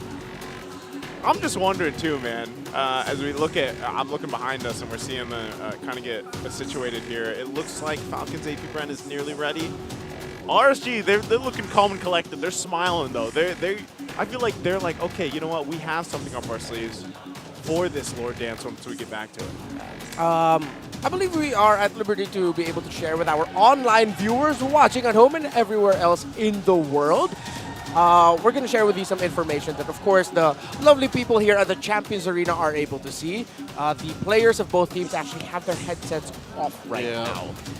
So And there's about 3 marshals apiece per team. Oh, nope, they're coming putting on. Oh, Falcons APBREN putting it on. Yeah. RSGPH putting them on as well. Demon Guy, you better swallow that cup of water. Okay, there. Hey, I love Zenitsu too. Oh, is that Zenitsu? I love Zenitsu too. That's Zenitsu's cape. Yep. The dude who's so scared of fighting just passes out. Who the heck Oh, are that these? is a throwback right there. Wolf Butters, man, Gene. Oh my God, Wolf, keep the facial hair on, man. This was from 2018, if I'm not mistaken. 2018. That was a while back. You know, Wolf. It's good. Yeah, I think he's on the desk, of course, over there on Tagalog. 30 seconds away from this. Like I said, the players are putting their headphones back on, so they're going to be ready to lock and load here in just a second. Again, as a quick recap for everyone, just so that we're ready when we go back in, we were in the middle of a Lord dance that got reset. Yeah. It was about. It didn't get fully reset, but it was happening. Whoa. Is Is that Midnight? That's Midnight. He's showing us a. What is he showing us? I can't read the name. That's Is that Burrito. Butters, and Manjin. And this is a game wherein I'm assuming Boji is Butters. Yes. Scored a bronze. I'm just saying what I'm seeing, man. You know what they say in Tagalog? Tanzo. Tanzo. Haha, chocolate Tanzo. That's yeah. if you want to be nice about it, call it rose gold. Rose gold? Why a rose gold? I've never heard that one. It's not even pink. It's I was going to say bronze, dude. Chocolate then. Chocolate. Yeah, haha, chocolate factory. Is that another one? Someone's pulling. What is this? Are they pulling us? What are they pulling? Are they pulling KOF? KOF times? MLBB times? KOF? Of course, Oh my goodness! Reyes! Oh, that's you! That's you! No, thank goodness they didn't zoom in on that one. Yeah, it was slightly off focus too. Yeah, they saw a shirtless guy and they're like, yeah, we can't put that on. Is that broadcast. you with like 7% body fat or something? No, it's probably 10. 10? I was about 12 years younger. So at that time, That was you baby were Naisu. You were 13 because you're 25 now. That's 100% accurate. Yeah. Can't be showing 13-year-old me. That's a minor that's topless. So Yeah. Don't do that. Don't do Can't that. No. All right, now let's share with the audience. The lights are dimming. He was 21, all right, folks. Yeah, He was 21 when he modeled. We got to clear that He was up. 21 when he modeled. Oh, it's the SC Pro Team! Hey, they're all here. Oh, man, what happened to the burger era? The burger. Here we go. Oh! We're going back in. Back to the Lord Dance we go. Oh, hey. Okay. All right, let's press the resume button, and then we can get back in. Yeah, folks, they just no, I'm kidding. I was about to make a joke, but then people might think I'm legit. It could have been a warm-up for the referee job, but it's not. It's not, folks. It's not. They actually have to figure something out. Yeah, There's they have to something figure something there's out. something to fix. Yeah, you can see our hard-working marshals with the players right now, sorting out what needs to be sorted out. So, of course, we'd love to thank all of them. Chico, Jeff, Patrick, Wilbert. I'm missing like 2 more. JC, Giancarlo. JC. I know there's one more name that's... Alfred? Wilbert. His name Alfred? I said Wilbert. Oh, did you Albert. Albert there, yeah. Because Chico, Jeff, Patrick, Wilbert were the usual ones. And then Albert and Giancarlo. Yeah, they're usually the ones that flex around. You guys have great memories. Dude, We've been doing it for like 3 months. Yeah, and Yeah, but we had that running joke with the We did. fun facts It was about a the joke? marshals. Yeah, we did. And I mean, running theme. Running bit. Yeah, it was a bit. Yeah, it was a bit for a season. Yeah. Actually, you know what? That should be a thing. That should go on from season to season. Yeah.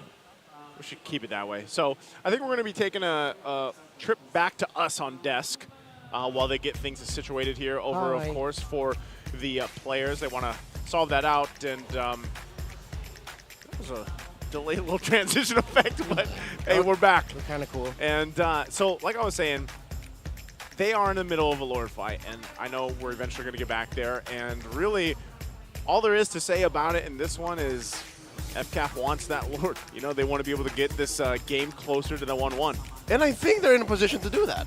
They are, Yeah. but we're going to take a short little break here while they get things situated to be back after this. So sit tight, go grab your snacks, use the bathroom, everything you guys need to do. We'll be back after the short break. Generation Z. Authentic. Real. They thrive in the mundane.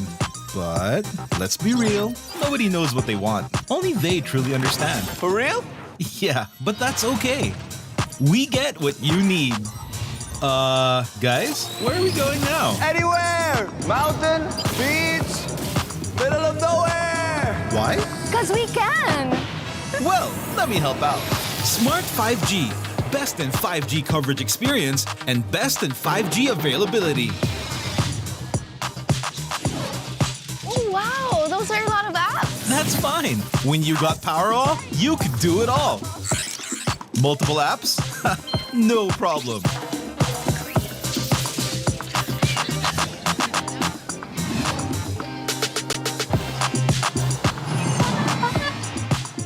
Whoa! From Wi-Fi to data in an instant. Yes, sir. Magic Data saves you anytime you need it. And it doesn't expire? That's right. Cool. Oh, dead spot. If only you could switch in an instant. Oh, wait. What? eSIM is that easy? For For real kasi. backed up by nationwide coverage. So, yeah, nobody knows what Gen Zs want, but we can keep up with real connection and real fast data. Live for real with Smart 5G plus nationwide LTE, Powerall, Magic Data, and eSIM. You guys pretty much know what we need. Live more today.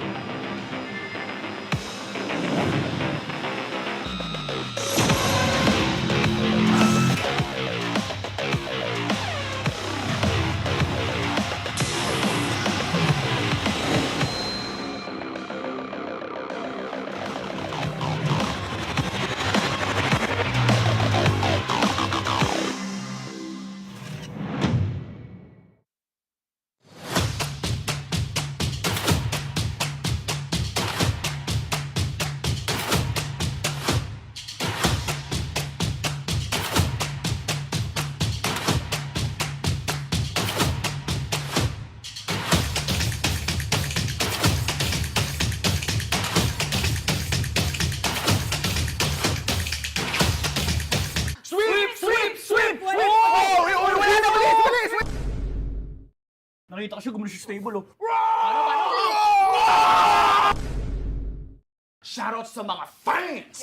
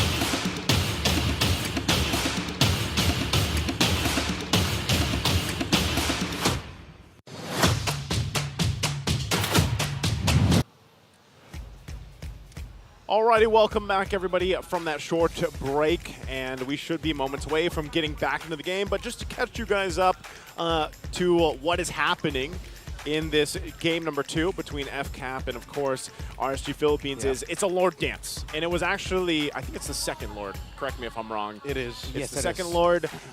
There was a fight that broke out before it, and then it got pretty much a reset. So whose Lord is it going to be? It's still technically like a 50-50, I'd say. Yeah. However, the problem for Falcons APBREN in the last moments that we saw them in the game was that Kyle Teasy is quite low, closer to 50% health, while Demon Kite is actually still very healthy.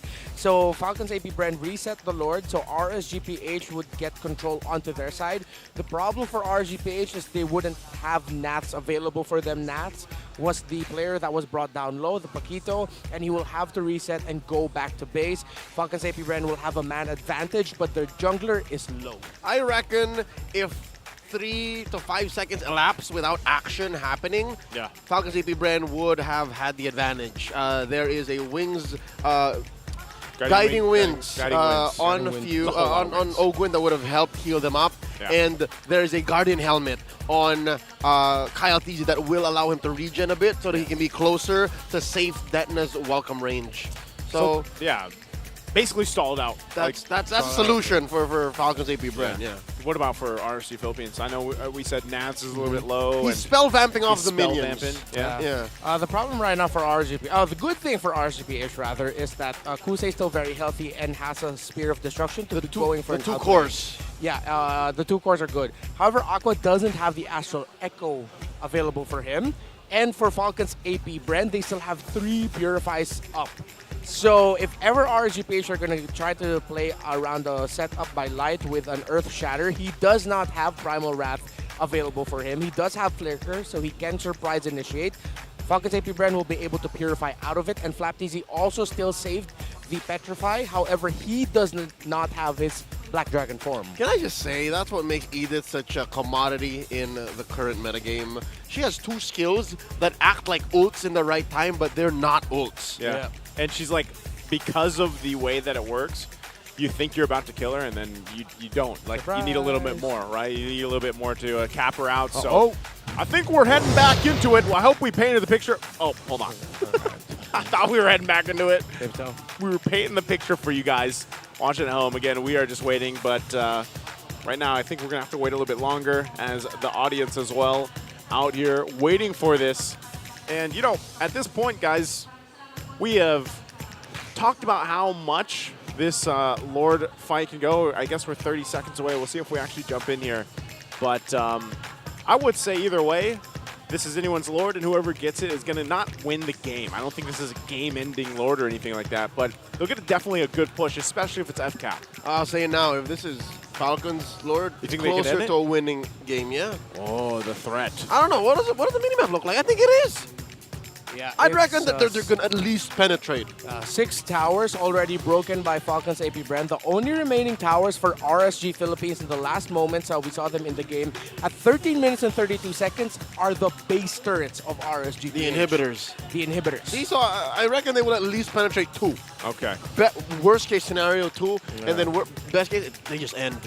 Again, folks, here we are. Flappy's is in a good position to catch someone, though.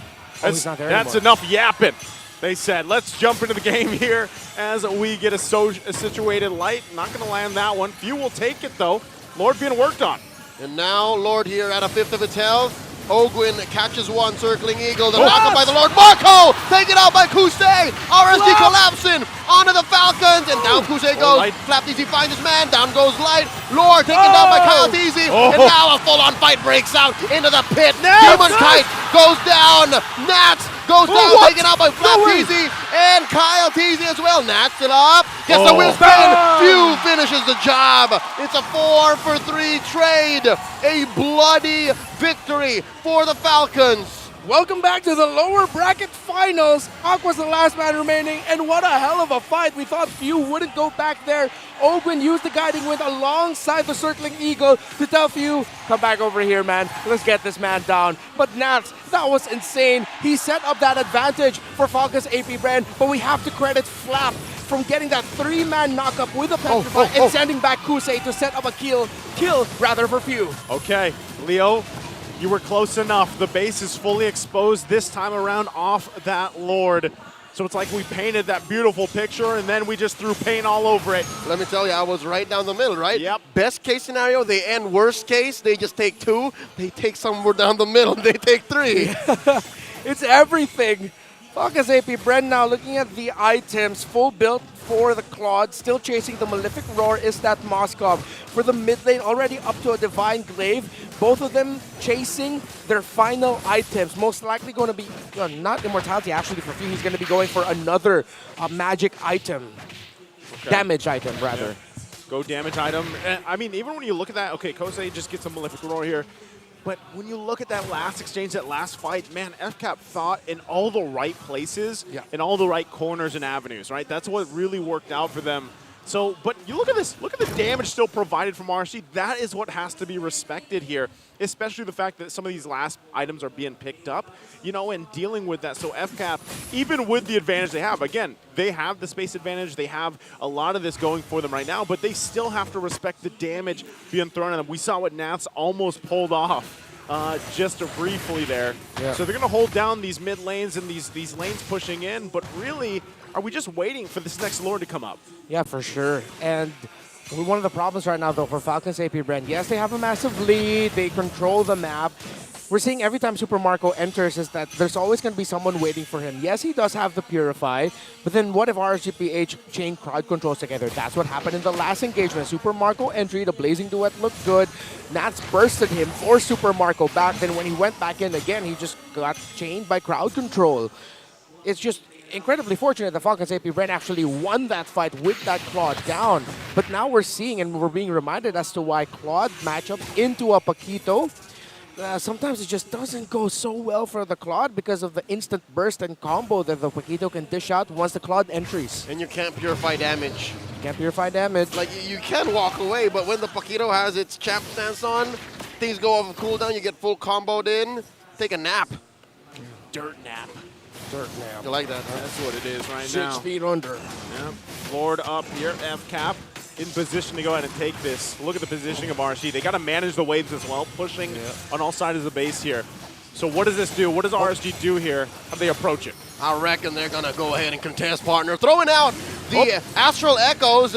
The Spear of Destruction set in. It's going to go off cooldown. Not a good position for Kusei to call it in. Soft reset on the Lord. Yeah. Good call to soft reset it because RSGPH were in a better position actually that if it didn't get reset, they'll push forward and get advantage. Now FCAP's rushing it. Oh, look at Look at Nas going for the flank. Gonna find Kusei here. Pushed out. Very low is Few. Down he goes. Knocked out by Nats. And Nats gets up. Demon Guy with a secure. And forcing out a Blazing Duet on the retreat by Super Marco. Cloud-TZ does take out Nats. Flap taken out by Kusei. And now Flap-TZ and the rest of Falcons APBREN are sent retreating. Sent packing. Demon Kite gets the jump in. Ogren trying to stop him from coming in any further. Demon Kite taken down 2 for 2. They want to fight. Here comes a clap back by Falcons APBREN. Oh, the Star Shadow coming in. Down goes Ogren. Kusei finishes the job. 3 for 2. Kusei with the win chant. Marco pops him. Immortality on both. There's the knock-up. The Earth Shatter wiping out the Falcons. Wings clipped. They have to run back. Light will be able to clear the minion waves. The Lord was gotten by RSGPH. Falcons APBREN got bait into the taking fights. Kusei again could have potentially gotten another MVP-worthy turnaround play, committing the Spear of Destruction onto 2 low members of Falcons APBREN and taking that fight. Not to mention Aqua again firing off, making them be in the chase and then whittling them down and hitting 2 in that exchange. Aqua hasn't died yet, gentlemen. The itemization of Kusei, Athena Shield and Rose Gold Meteor. That's why I was wondering, where are those shields coming from? I know the RGM. I didn't realize he went with an Athena Shield too. Concealed by Light, throwing out the Aqua Echoes. Spots 3. That's a lot of damage. Wow. And now Lord still standing, gonna be crashing on to that low lane inhibitor. Still survives at about half health. Okay, they hold it together. FCAP doing fine. They dealt with the Lord. Now they're gonna lose some of the turrets though, of course. Naz working on that tier 2. They're gonna deal with the last push from the minions here. There is a wave in top lane and in mid. There you go, finally popped in. FCAP's base exposed. What a turnaround by RSG Philippines. And right now, one thing I'm wondering is that if the Astral Echo increases the hitbox for the passive of the Moskov, because any other member behind, and it feels like slightly beside them are actually taking increased damage. It does. Yeah. So this is like a new, somewhat dirtier version than of the Nova tricks. Instead of a square behind you, it turns into like a cone. Somewhat of a cone, yeah. Oh, AoE spears! That's pretty devastating, especially when you pair it up with just the shots, obviously, from Aqua as well. And so now, FCAP finds himself on the back burner. They do hold on to the two base turrets, but looking at how they approach this next Lord in about 15 seconds, you're going to have to be very careful. And I wouldn't be surprised if FCAP actually tries to play with the advantage that the base turrets in RSG are down, and maybe they put pressure on there so they have somewhat of a push. Hold on. There's a Detonus welcome. Easy very low. No one home as the immortalities pop. Easy goes in for the full combo. Few get some damage in, but not before. Kyle goes. Marco in the back line, taking down 3. Shutting down Aqua's first death. Double kill for Bulletproof Marco. And now Nats left alone. Splitting the map. Demon Guide elsewhere as well. Marco with the bullet. And the clapback. Winchan up. And now Ogwin and Marco going hunting. Where are you going? Circling Eagle. Pow! Nats gets knocked out himself. KO. Claude and Matilda. The guiding wind, circling Eagle, bringing Super Marco to the back line, and it now looks endable for FCAP. Mid and bottom have waves in. 3 members of Falcons APBREN coming in. Sweet retribution as we go into game 3. 1-1. What a game and what a series we have in store for us. It's 1-1. That was lit. That was lit, folks. No other way to put it. We are witnessing another night of peak Mobile Legends bang bang. Oh, gentlemen, I know it took us a little longer to get to that second half of game number 2, but man, was it worth it. And the Champions Arena loved it as well. The back and forth, the minor decisions, the macro to the micro decisions between both of these teams is just amazing. 2-3 players shine out for me. Of course, obviously, you have Super Marco and Few being able to wrap around the front line of RSG Philippines with that circling Eagle guiding wind combo with the Claude blazing duet into the back line. But you also have to talk about Few, the Valentina, getting the ultimate of that Edith. We saw that it was actually RSG-PH that initiated that fight, gentlemen. Yeah, they did. And then the counter with the Detonus welcome, it still looked good, but they didn't get to lock down Few, who was free hitting with the Primal Wrath of the Edith as a Valentina. And this is the part wherein I send my flowers to Kyle Teasy. Midway through this matchup, he decided, all right, I'm no longer the initiator. I have to play spoiler to RSG's engagements and protect my cores. My goodness. And not only that, but one other thing I want to point out is the speed of a Matilda and a Claude, man. Yeah. Just dragging Super Marco around to be there for the fight. And it was great what Nats tried to pull off, but it's just not enough to deal with the mobility and damage that was packed by Ogwin and Super Marco. Just, there's so many good things. And that whole exchange in the last couple minutes there that we just witnessed, and of course, you know, we can nerd out as much as we want here on desk, and I'm sure you guys as well watching at home were pretty flabbergasted at some of the stuff that happened. And, you know, we'll hear a little bit in just a bit the breakdown, of course, from our analysts, but man, it was just, I don't know, an amazing game. I can't wait to see what's in store for us, but let's go ahead and now throw it over to our analysts to break down this amazing game number 2. You know what? It wouldn't be a lower bracket finalist if sweep ang makikita natin. And as Falcons APBREN equalizes the series 1-1.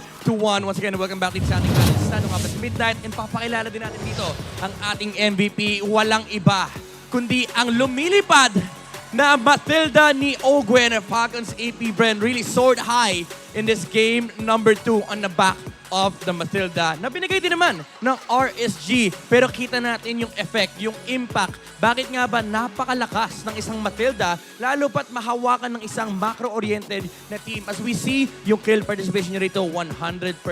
And ito yung essence ng Matilda. It enables this skirmishing capability ng kanyang mga teammates and of course yung save na nangagaling mula doon sa guiding wind. But also with the presence of the Purify, parang mahirap nga naman talaga patayin si Ogwen dito dahil meron siya mga dash, meron siyang shield, especially amplified with the Flask of the Oasis. Parang may isang hero na napakahirap na nga patayin. Tapos sasama pa niya yung teammate niya para masigurado na kahit nandoon yung Raiders para mag-initiate ng team fight ay may exit. May guaranteed way out ang Falcons APBREN sa mga team fights. Pero kita naman natin nung early game para lamang ma-remind kayo lahat ay nagkaroon ng swing dito sa Raiders. Nandoon yung Novaria ni Aqua na finish pick by the way ng RSG. And nagpakita din naman ng damage dito sila Kusei. Pero what is important is in this game is yung positioning for Falcons APBREN. Napakaraming reset on the side of RSG. Pero yung damage and initiation ay nasa kamay naman ng Falcons APBREN. Kaya hindi takot pumasok dito sila Super Marco,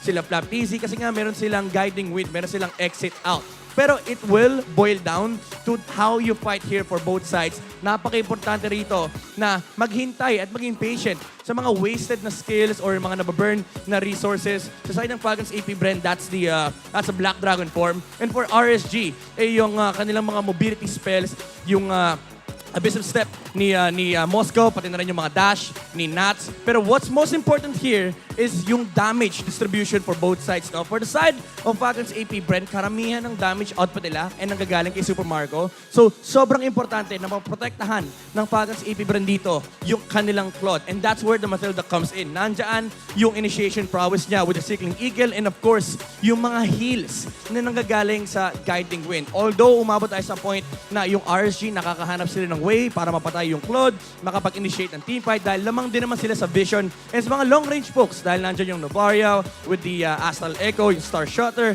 pati na rin yung Spear of Destruction ni Kusei, yung mobility spells din na ginagamit nila para makalabas dito sa side ng Falcons APBREN. Pero when it came to the late game, naging malaking factor na dito yung engage prowess ng Falcons APBREN. Yung mga one-way initiation na kapag nagamit na yung Black Dragon form, magdi-disengage ang RSG and doon na natin nakikita yung advantage na meron kang Claude and meron ka ring Matilda with the BMI plus the Guiding Wind combination. Now, looking at the emblems here and pati na rin ng ating mga resource traits, makikita natin na medyo naging equal yung ating game. It really did came down to how these players utilize yung kanilang mga emblems, yung pati na rin yung mga heroes. And gusto ko lang yung point out dito, yung matchup ng Moscow and Claude.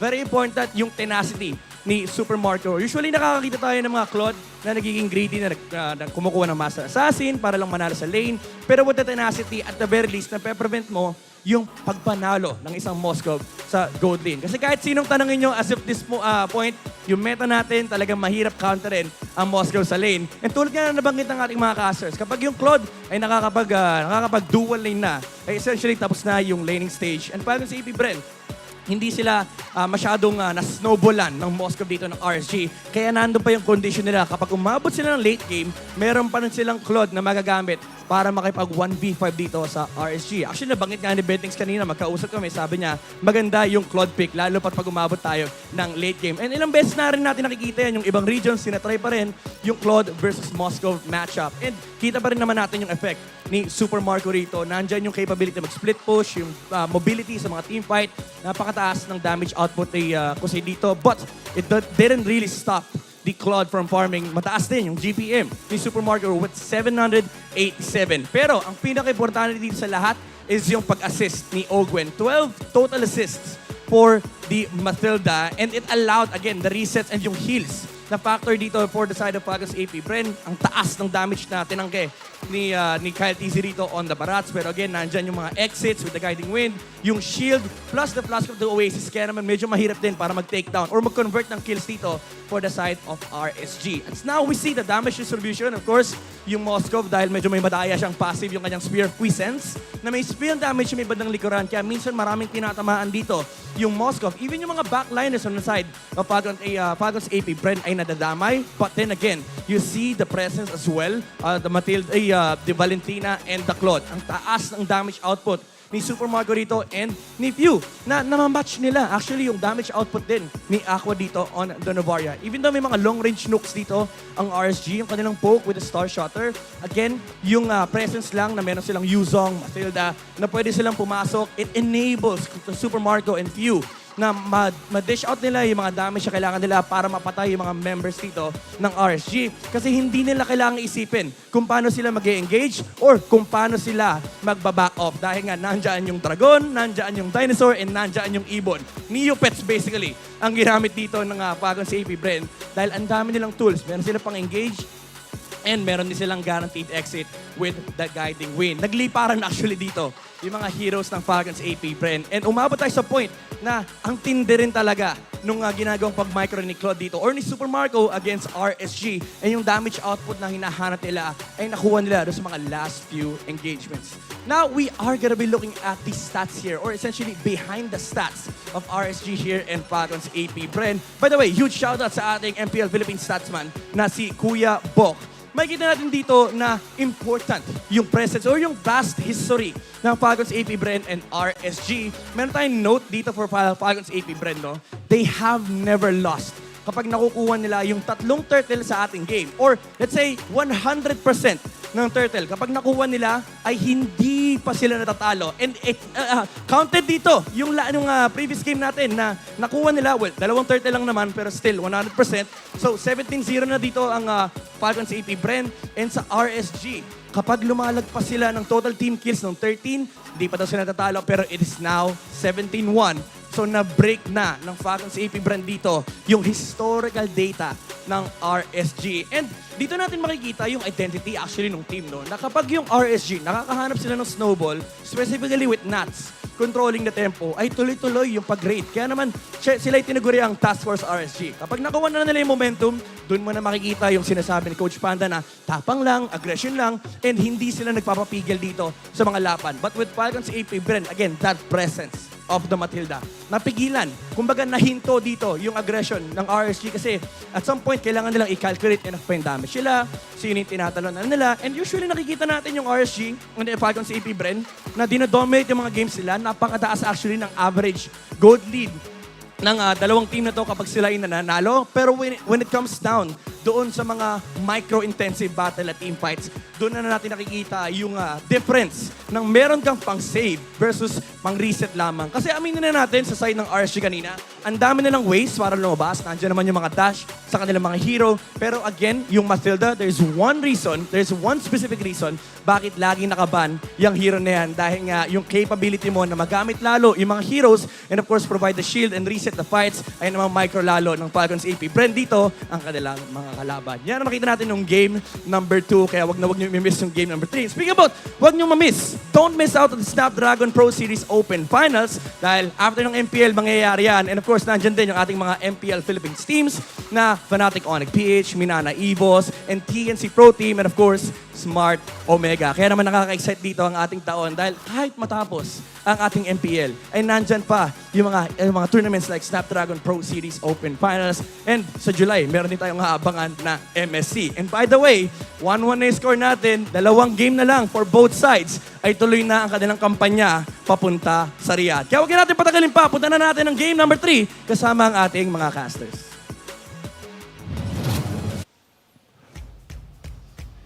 Thank you so much, Midnight. That's a whole lot of numbers that I quite don't understand, but I'm sure there's a ton of smart people out there that really appreciate it. And of course, there's one over here. There's one right there. I didn't understand it. No, I'm kidding. Of course I did. Of course. I love that our stats man, Big Brother Buck. Oh, I'm Shout using out to that. Buck. Our stats man, Big Brother Buck. Yeah. Thanks, Buck.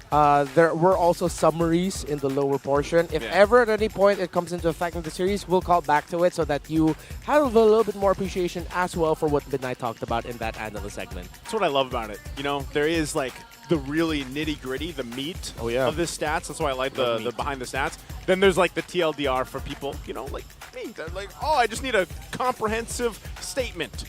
And that makes sense to me. So I love it. But again, also you saw, of course, with Midnight, the whole Snapdragon Pro Series going on. Long tournament. I know you gentlemen here have been involved with that as well. And best of luck out there for all the teams competing in that, of course. And there's just so much competition happening right now. It's just, I feel like once the seasons really got rolling, and I know our playoffs are going right now and the ends tomorrow, then there's a whole bunch more playoffs happening. One might argue that the off-season for MPL is actually busier than an actual season. Yep. Because Yeah. you have the organization ones and even the country tournaments. Yeah, and flights are involved. That's true. And we know what these teams behind us, now that they're 1-1, are battling for. Of course, it's that ticket to see the world because, man, Liquid Echo last night, obviously just locking in that first slot. I got the chance to be a viewer out here in the Champions Arena, and it was a whole different perspective that I feel like I wish everybody could have like that experience, you know? Maybe one day, all the people that watch on stream, maybe one day, technology will be super advanced and we'll be able to watch in like, what is it, 4D, 5D? What's the theater where like they spray water on you? No, that's 8D. That's 8D? Yeah, 8D theaters are the ones with water. Well, maybe one day you guys will be watching in 8, 9D, whatever. But right now, everybody in the Champions Arena, we're looking for the smart game face of the day. So be ready to get ready to be the smart game face winner with your phones in hand. He's going to have to do this. You all know what's up. Just flash the hashtag, the power of smart, on your devices in a green background. Put your game face on to win a redeemable in-game code. This goes out to all of y'all planning to go out here to the Champions Arena in South Mall tomorrow for the Grand Finals, because we're going to do this too. All right. We're hunting for you guys right now. Reptar's stretching his face. He's ready. Redmar's ready to emulate whoever does end up winning, but there's so many people out here with all their phones. This is the whole meta right now, audience meta. Get your phone before out. it's another baby. Like yesterday was a baby that won, right? Oh, that's true. That'd be perfect. Why? Let's see. Okay, that's not a green background. Oh, that one is. we got one. Redmar, are you ready? Congratulations, sir. You can't remember that. Oh. All Oh, right. wow. This gentleman's a little intimidating, might I Yeah. say. He's, oh my goodness. Sir, please. I'm not sure if I'm getting rizzed or if I'm scared. Redmar. Show some teeth. You gotta show some teeth, buddy. Oh, There you sheesh. go. Oh, man. Yeah. Why is this my job? No, he's a caster. Don't worry, he's a caster. He's fine. He's fine. Well, security's straight up. I was gonna say, they're about to approach Redmar and take him off the desk here, but you know what? You can't because he's the season's best talent. Now, For English. for You just have to specify. There will be one Filipino. That's right.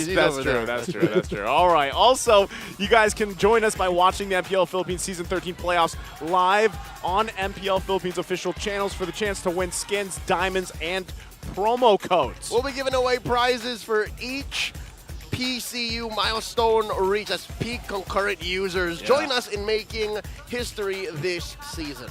Yeah, That's turn on your interesting. devices and play. All of it. Simple as All of it. that. Basically, ladies and gentlemen, we have heard your cries out in the chat all season long. Where code, where code, where code. Here code. Here code. It's happening, right? So, of course, I'm actually curious. I don't know what the milestone for PCU is currently for our playoffs, but I'm also interested in how that works because there's so many, co-streamers, re-streamers I think they all happening. count. Does it all count? I think it all adds up. Man, math and technology is great. Now, also, you guys can join our guessing game. Right now, it's available for all you to join on the TikTok platform.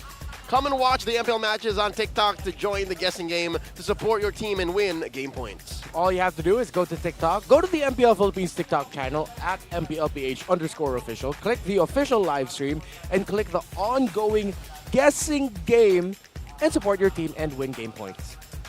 You guys let us know, because I'm still wondering how you use the game points. I've been asking this since day one. Like, how do you... So you win the guessing game, and then what? You get game points. And what pride. do you do with the game points? If there's anyone that has won Let us anything, know. just holler at us social media, because we might try and do that once we're off desk, right? I'll at your boy. Right now, FCAP, though, picks blue side. They're going to lock that in this time. Bro. For game 3. Red side has won all games so far here in the lower that's bracket weird. finals. In this low bracket? No, it was blue side, FCAP won. Oh, no, RSG picked Right? up. Yeah. It's Yeah. red side has won everything. Ooh. Red side. That's All kind of... I don't know what that was, but... I don't know either. I was going to say Freaky Friday, but it's Saturday. Yeah. Strange Saturday.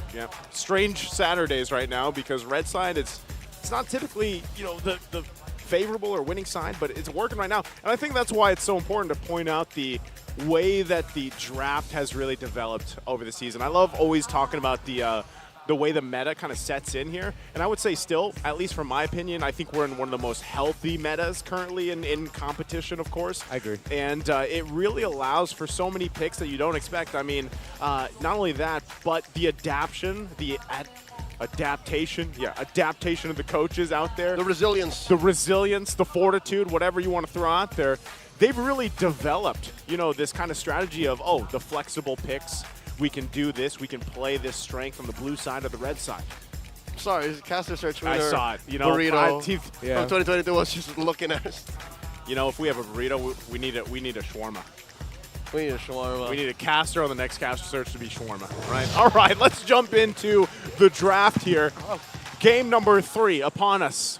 We did get a glimpse at really the back and forth between these both teams, man. It is anybody's game, anybody's series, and we have gone through 2. We could be down, hopefully, to 3 more games. Someone's going match point regardless. Someone's going to match point regardless. So get ready, get on the edge of your seats, get your snacks, because you already know it's going to be good. Now, jumping into the bands, let's take a look here. Okay, Yuzhong, Baksha, Aloyi, they're taking away the strong picks onto the red side. First 2 of RSGPH, while of course RSGPH are just doing, how do you call it, house cleanup? Housekeeping. There we go. Yep. By taking away the power picks on the blue side. There's got to be the Matthew Hilda right now. The Matthew Hilda. Ban the Matthew Hilda or ban the Faramis. Oh. What is going on? Are they going to prioritize it though? Are they going to rush the Matilda for Ogwin? Man, the way that last game was, I feel like that's even value if you worth do it. that. Yeah, it's worth it. It's worth the first pick if you really want to go that way and play around that, build around it. Was Arlo snubbed all game last game? Snubbed all series so far. Oh, wow. There it is. There's the Matt Hilda. Good pick up there. Navaria. Navaria's open yeah, too. Navaria's open. They can just go ahead and steal that. And both teams have been playing with it so well. I wouldn't mind if RSGPH rushed up on Edith at this situation. This early on, can just take it? Yeah, they can go Edith Val, honestly. If they're going to go ahead for more power picks, however, onto the red side of RSGPH, this is when they usually pick up the R-Log. But they go for the Barrets instead. Safe. Yeah, Faramis too. You saw, I don't know if they saw the stat, but they saw the stat that popped up for few, and he's like, Faramis, he's got like what, an 80, I think it was an 80% win rate or something like that, something insane. So, hey, RSG's like, yo, we got that. Oh yeah, that's true. This season he's 5-1 on the, so excuse me, 6-1 on the Faramis. Oh wow, this is still a flex, yeah? I'm leaning towards EXP. Likely. Yeah, likely EXP for Carl T. Excuse me, Flap TZ. Yep, but the fact that they don't know makes it still a power pick. Yeah, you still have to think of it if you're RSGPH. And what's dangerous about the Falcons right now is they learn from what happened in game 1. So they can assume that the worst is coming, and they can expect a Claude here. It's gonna be a Claude right now. You can go Claude. Or don't rush it again because you already see the Moscow on the inside. If not that, they might go for Mokito instead, something that just to burst down the Faraga armor. Yeah. They already have the Barretts already, so they know what their jungler is going to be. If they don't pick up their EXP laner here, they might be leaning towards EXP jungle flex. You see? That Claude, is of course. Big Claude. Okay. I mean, before Falcons banned it out, right? Yeah, might as well lock it in. We saw what Kosei was able to do on that game 1 with it. And so with that, again, I think this is still the strength, though, for Falcons APBREN. Like, you are assuming, all right, X-Borg's going to the XP lane, but it could still be flex, and I think it highly depends, obviously, on how we get through this second phase of the bans as well. It's things like these that allow me to say the meta hasn't been solved yet. Yeah, it hasn't been, and I love it. Yeah. I love that about the current meta here. Oh, okay. Good ban here on the Valentina by RSGPH, because if Falcons APBREN are going to consider picking up the jungle X-Borg, then it's going to be paired up with a Valentina. And when Echo played it, they paired it up with a Lapu Lapu. That does so well up against the lineup right now of RSGPH, that burst, and the Faramis ult getting taken down quicker. Yeah, it's typically when you think about a good way to play into the Faramis, usually people think, oh, the Claude. But then we've seen this happen before. Like you mentioned, Renmar, the Lapu Lapu is a great it solves some of that issue getting through the Netherrealm initially, right? And then you allow that Moskov to come in and shine and use that Spirit Destruction if he really needs to, but then get out having that Matilda on your side. So this is actually a really good answer, not to mention Last Insanity, wherever you decide to throw that. So with this, Last Bands, Novaria is taken out this time. Valentino, what are we thinking for that mid lane pick? For a few, two names popping up in my head right now are the Nana, and surprisingly enough, a hero that he hasn't played yet this season, an Aurora. They ban out the Paquito. I'm leaning towards an EXP export right now. What about the, there is, Edith is still open as well. Edith, you can also get the Riz in there. Yes. So lots of options still for RSGPH. Don't see enough. Benedetta into Moskov, not that great. Laps, I like the Laps too. Oh yeah, RSGPH can take the Lapu-Lapu for themselves as well. I think it's better than the Riz because the Riz is so high committal. Yeah. And FCAP's right now very mobile. I think RGPH will pick up the Roamer now and just play for the EXP matchup later on for EXP lane. What Roamers are left? They're still available. Rock's still open. Okay, that is the voice line of Arlot finally getting locked in here. They're flexing right here. They're flexing the 4. Yeah. Not so sure if that is EXP or Rome. I love it. This is Panda and Dahlia saying, hey, Francis John Robert. This is what I call... This is your move. Yeah, this is the move. This is what I call the draft dance. If we have a Turtle and Lord dance, man, this is the draft dance. The best minds in the country. A shame that we only get like 45 seconds per dance, right? Yeah. Okay, if they're going to go EXP or Jungle X-Board, they can go Edith EXP and then, hell, Angela mid. They're chunky enough to do that, yeah. Yeah. It's just there's very little, little burst. Oh, it's just easy. Okay. All right, so that exposes what the export does then. How did I forget about the Vexana? So many How heroes did she finesse her way into us forgetting her? Because she was banned the previous game, right? That's right. She hasn't been time. picked up yet. All right, That's what got me. All cards on the table now. Okay. What is this Arlo? Is it an XP or a Rome Arlo? Heck, we don't even know because there's still a Barats can also go into the XP. Technically so, yes. But it's not a very Nats hero, can I just say? Yeah. You watch Nats on a Barats, you're going to be like, this is not the Nats entertainment I was looking for. Yeah. Right, this is the wrong channel. Thinking Grok or Edith maybe, and I think it's gonna be an EXP Arlot. Yeah, both are good picks. Yeah. Carmilla? Oh. Going into the match, it's also still up in the air. And the plot thickens. First Carmilla pick of RSGPH. The Romilla. That's why I didn't think about it. Faramilla. Faramilla. That's Baramilla. Baramilla. That's kind of scary. Oh, once again, ladies and gentlemen, watching with us around the world, let us know which team you think came out with the better draft for this game number 3. Again, whoever wins this will find themselves at match point, getting that ticket to see the world and then get to the grand final. Look at the lineup ratings here. Relatively close.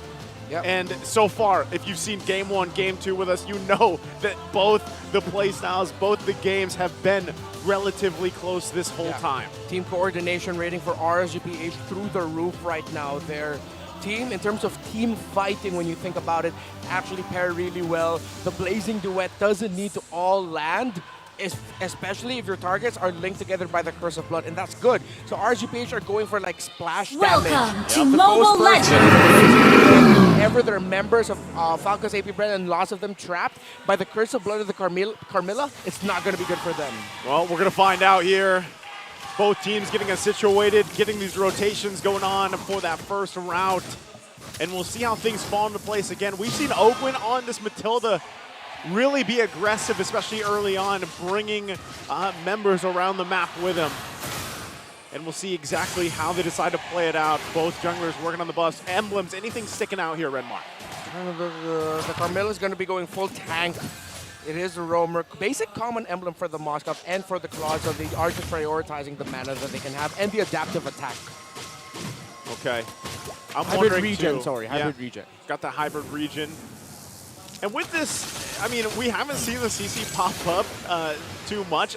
You could say the same even with the Arlot. So both these XP laners, obviously amazing players themselves, but I really want to see how these hero picks change the course of these early fights. I mean, just the fact that you have a CC available with the Vengeance, Brave Smite, able to sustain a lot of this. And even when you look at an Artlot, he almost has the same impact. Gentlemen, can I just point out the fact that Kyle Teasy is starving for EXP? He has nowhere to go. Like, this is the last camp he can actually visit, and he's behind on XP. Demon Kite down bottom, though. Forcing out Vengeance. Flap Teasy gets away. I'm trying to look at the bar. Come on, show me the bar. Demon Kite 4. Oh, it's still relatively close enough. Yeah, still very close. They're fine. They're both fine. Both of them going for an EXP fight. Oh, here we go. That's the Faraga armor pop from Kyle Teasy. And there's a jump in from Nats. That's entertaining. That is what you can expect from FCAP and their members, especially with Ogun on this Matilda. He's always going to be there for them. Eternal Guard being dropped. Now Turtle at about a fifth of his health. Missile Expert can help Demon Kite secure. They collapse onto Ogwin. There's the pull. That goes in. Final slash on First Blood onto Ogwin. Scratching my head as to why Falcons APBREN actually even stayed close to be able to try and contest that turtle. They were trying to get a lucky hit, but no, they just ended up with Ogwin giving a little bit more kill gold for RSG Philippines. And that's off of the back of a TKO. Again, they did not kill Kyle Teasy, but they sent them home. That's good as dead. Yeah, they didn't have their jungler. Just a questionable call for Falcons APBREN. Yeah, not sure exactly why they want to stay there too. I guess the thought was maybe even delay it out, but you could always just give up that first turtle. It wasn't really, at that point worth it, but they're going to have to find the adjustments, of course, now, given those consequences, and things are going well for RSG this early on. Obviously, first item still being worked on here by both teams, but with RSG, they're clearly going to try to play on this momentum, albeit small. Daytona's welcome. Throwing him into the wall. That's 3 collapsing onto Kyle. Poppin' his Viraga armor. Few drops to EG. And the guiding winds. Ogwin to the rescue. Now the clapback. Missile Expert displacing Few, forcing a flicker. That's coming in. Plus the final slash. Circling Eagle. Keeping the back. Fire Sting's not enough to keep him alive. Aqua gets a kill. In comes Super Marco, forcing out another realm. Saving Nats. Keeping him alive. The Wild Vamp is enough, but not underneath the turret. Tier 2. Marco secures 1. Ogwin coming in, looking for a kill on Aqua. Marco going hunting. Finds 1. 2K for Bulletproof Marco. Super Marco, his Spirit of Destruction going in there changed the game, but you saw the hesitation from him from taking a full-on fight. The effect of the damage immunity dished out after the Nether Realm is ended early on meant that he had to think, am I going to continue or am I going to not, and just back off. But Super Marco said, I will continue. Good call as well for Ogwin to fly in closer with the Matilda to eventually take down Aqua. Man, again, when you just think RSG has that completely under control, Falcons APBREN answers back and they go again. There's Curse of Blood coming in. That's enough to take down 2. Ogwin and Few are out. Light very low. Missing the Spear of Destruction. Aqua bites the dust. Kyle Teasy gets taken down by Nats. He's on fire. DK secures the turtle. Flap Teasy falls as well. The Raiders get what they want and more. Unfortunate for Falcons APBREN that the Spear of Destruction of Super Marco did not land. If it did, he would have been in prime position to get a kill while also flank the members of RSGPH in a comfortable angle alongside Kyle Teasy's X-Borg, who was in a good angle to peel for him just a little bit. Oh man, again, all on to that Spear of Destruction. And the fact that it didn't land changed the course of that fight, like you mentioned. So Ogwin picks up the Flask of the Waste. It's going to help with some of those shields. They will lose these tier 1s, though, now for FCAP. RSG with the space advantage to work around, and some big items being picked up here defensively as well. Yeah, and you see RSG Philippines are playing fast because they know if Falcons APBREN's lineup was able to play a free game for Super Marco to farm Few as well, it would not be good for their engages with the knockups that Falcons APBREN have in their book. But RSGPH, with the pace that they're playing at, it does not look good for Falcons APBREN, but Ogwin taking flight. Looking for a circling Falcon, no one home. The flicker by Light and the Curse of Blood. They're popping Fuse. That's a blazing duet in the back line from Kusei. Taking down Few, and another realm activated to keep him safe on the retreat. They take out that purple buff and say thank you very much. We'll revisit one of the stats after this because it looks like they're scrapping it mid. Nats with the final slash there. But RSG Philippines, they never lost a game when total team kills for them is 13 and up. They're now at 8. RSG Philippines 17-0 when they have more than 13 kills. They like And violence. They love violence, and we're 5 away from that. That's what I like to call behind the stats. Magic number 13. Thank you, Big Brother Bach. Thank you, Big Brother Bach. And right now, RSG clearly in the lead, driving this game number 3 here. And they want to fight here once again. They want to feel this turtle dance out.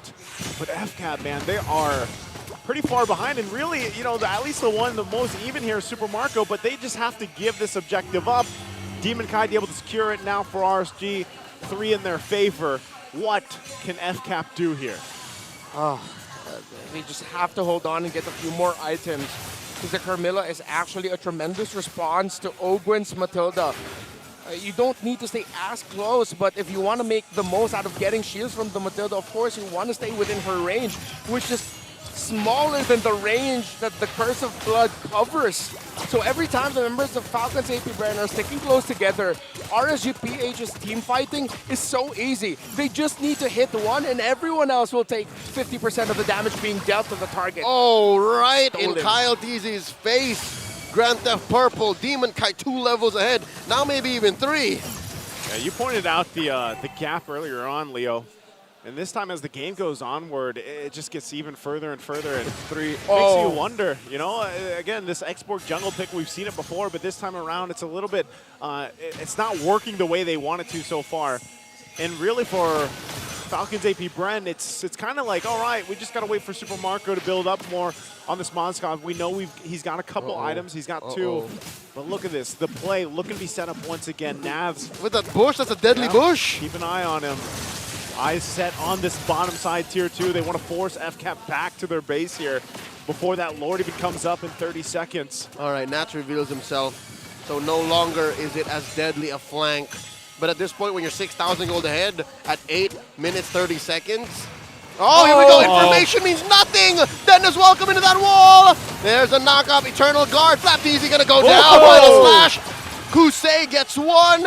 And just like that, FCAP are a man down. They can't take this fight. So this has been the trend for RSG Philippines all throughout the series so far. It's that after all of the initial set up by the other members, Nats will come in with a late ultimate. Earlier, it would be a late Black Dragon form, get down, and then late Petrify as a Yuzong. Now, it's a late final slash just to help kill and to chase down any other members of Falcons APBREN if it's going to be within range. Man, with that, Spirit Destruction. No one Not home. gonna find anything. Lord secured though. Now for RSG, very cleanly. And FCAP knows we just gotta wait. We have to defend. There's not too much they can do. I mean, in every single lane between the XP mid and everything else, they are down. They have to continue to buy time here and build up because just, I mean, even looking at the breakdown here, like I mentioned, at least for Super Marco, he's at least trying to maintain at an even pace with Kosei. But when it comes to the team fights and they break down, that's the glaring idea of, oh, we're this much behind. Yeah, and a lot of it comes from the 776 gold that Kusei was able to get from turret shielding. Super Marco has 0. Well, it's a tough one. They're going to go ahead and lose this tier 2. Oh, the knockback. The pressure. With the pull. DK coming in. Spitting. Kyle TZ straight to that wall. Popping his immortality. Popping his shields. I don't think Kyle's going to survive this. Kusei takes him down. Taking down a tier 2 as well with the Lord up top. Oh, man. And now still going to clear the Lord. They're still going to have to fight it out, though. Shield's going to be popped here for now. Lord cleared. But, man, Kyle TZ, I feel like all he did was the armor went down, immortality went down, he went back up, couldn't move. Yeah. Best case scenario, he bought time. Best case scenario, he allowed for Falcons to do this defense. Ogun will certainly need to knock them up. Yes! Final slash on the Flap DZ, popping that vengeance. In comes Kusei. BMI out after a deadly blazing duet, even deep inside FCAP's territory. Great use of the curtain call by Flap TZ. It actually stopped a cleaner engage by RSG-PH, and they also ran out of minions. So what could have been a big surprising win by RSG-PH, good minion wave clearing and management by Falcons APBREN, meant that RSG got nothing from that. Okay, so we have to kind of think about this. 8,000 gold ahead for RSG. You're taking a look at the items here. They're falling into place, obviously, for RSG with a massive lead right now to work with. FCAP, what are we thinking? How much time do they actually need? And is it just can they survive the multiple synergies of CC and setup from RSG? And is it just a time thing here for FCAP? Oh, definitely a time thing. As we look at the real-time head-to-head between the damage dealt of the two EXP laners, we're seeing RSG, Nats, again, all the multiple options that they have for setup are keeping Falcons APBREN guessing. So for a long time, they're just gonna have to be playing around their base, trying to capitalize on the mistakes of RSGPH, because all of their initiators would want close entry. And we know RSGPH love to dive, but they also have a penchant of slipping with those engagements. Here's a conceal by RSG. And they're going to find it in the back. Super Marco first up, my just goodness. dodging the circle of the curse of blood. Down goes View. Flapsy might be next. The last Insanity. Popping the extra health on the Nether Realm. And they're happy with that engage. A pickoff down 1. View just cannot play this game. He has had a tough time on this Vexana, and that was a great initiation from Light. I'm surprised only Few went down, but that's going to result in the Lord secured here for RSG. At some point, View just accepted the fact, man. Didn't even get a chance to get the flicker in. Now wait, Kyle might be in trouble. Oh, he's just going to lose his purple. This is bad. This is full death ball onward from RSG as they get set up for a raid into the base of FCAP here. Can they hold it together? Falcons APBREN, have they bought enough time? I would say no. They could possibly lose this game here on this push. RSG nearly 10,000 ahead. Lord in the mid. Oh, Aqua looking for the pull. Massive! Through the wall. Detna's welcome into there. Pop in the Faraga armor. Another round by Aqua. Oh, no. That's a few stuns. And there's damage from Falcons APBREN. The respect by the Raiders. They'll take their time, take down this inhibitor down bottom. Happy with what they got. They're looking to punish Light. Flapteasy and Ogwin. Greedy. Onto this Carmilla. Kusei with a clapback.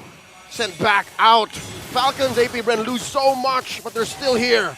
Still here is because of their great high ground defense. With the Moskov and the Vexana together, the multiple ways an export can engage. What's that word? Increase the length of a team fight for themselves. Drag it out. Drag it out. There Drag we out go. the fight. Drag out the fight. Elongate it. Elongate. Thank you so much. Elongate. Because of the multiple ways he can survive. Barely correct. Lengthen. Thank you. Lengthen, yeah. That's something you're very familiar with. Falcons APBREN. Whoa, whoa. Need to be careful with their positioning. All right, the fact that Ogwin can do that shows that they're not out just yet. Yep. Sure, you're looking at a 10K gold lead, but Falcons APBREN know the limits of their heroes. I'd like to think they do, because RSG haven't really forced anything just yet. Everything have been safe, and they're not forcing themselves to go to that 13, that magic number 13. Oh, this is Still 11. Yeah. I mean, even at this point, it's great that Falcons APBREN was able to hold it together and stick in this game. That's a Malefic Roar also just being picked up. So, but really, when you're looking at it, it's like, man, Few at this point, all he can do is drop the Eternal Guard. Yep. That's basically it. That's the impact he has. Even with the item build, he's got a Divine Glaive. He's working on his next item here. He's got that, he's got a little bit of dot damage as well. But man, it is tough for Few right now, because when you compare it what's across from them, even with Aqua, the Nether Realm alone is enough to have an impact. Oh, Flap does not know what's in that bush. The fact that it was just Kusei, man. We're seeing one of the struggles here really for a lineup that has an X-board jungle. You need another component in the team, another hero that can dish out instant gratification, instant burst damage. We know how much CC hurts, yes, but she doesn't burst. It's sort of like it takes time until you feel the max damage of a CC. The only real burst from FCAP is the Vexana. The Vexana, who is behind in items, who has struggled all game long. Massively behind right now. So what we're going to probably most likely witness here is RSG just getting themselves another objective, as they have the whole game. Oh, Ogwin. Oh, sidestep. The dodge. Circling Eagle out, so that's a big ult that Falcons APBREN have to wait for. That's a reset on the Lord. The dance continues. They hold it together. Soft reset. Oh, conceal. And they're looking for the jump. Oh, no one home. That's the ult from Flap. Lord here at a third of its health. Nats coming in. No one home for the final slash. Eternal Guard coming up as the immortality is popped. NetherRealm, extra life for the Raiders. Massive. As Falcons APBREN continue pushing the advantage, inching forward. Lord once again at fourth of its health, a fifth of its health. They might just. They're not letting go. There's the knock up. The Circling Eagle once more off of cooldown. Onto Light. There's the missiles. Demon Kite letting go. Lord gonna get reset here. Talk about a dance thing, but they're still holding it. No! Super Marco coming in. Demon Kite secures the Lord. RSG finessing their way into an objective secure. They're fighting. That's a fade away blazing duet. Demon Kite gets his immortality popped out. Kusei still up. Down he goes. Super Marco gets one. Another for Falcons. Look at the base. The base. This is perilous. This is dangerous. Oh keep no, him there. Kyle Teasy gets popped in. This is not going to be enough. In comes Few. Can they do it? FCAP live. FCAP lives. What a play from Few. They still have to deal with the Lord though. But FCAP holds on. That's negative gains for RSG on this Lord. Saved by Few. And RSG Philippines still cannot get the kills. Oh, Spear of Destruction! Super Marco from the back, popping the extra life on the NetherRealm. Ogwin takes a face full, a blazing duet. They can push mid. Oh, they got to settle in here. They can't let this go any further. This is FCAP's second turret all game long, crawling their way into a fighting chance. I take it back. Actually, no, it's still partly true. I was like, Few, all he can do is drop an Eternal Guard, and that's what he did to save the game. Save the game there in the end, but at the beginning of that long sequence, the entry of Nats was stopped by Few. Great timing with a deathly grasp, bringing out the Terrified just in time, helping burst Nats down, so he had to flicker away.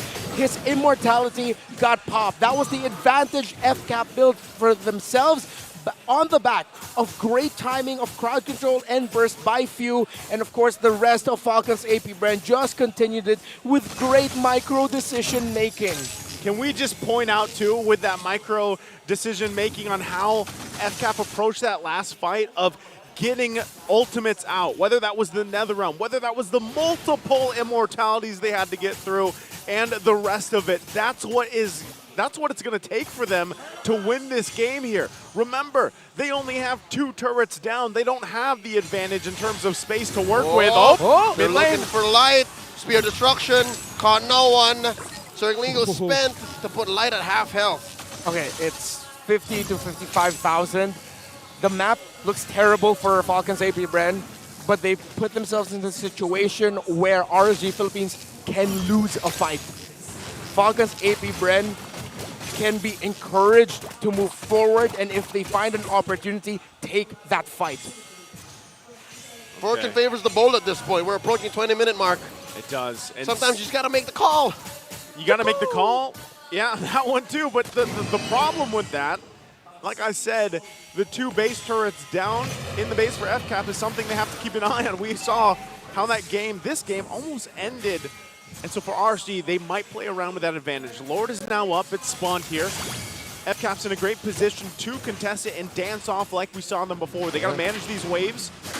Oh, hold on. Final slash on the Flap Teasy. Flap Teasy taking a face full of damage. And the circle of the Curse of Blood has been missing its mark recently. The dance begins. Light still has the Curse of Blood for him. A lot of ultimates across the board. Nat's still waiting. No immortality. Aqua looking for a pull. No one home in the river bush. They do get control of that. Ogwin now has a Circling Eagle. Lord gets a soft reset here. All right, they reset it. Hold on. Circling Eagle going to be used. They're just checking it out, feeling it out, pushing them back a little bit further. Eternal Guard used as well. That was a blind check, and now here comes the cavalry. Nay, the Raiders. RSG find the damage. Into the back line, they pop Nats' immortality. NetherRealm spent in already. Aqua and the rest of RSG say, let's retreat, because FCAP have finally put their foot down and said, I am not throwing away my shot. Wow, Falcons APBREN how they were able to drag that out. Super Marco finding the right angle in the back to force RSG Philippines back. RSG-PH used the early use of their Eternal Guard as a sign. Here comes the Circling Eagle. Lord, They're here fighting. at a tenth of its health. A knock-up from the Circling Eagle. And the damage. Kusei gets shut down by Kyle. And now Marco stuns Nats into that wall. 2 free kills for the Falcons. They're going hunting as Demon Kai's immortality gets popped. Flap Easy throwing yo-yos. As Marco takes him down. 3 for none. Falcons, APBREN own the map. They're gonna turn it blue. Don't underestimate the heart of a world champion. Falcons, APBREN. They've been waiting and hunting for Kusei for so long. Their sign isn't, did they use this? Are they low? Are they gone with immortality? No, it's where the hell is Kusei and how much health does he have? The moment they saw that Claude, Easy popped that last insanity, and Falcons APBREN went forward just like how they're doing now. Aqua in trouble. He has another round, but no members to use it on. Bottom lane penetrated. Mid up next on the docket. Super Marco feeling it in a state of flow. Falcons APBREN gonna equalize and gain control of the map. He's bulletproof this game. No deaths for Super Marco, and RSG still hasn't reached 13 kills, that magic number for them. They need the magic number right now. They're going to need the magic to deal with the push in. Lord now on the bottom side. Super Marco wants to stay bulletproof a little bit longer. Picks up that wind of nature. I set on this top side as well. They're going to get that down. RSG on the defense. Can they keep it together? This is an evolved Lord. Extra damage onto the members of RSG. Ogwin moving through. Another arm already spent in. Check the base. Check the base. Sentinels welcome into one. Down goes DK. Falcons, APBREN at match point. And the Champions Arena erupts once again as it is now match point for Falcons APBREN. And the Raiders can just sit and they have to recalibrate. For if they fall in the next, it will be their end. Oh man, I just feel like every single game so far has been just peak. Like we are, we're peaking so hard that now I know the sound effect of the yo-yos. Reptar, you did amazing, man. No, I'm not. No, I didn't know that that's the sound. Screw that. I'm not taking credit for that. That was all you, bro. That was your sound effect. I'm not taking credit for that. That was you. That was you. No, that was him. That was him. That was perfect, Renmar. Right. Let me just say, Few and Kyle crawled so that Marco could fly. Yeah. Oh man. And remember, Super Marco at the early part of the game was the one maintaining that lead, maintaining things from getting too far out of hand. And even when they did, holy moly, like Marco didn't go down and the rest of the team really rallied behind him. That is game number 22 for Super Marco, where Falcons APBREN won, and he didn't die. Again, bulletproof Marco and the rest of the gang. Let's hear how this is broken down by Midnight. Take it away, man. Alam kong maraming kinabahan, maraming puso ang tumigil. Pero ang puso ng kampiyon from the side of Falcons APBREN ay hindi magpapatigil. Welcome back dito sa ating analyst stand. Mga pala sabihin natin, sama ko dito si kay... Benting, sorry. Masyado kasing pogi eh. Pero pogi din ang ating MVP na walang iba kundi ang legendary na si Super Marco. Napakalupit ng pinamalas na play sa atin dito ng Moscow ng Falcons APBREN. Bentings, matanong kita, ano ba sa tingin mo yung halaga or impact ni Super Marco dito on the Moscow? Tumatama yung ulti niya eh. Tumatama yung ulti niya. Pero yun kasi yung hindi sure kung tatama o hindi, pero tumatama eh. Ibig sabihin, sobrang kabisado niya yung Moscow. Ilang beses na natin nakita yan ngayong playoffs na kapag tumama yung Spear of Destruction, wasak talaga. And umabot tayo sa point ng game na yung Spear of Destruction na kapag tumama nga, specifically doon sa mga frontliners ng RSG, ay na-force out yung Netherrealm. But let's be honest, may dalawang phase itong game na to. RSG, yung leading kanina. And gusto ko muna pag-usapan yung ginawa dito ng RSG. Ano sa tingin mo yung mga naging crucial factors dito? Bakit ang laki ng hawak ng mga Raiders? Siguro umpisa natin sa hero, no? Pinili ng brand na mag-scaling. Makikita mo, andyan si Moskov, si Chichi, tsaka si Xborg. Sobrang DPS sila. Tapos, kailangan nila ng 3 to 4 items bago pumalag. Kaya mapapansin nyo, nung mga last lord na nahihirapan na talaga yung RSG. Tapos ginagawa nila, pinopoke lang nila yung ulti ng Paramis. Tapos, ulti ng Carmilla. Tapos after nun, disengage. Sabay, papalag na yung APBREN.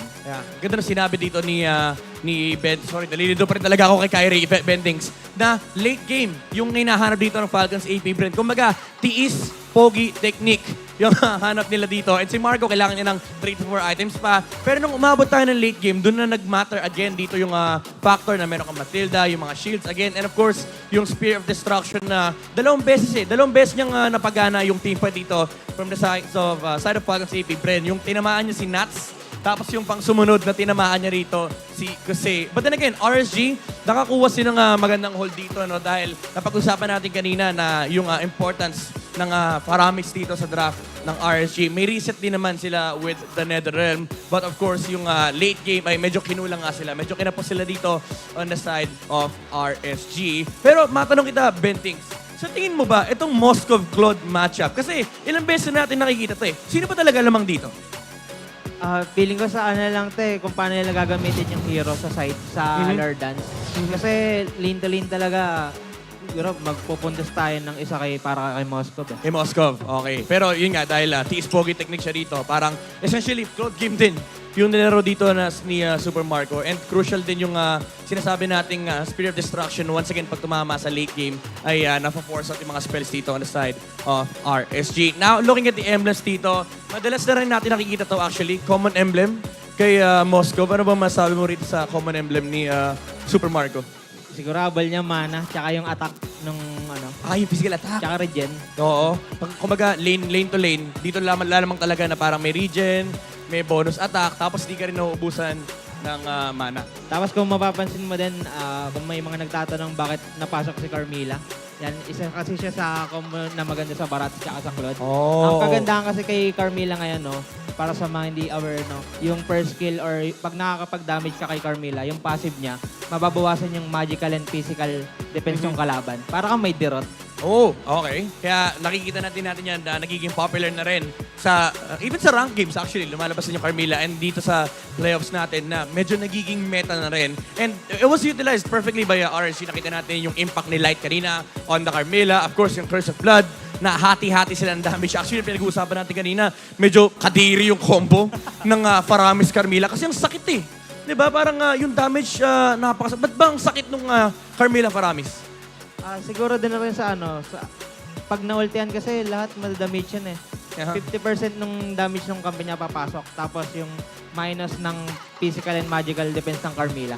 Kumbaga patong-patong na reduction, tapos may damage distribution. And alongside yung Paramis, kapag natali ni Carmilla, tapos may Blazing Duet pang kailangan intindihin. Kaya natin nakita yung advantage ng RSG sa early game. But then again, pagdating ng late game, dito na naging crucial yung sinasabi mo na late game factor na meron sila Moskov, may Matilda, may Xborg, even nga yung CC ni Flap TZ na nakita din natin kanina nahirapan.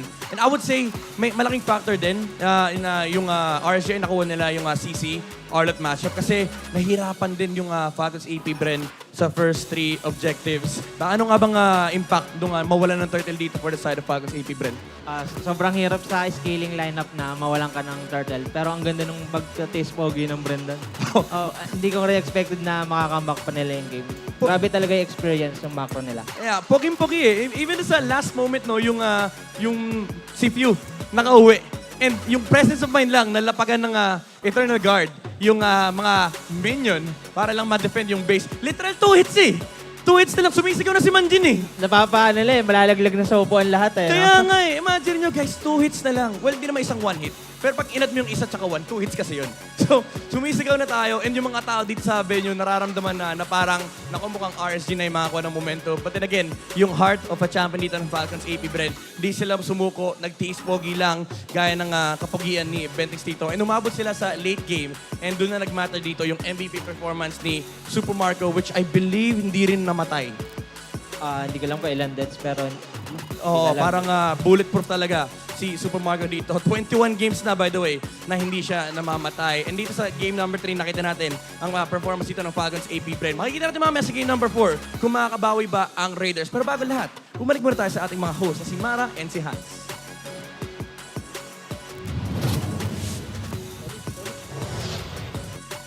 Welcome sa MSC Roller featured different teams from all over the world who have qualified for the upcoming MSC happening in Riyadh, Saudi Arabia. The last time we went to Cambodia, we had a visit from MP the King, Sol, and Aiki from See You Soon and the Roar Legends respectively. But now, we go to Brazil to acknowledge the kings of Latin America. It's RQ Akira.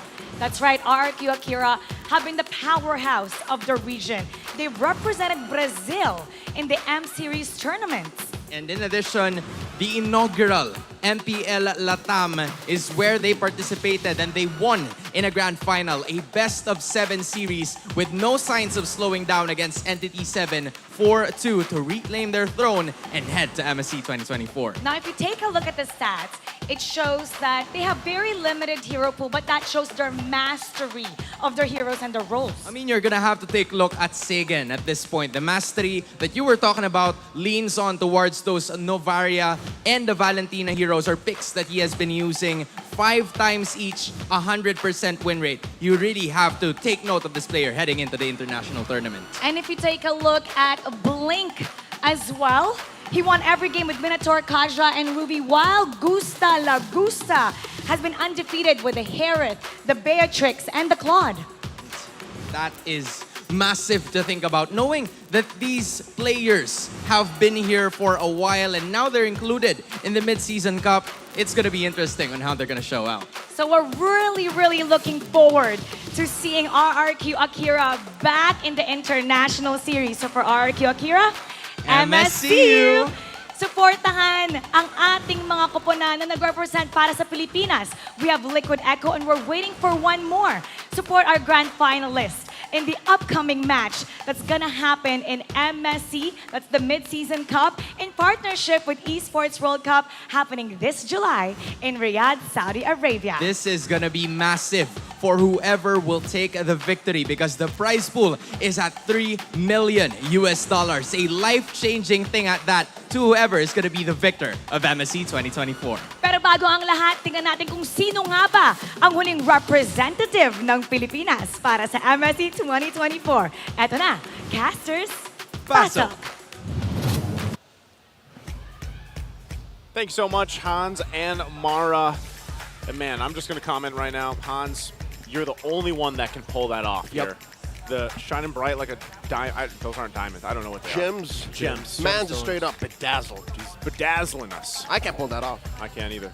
I can. I think I know I can. Well, with that being said, MSC, like they talked about, it's going to approach us very quickly, I feel like. And if you guys have been waiting for, the other playoffs to start, of course, for the other MPL leagues, I'm sure that there's a lot of excitement in the air for it because I think I wouldn't say just for us here in the Philippines, for MPL Philippines, but I think even in the other regions, there's a lot of competitiveness going on where, like, before in previous seasons, like, hey, I know these guys are going to make it, but now it's kind of up in the air. Even with this match ahead of us, I'm not sure who's going to go forward between this, but also, guys, we want to invite all of you once again watching on TikTok with us that we have a goodie bag lottery going on, and you could be one of our lucky winners. Just follow these simple instructions. Open your TikTok. Go ahead and navigate over to the MPL Philippines TikTok channel at MPL-PH_official. Make sure you click follow and click the official live stream. Then click the top left corner to join the goodie bag lottery. Again, good luck to everybody. We could be at the possibility of the series ending and finding out our next representative. Or hopefully, what I'm hoping for, and maybe you guys as well, is, of course, a game number 5. So we're going to have to see if RSG can... And I can't even say it. Like, even as you look at the Game 3 draft, the recap here, they had a hell of a game. Remember that. They were pulling things off left and right, but you cannot deny the champion mindset from Falcons APBREN here. Yeah, I'm not even saying that one team is out-drafting the other. Except in game number 1, it really did feel like an out-draft win for RGPH with that surprise alpha last pick. Very weird for APBREN too. Yeah, the past 2 games really has just been... Both of y'all's drafts looked good. It's just who's playing better. Yeah, I know it sounds like a cop-out, but really, it's true. If you're just jumping in now, you gotta like look back real quick about what happened in games 1, 2, and the first 3 games, and you're gonna see, oh yeah, it's really just about who played better.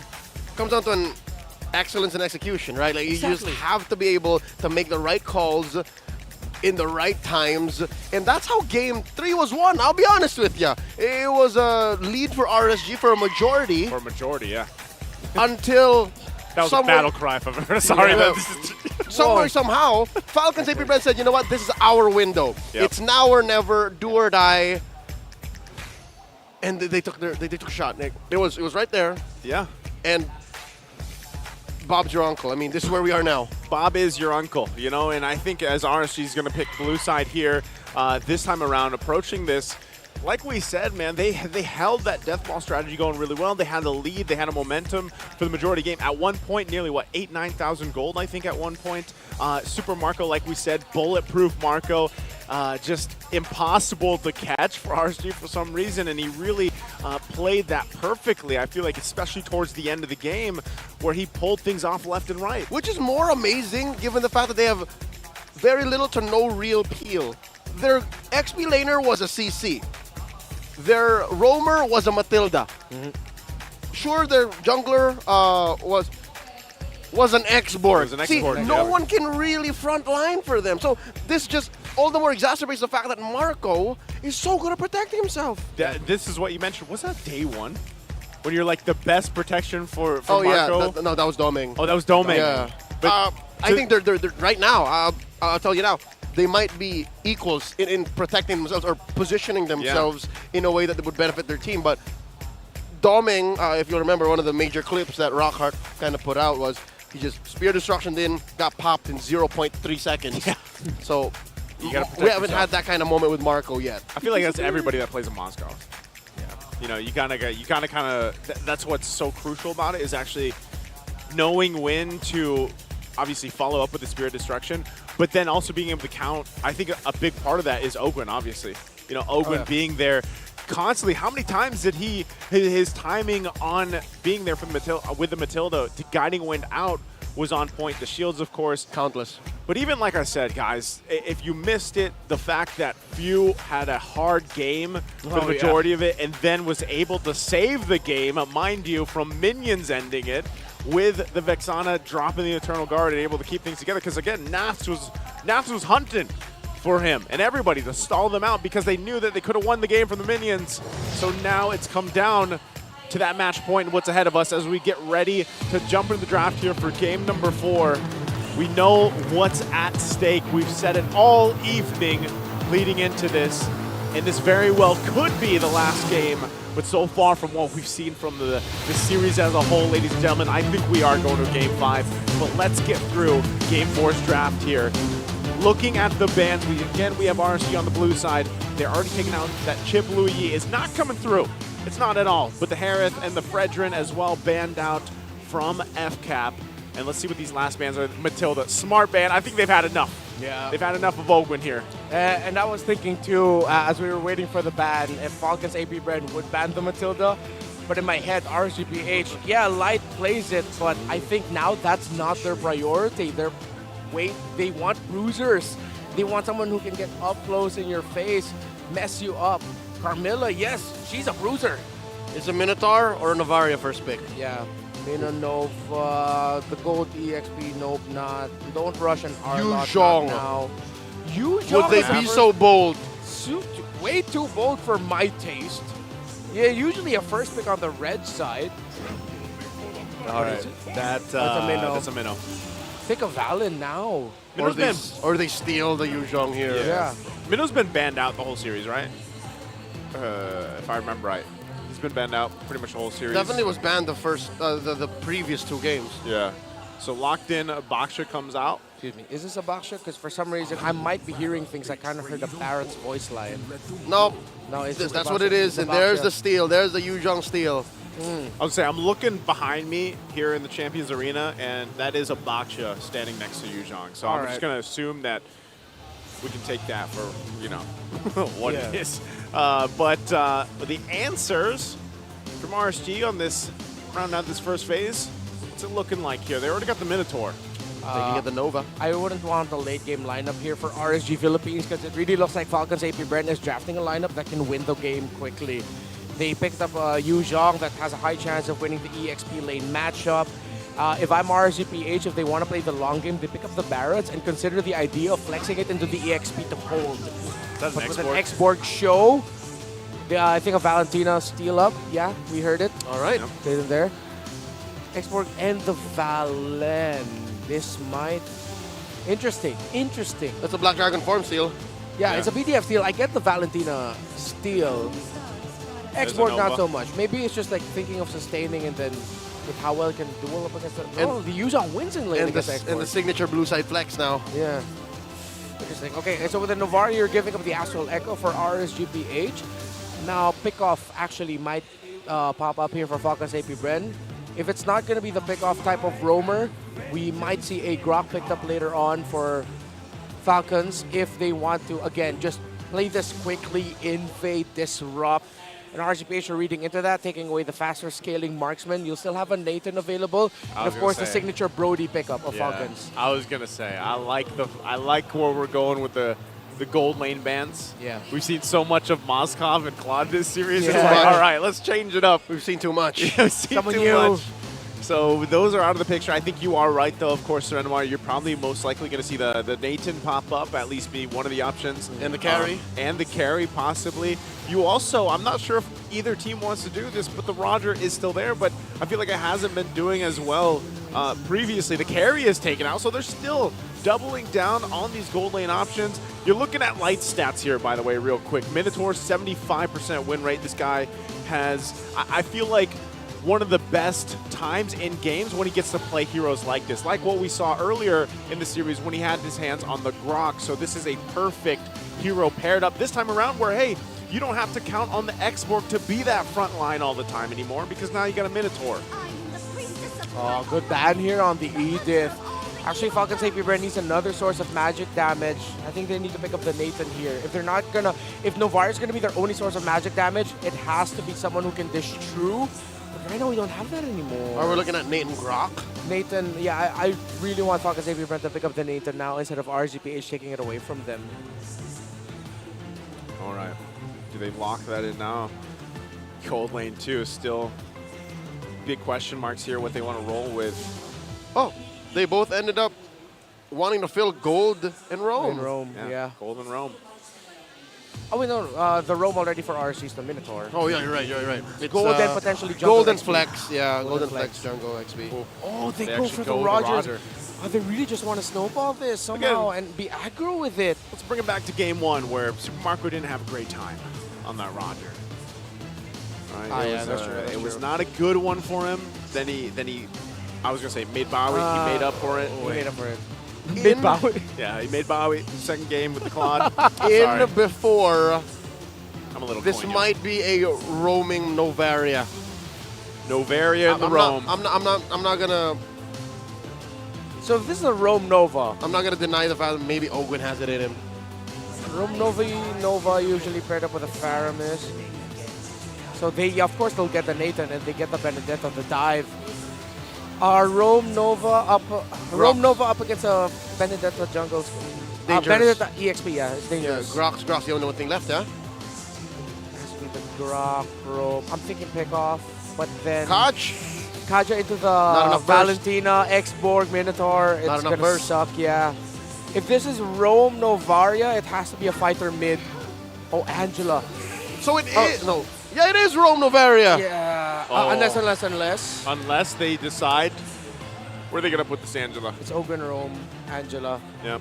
The only time played this season, it was a loss for Falcons APBREN. No, I'm not feeling this. You don't like this from FCAP, Leo? I just don't like Angela Rome in general in the current metagame. I feel like that's been a topic of discussion, right? Like lately, especially when it's parked there. But we don't know 100% is exactly how this is going to be executed by them. Take a quick look at the lineup ratings here for both teams. Relatively close, of course, but man, like I said, I've been saying this all night as we've looked at the lineup ratings. You never know with these two teams. Yeah. You never know. It's early to mid-game for Falcons APBREN versus If you don't stop it, late game goes to RSGPH. Yeah, and the fact that we're throwing back to game 1, where Falcons APBREN are going a little spicy. They're trying something new again. Well, and there's no real appeal. Welcome they made to it Mobile working. Legends. Let's find out. Trust the process. The trust the process is what they're going to need. FCAP at match point here. Looking to book their ticket to see the world and move on to the grand finals. RSG, can they do what they've done with the death ball strategy? Can they maintain momentum and get themselves to a game 5 here? See how it all unfolds. We'll take a look real quick too at the emblems. Anything sticking out before we head to the game? Trying to look at it. Magic, both pure assassin straight up with their Roger.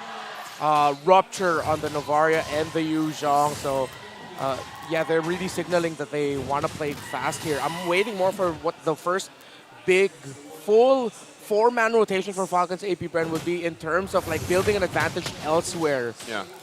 You know what? Part of this too reminds me of when Ogren was playing the Rafaela.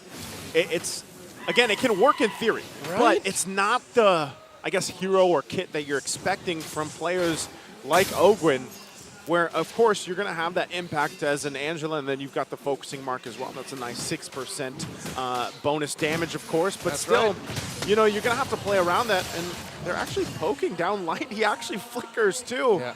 So hey, they get that little win right now. Angela and Roger together in lane. Actually, it's quite annoying for the roamer. Interesting. Because it's like you're getting slowed, puppet on a string, and then the Roger's just there like shooting you. You're also getting slowed from his first skill in human form. Then if you're not careful, Lycan pounced. I like it. I like what they're thinking here for Falcons APBREN. But again, this lineup very risky. Let's see how it's going to go for the first turtle. Right now, they're getting pushed back. Waiting for those level 4s here. Kaltizi going to run into Demon Kite. Both junglers meeting up here. And now that the turtle's up, you'll see them rotate up. Of course, Ogwen doesn't have the level 4 just yet, so not going to be able to provide the Heart Guard. They might buy a little more time, so he does have that. The same thing can be said for Light. Does not have the Minoan Fury. So this is a crucial thing for both teams. The Roamers, Aqua's holding on to the Dragon form. So it's going to come down to really how they space out these ultimates. Light's now on level 4. Same thing with Ogwen. Echo's going to be dropped. Kaltizi runs in. There's a Black Dragon form. 2 of them right here. It's Double Dragon. Whoa. Turtle still up. Secured by Demon Kite. Down goes Kaltizi. The knock up, the kill on the Light. Ground beef, anybody? As the rest of RSG and FCAP walk away. Okay, good win there for RSGPH. Good use of the Black Dragon form by Aqua as well to keep the other members of Falcons APBREN at bay. But the Angela plus Yu Zhong on the side of Falcons APB is where I'll have my eyes set.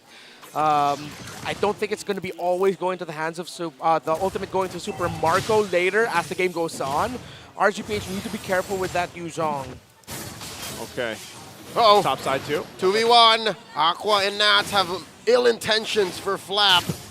Goes ahead and spell vamps from the wave. Flap's fine. I would say, like, throughout the series so far, at this point, even though the first turtle's down, this is the most even, right? Usually we've seen like 3 kills or 2 kills going here and there. But right now, I feel like maybe there's even some tension between the two teams, obviously knowing on what's at stake. RSG kind of taking a little more caution to deal with FCAP, especially. I'm thinking about their power spikes here, the timings for RSG. When is that going to happen? When is the best time for them to really power up and have that power spike run by? Well, when Kusei already has his second item, usually Nathan should want to go for the Feather of Heaven and then into the Corrosion Scythe. If it's not that, the Genius Wand. But really, first 2 items, that's going to be the signal for RSGPH to fight. If it's close. If it's not, and your Nathan only has 2 items, that's not right. Yeah. You can see, too, that Aqua, I believe, rushed that Necklace of Durance. He does have that already available. To kind of help with dealing some of these shields, obviously, from Ogwen.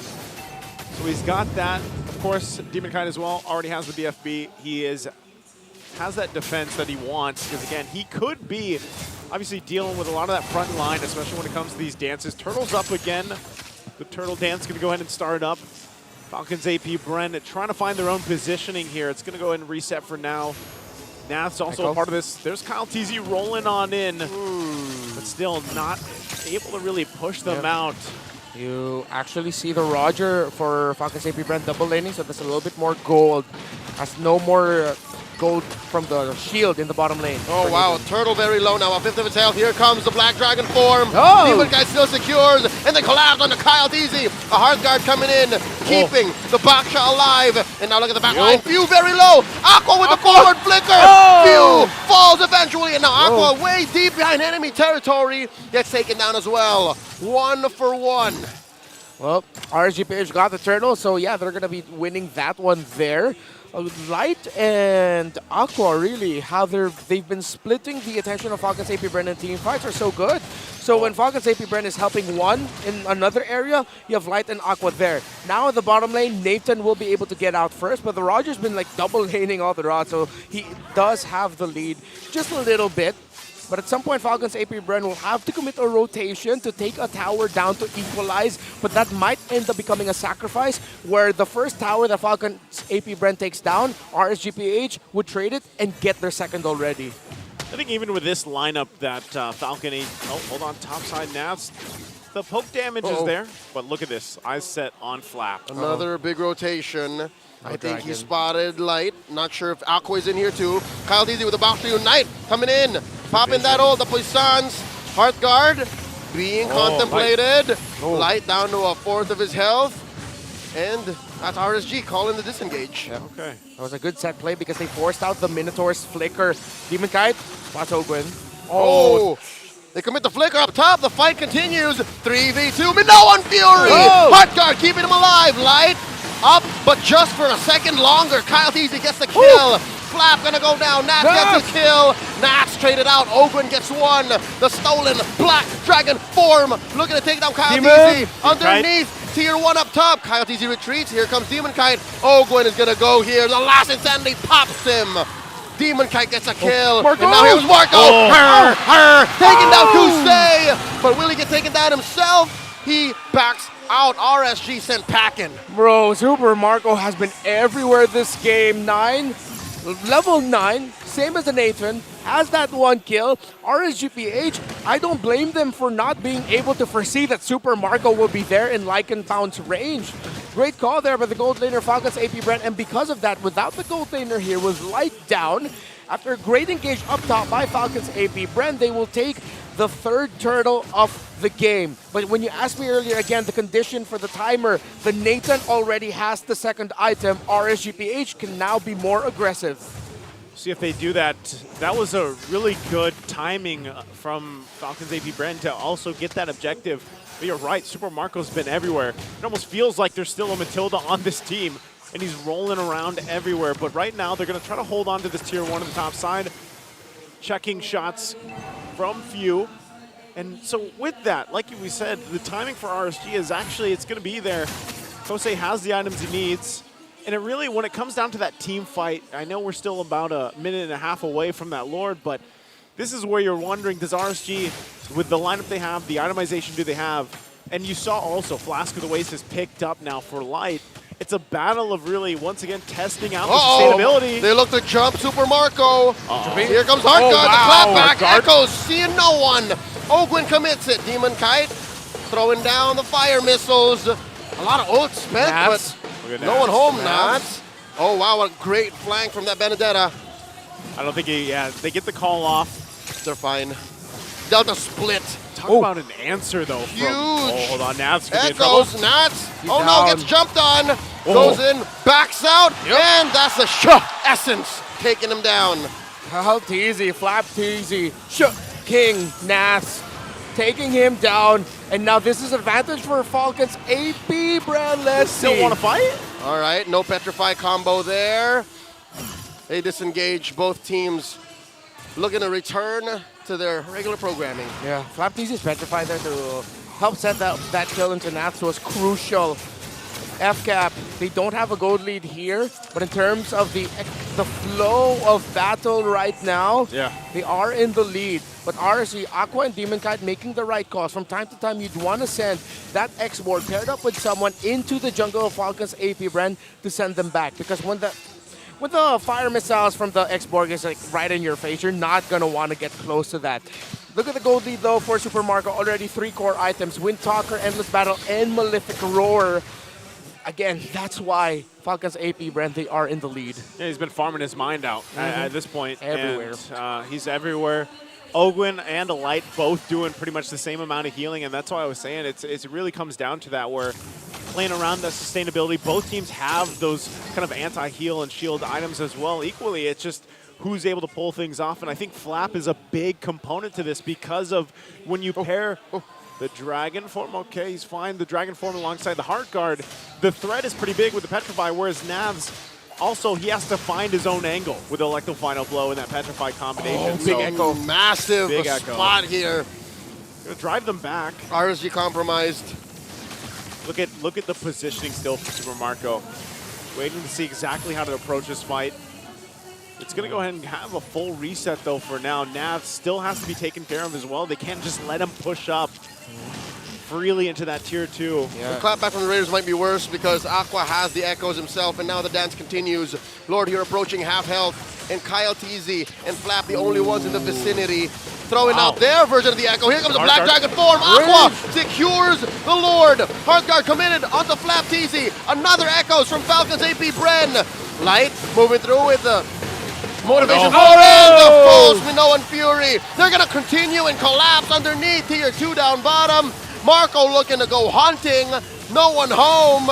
It's a pickoff for the Lord. That was a great call for RSG Philippines to rush it, but Falcons APBREN didn't back off. They went forward again with the Astral Echoes being provided. The fact that it's a late entry into the fight means Angela Yuzhong are happy. Light already used the Minoan Fury, so that was a signal for Falcons APBREN to fight it out. This Lord could get burned down. RSG Philippines might not get a lot out of it, but again, they have to be careful. The combo that we talked about early into this game, that Angela and Yuzhong together. Yep. And I think that's, again, when you really break it down, it's that impact of being able to get to that backside if you want to. Having the Heart Guard, you saw that too. Super Marco, we've been talking about him farming his just mind out on this Roger time and time again. Quickly, Lord's going to be worked on. And I think that's something for RSG. Hold on. Again, Heart Guard. Here we go. Another Flap TZ. An Ogwin combo taking down Kusei. That sends the rest of RSG packing. All this while Nats was working on that tier 2 up top. RSG, though, still walking away with a lead. But I wonder, they're a man down. Should they continue fighting? Kyle TZ spotted out. Forced to use Puissance. Now the box unite. Oh, wow. There's a push up top and a push down bottom. This is tough for the Falcons. Yeah, RSGPH. Great call by Nath to just split the map. And RSGPH is like they understood, yeah, we can't do anything about that combo. Yeah. But Falcons APBREN, uncharacteristically of them, they are getting sloppy, rather. They're getting slappy and sloppy. They're letting go of what they're known for, the macro, the minion wave management, the map control. And you got to commend Nats here. He is doing work on this Benedetta. Yep. Of course, you know, not able to get that turret down just one hit away on the bottom side. Such a thorn on the side, man. He is, and that's exactly what he has to do for this game to hopefully extend the series.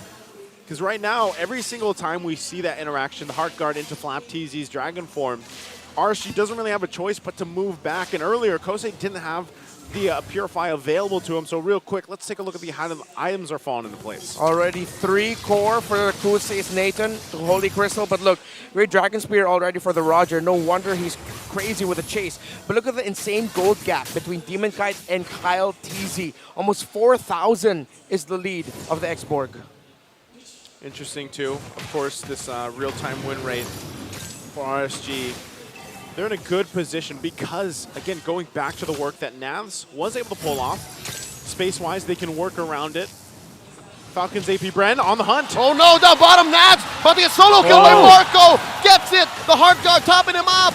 And the Echoes coming in, the Light comes in with the Minoan Fury trying to save RSG from Marco's wrath. But that secures a kill for Ogwin. Now Demon Kite here, very little left on the Faraga armor.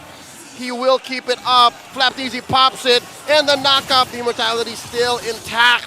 Falcons, APBREN get the go signal to blitz the Lord. What hurts even more for RSGPH, other than the fact that the Lord goes to the hands of Falcons APBREN at this time, is that they lost their gold laner. Kusei fell, and at the same time, Kyle TZ and Flap TZ, a two-man team, 2v2 in the Lord pit against Demon Kite, and I believe it was Nats. Falcons APBREN won it there too. That was a cross-map win for the Falcons. Let's take a look at this replay here, brought to us by Infinix. Really how that fell down. Again, the pressure with the hard guard, they find Nats, they cut him off, and then it seems like there was some confusion. Like, should we fight this? Light is there. And then he gets taken out. Even like you said, cross-map, there's action happening. So now Archie finds himself on the back foot here, dealing with the Lord push from Falcons APBREN. I have to correct myself there. It was actually Nat spotted out first, and then Kusei and Demon Kai the one fighting at that Lord Here pit. we go, preemptive Black Dragon form. Falcons forcing the push, with RSG not having any of it. So now we're going to start seeing RSGPH trying to force Nats. Not force, but tell him, hey Nats, open the map. Force was a little bit too aggressive for your own teammate, but ooh. So that's out 4, but at this point, he's just going to be using it to poke and try to send back the members of RSGPH, as now Falcons APBREN are going to be going to Nats up top. Oh no, this might be deja vu. Marco spots Nats. The Heart Guard coming in. Cyclone Eye plus the Electo final blow. He's down. Oh, the puppet on the strings. Nats not going to be able to eye for an eye out of that. He's out for 40. They have the minion waves. I wonder, will Falcons try it? Nope, they're freezing, so they're not going to try to go for an endgame push. They're playing around the objective still. It's the long game. It's long game. Again, it gets to that point where how many times do you try it time and time again? You know, and really, that's what you have to do. Nats has to open up the map, but it seems like Falcon APBREN have solved that issue.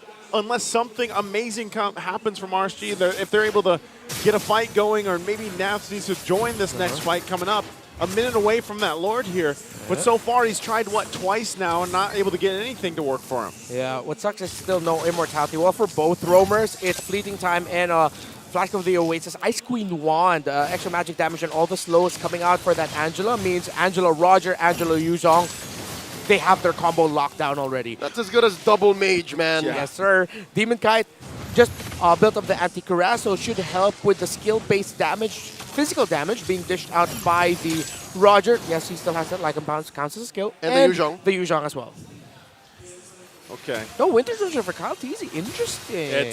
He's completely doing that, of course, to stall out that fight. The next Lord Dance coming up here. Yep. Glaive for the Valentina. Yeah, very crucial. DG. Item picks up.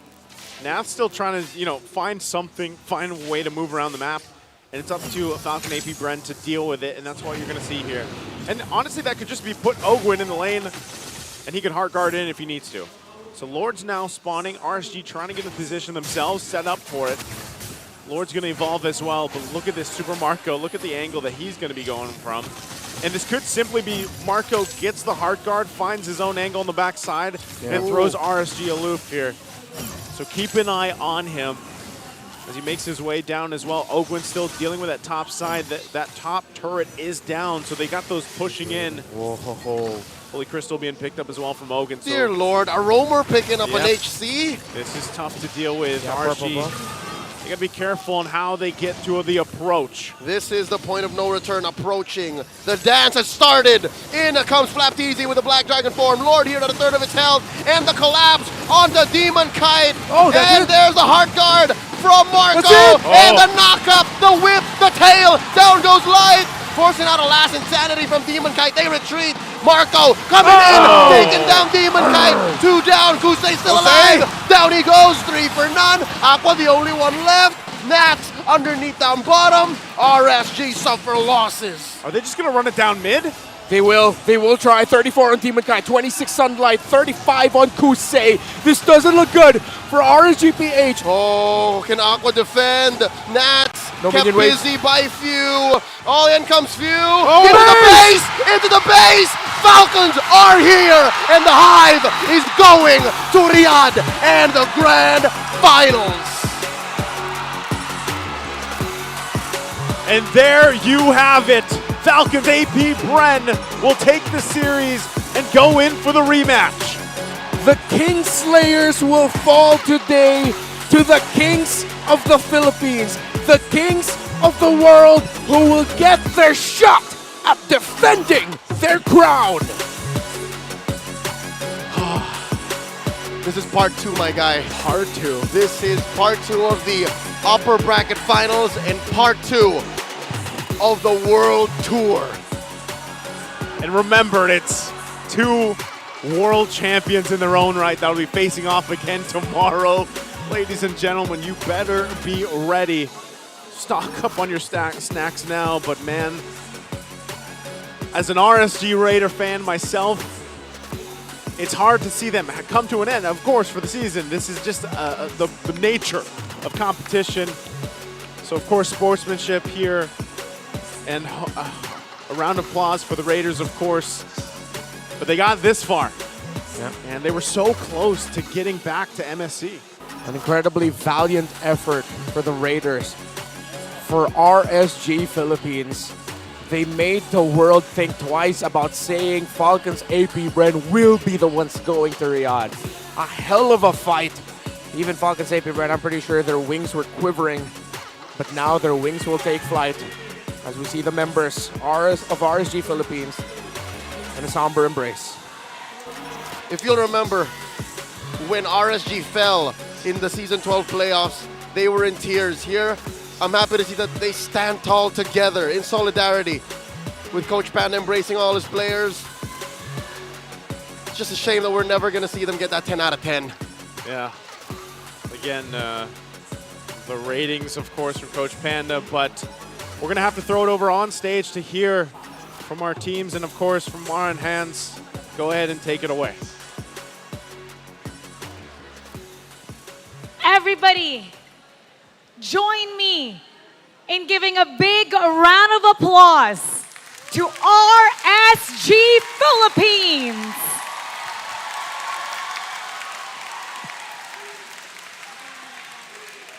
Coach Panda, I would like to ask you, you are hearing the support of everyone in the arena. What is your message to everybody who has supported RSG Philippines throughout the season?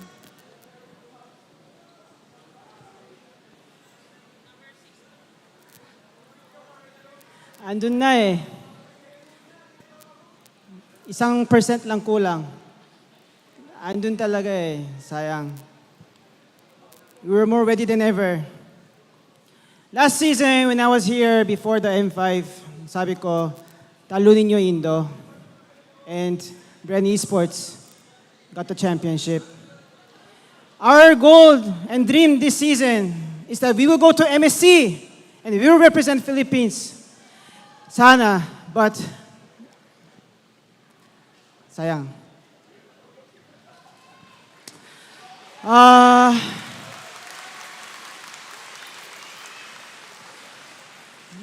My players fought so well today. Lahat sila kalma, disciplined, communicated each other. Kahit Demon Kite and Kosei just came to this roster just this season lang. We already showed the championship caliber.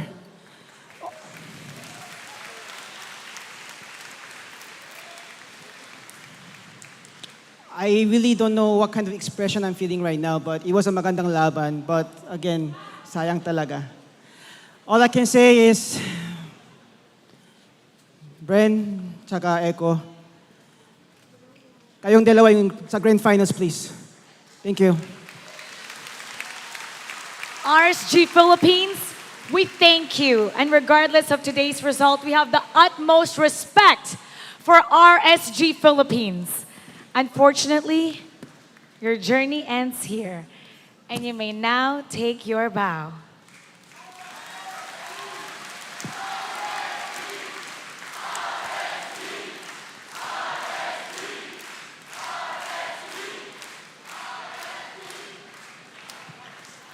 RSG Philippines have fought hard and they gave it their all.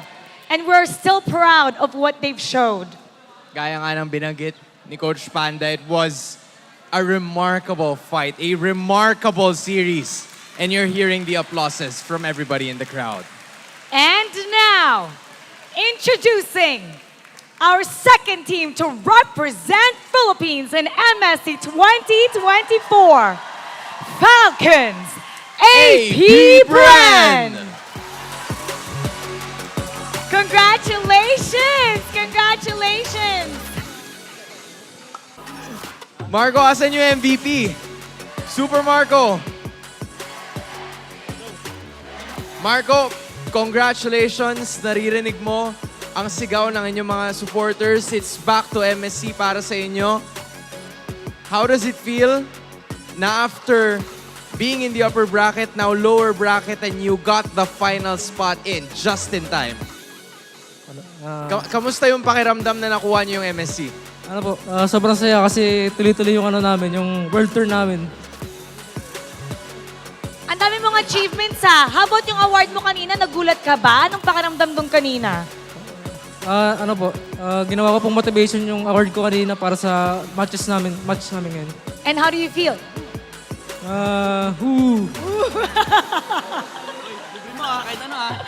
Ikaw naman, Coach Ducky. Another international journey for you. I mean, coming in here, were you feeling a little bit nervous?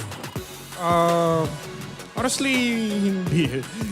I'm more worried about like what to feel kung ano man yung magiging ending ng araw.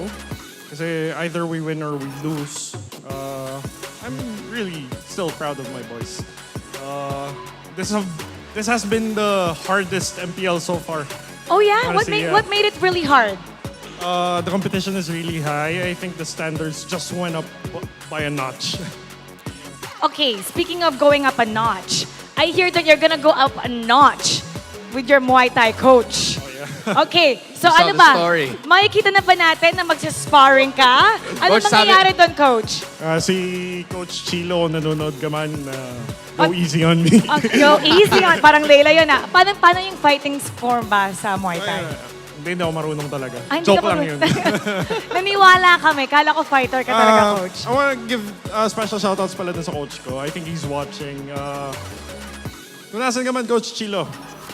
Manalo kami, MSC. Isi-save natin yan sa Riyadh in the land of dawn. I cannot wait to see the stories. And you talked about fighting spirit as well. We're also gonna talk first with Few. Okay, Few.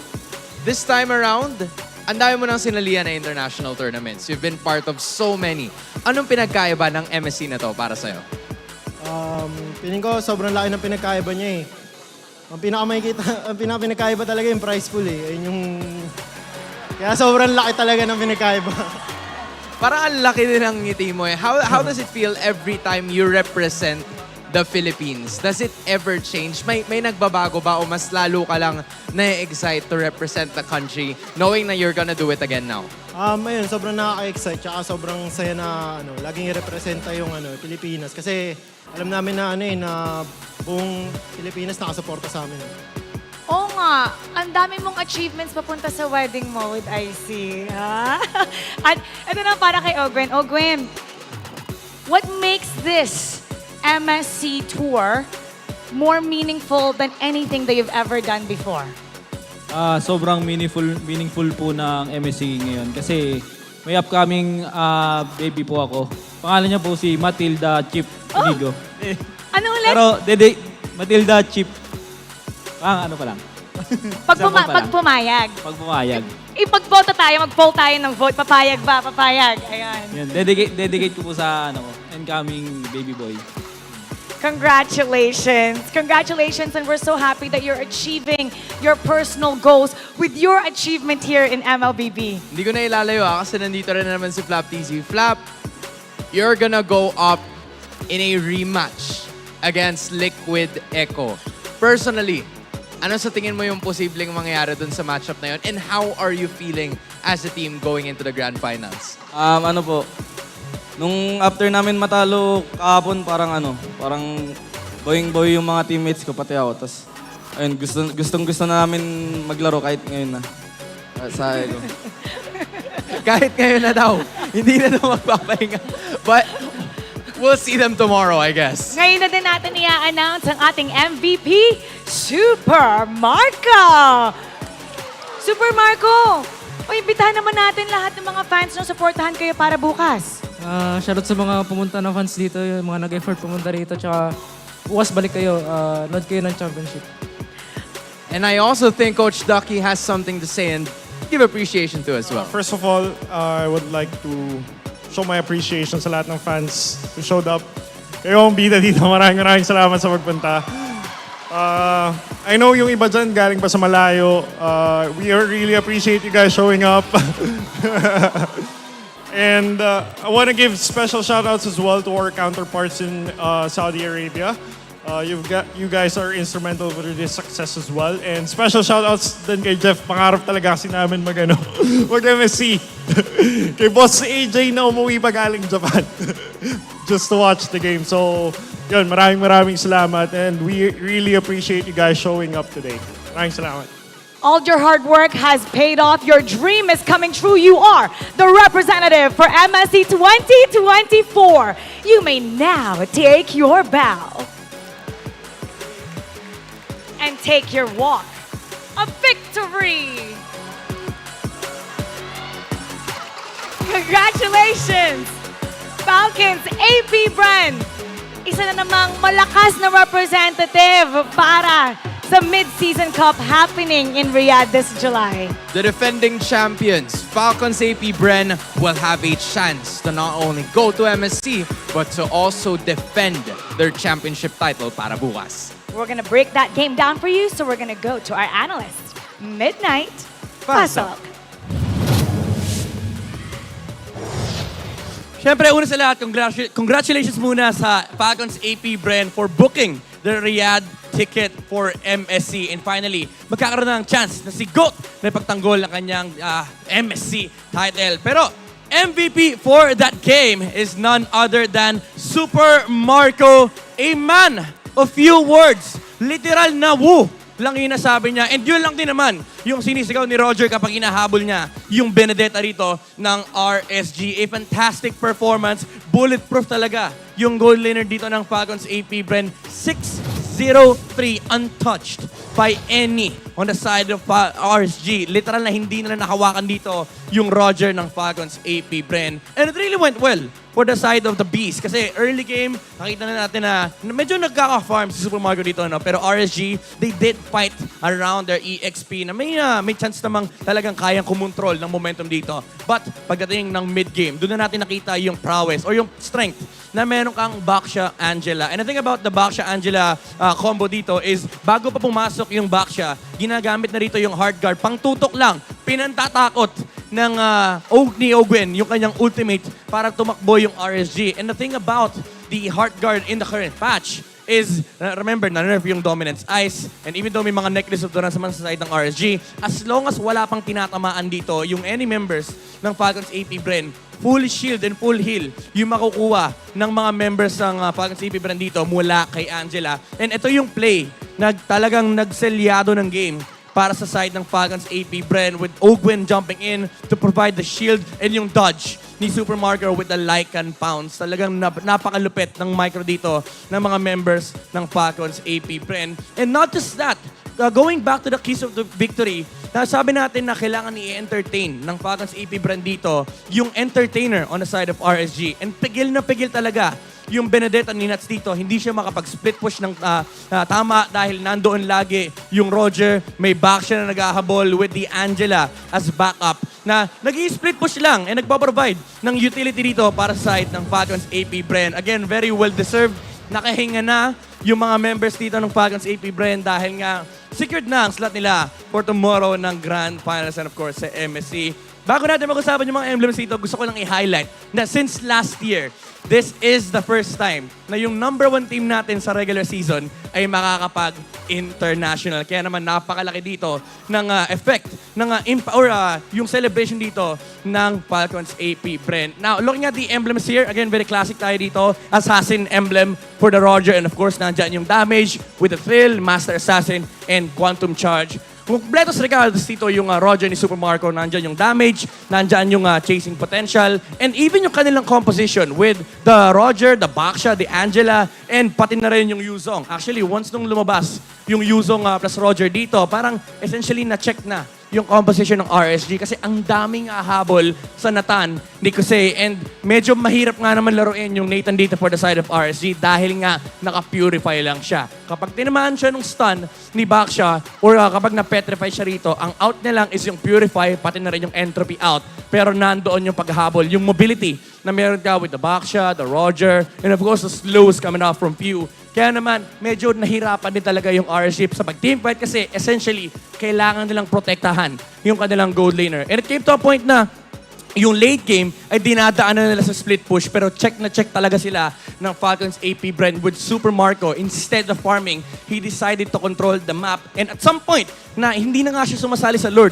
he is playing around the opposite lane para masigurado lang nila na hindi makapag-split push si Nats. Yun yung nakita natin na kinokontrol niya yung top lane kasama si Ogwen, nagpunta pa siya ng mid, kinuha pa niya yung purple buff, and that sequence tells us na kabisado ng Falcons APBREN dito kung paano gagawin ng RSG yung kanilang Lord Dance. Nagkaroon naman ng mga moments dito yung RSG. Again, very smart decision to pick up yung mga early necklace with the runs. Si Light, instead of completing the Dominance Ice, kinuha niya kagad yung flask kasi nga may anti-heal din from the side of Falcons APBREN. So maganda rin yung adjustment. Basically, may pangsagot sila dito sa mga anti-heal na lalabas mula sa Falcons APBREN para lang ma-amplify yung kanilang regen for the side of RSG. But then again, it came down to the team fight and kailangan protektahan ng RSG dito yung kanilang Nathan. Kaya naman hindi ganun kataas yung naging impact ni Jose dito kasi nga constantly hinahabol sila dito ng members ng Falcons APBREN with Kyle TZ, Flap TZ on the chase and may backup pa ng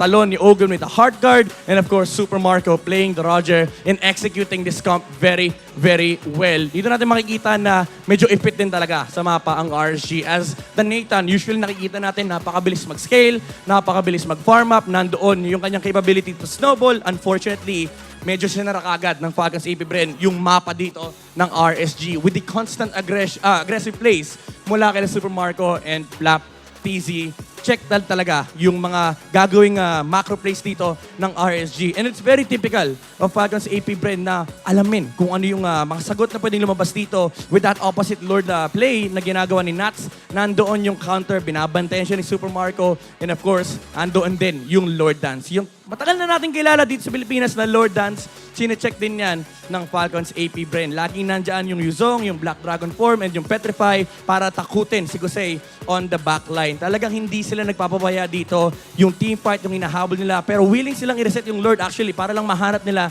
si Jose. And at some point nga, yung turn pa, yung nagpapanalo dito sa side ng Falcons APBREN kasi instead of going for the Lord, instead of getting that neutral objective, mas importante sa side ng Falcons APBREN na mapatay nila dito yung Nathan. And ito rin naman yung idea nung kanilang composition kaya hindi na importante kung sino makakuha ng Lord. Ang importante lang is mapatay nila yung gold lane kasi ito yung natitirang win condition nila dahil napigilan na nila yung Benedetta. Once na ma-shutdown nila si Jose, yun na yung magiging panalo dito ng Falcons APBREN. Again, congratulations sa kanila. And of course, props sa RSG for putting up a fantastic performance. Now, we have the final two teams in MPL Philippines Season 13 Playoffs. Abangan yan para bukas. Pero bago lahat, bumalik muna tayo kay Mara Aquino at na rin kay Hans Galeria.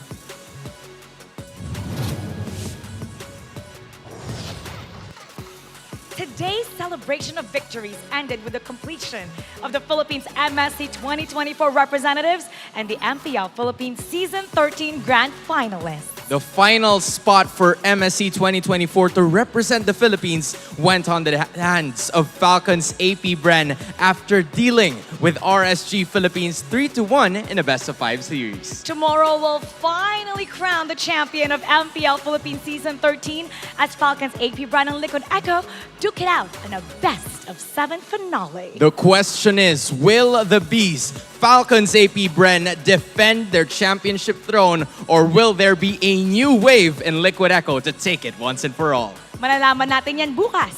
Muli ako po si Mara Aquino. At ako naman si Hans Galeria. Na laging nagpapaalala na magkakaiba man ang ating pinagdadaanan, sama-sama pa rin tayo sa laban. Para sa tagumpay! Keep it good vibes, everybody! And see you tomorrow!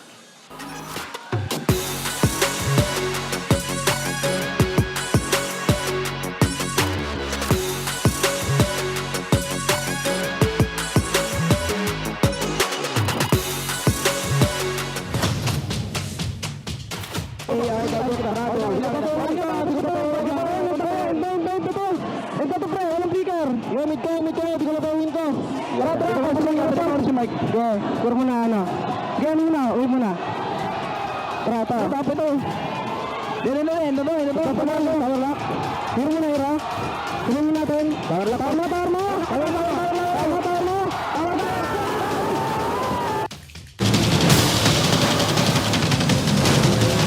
Alakas!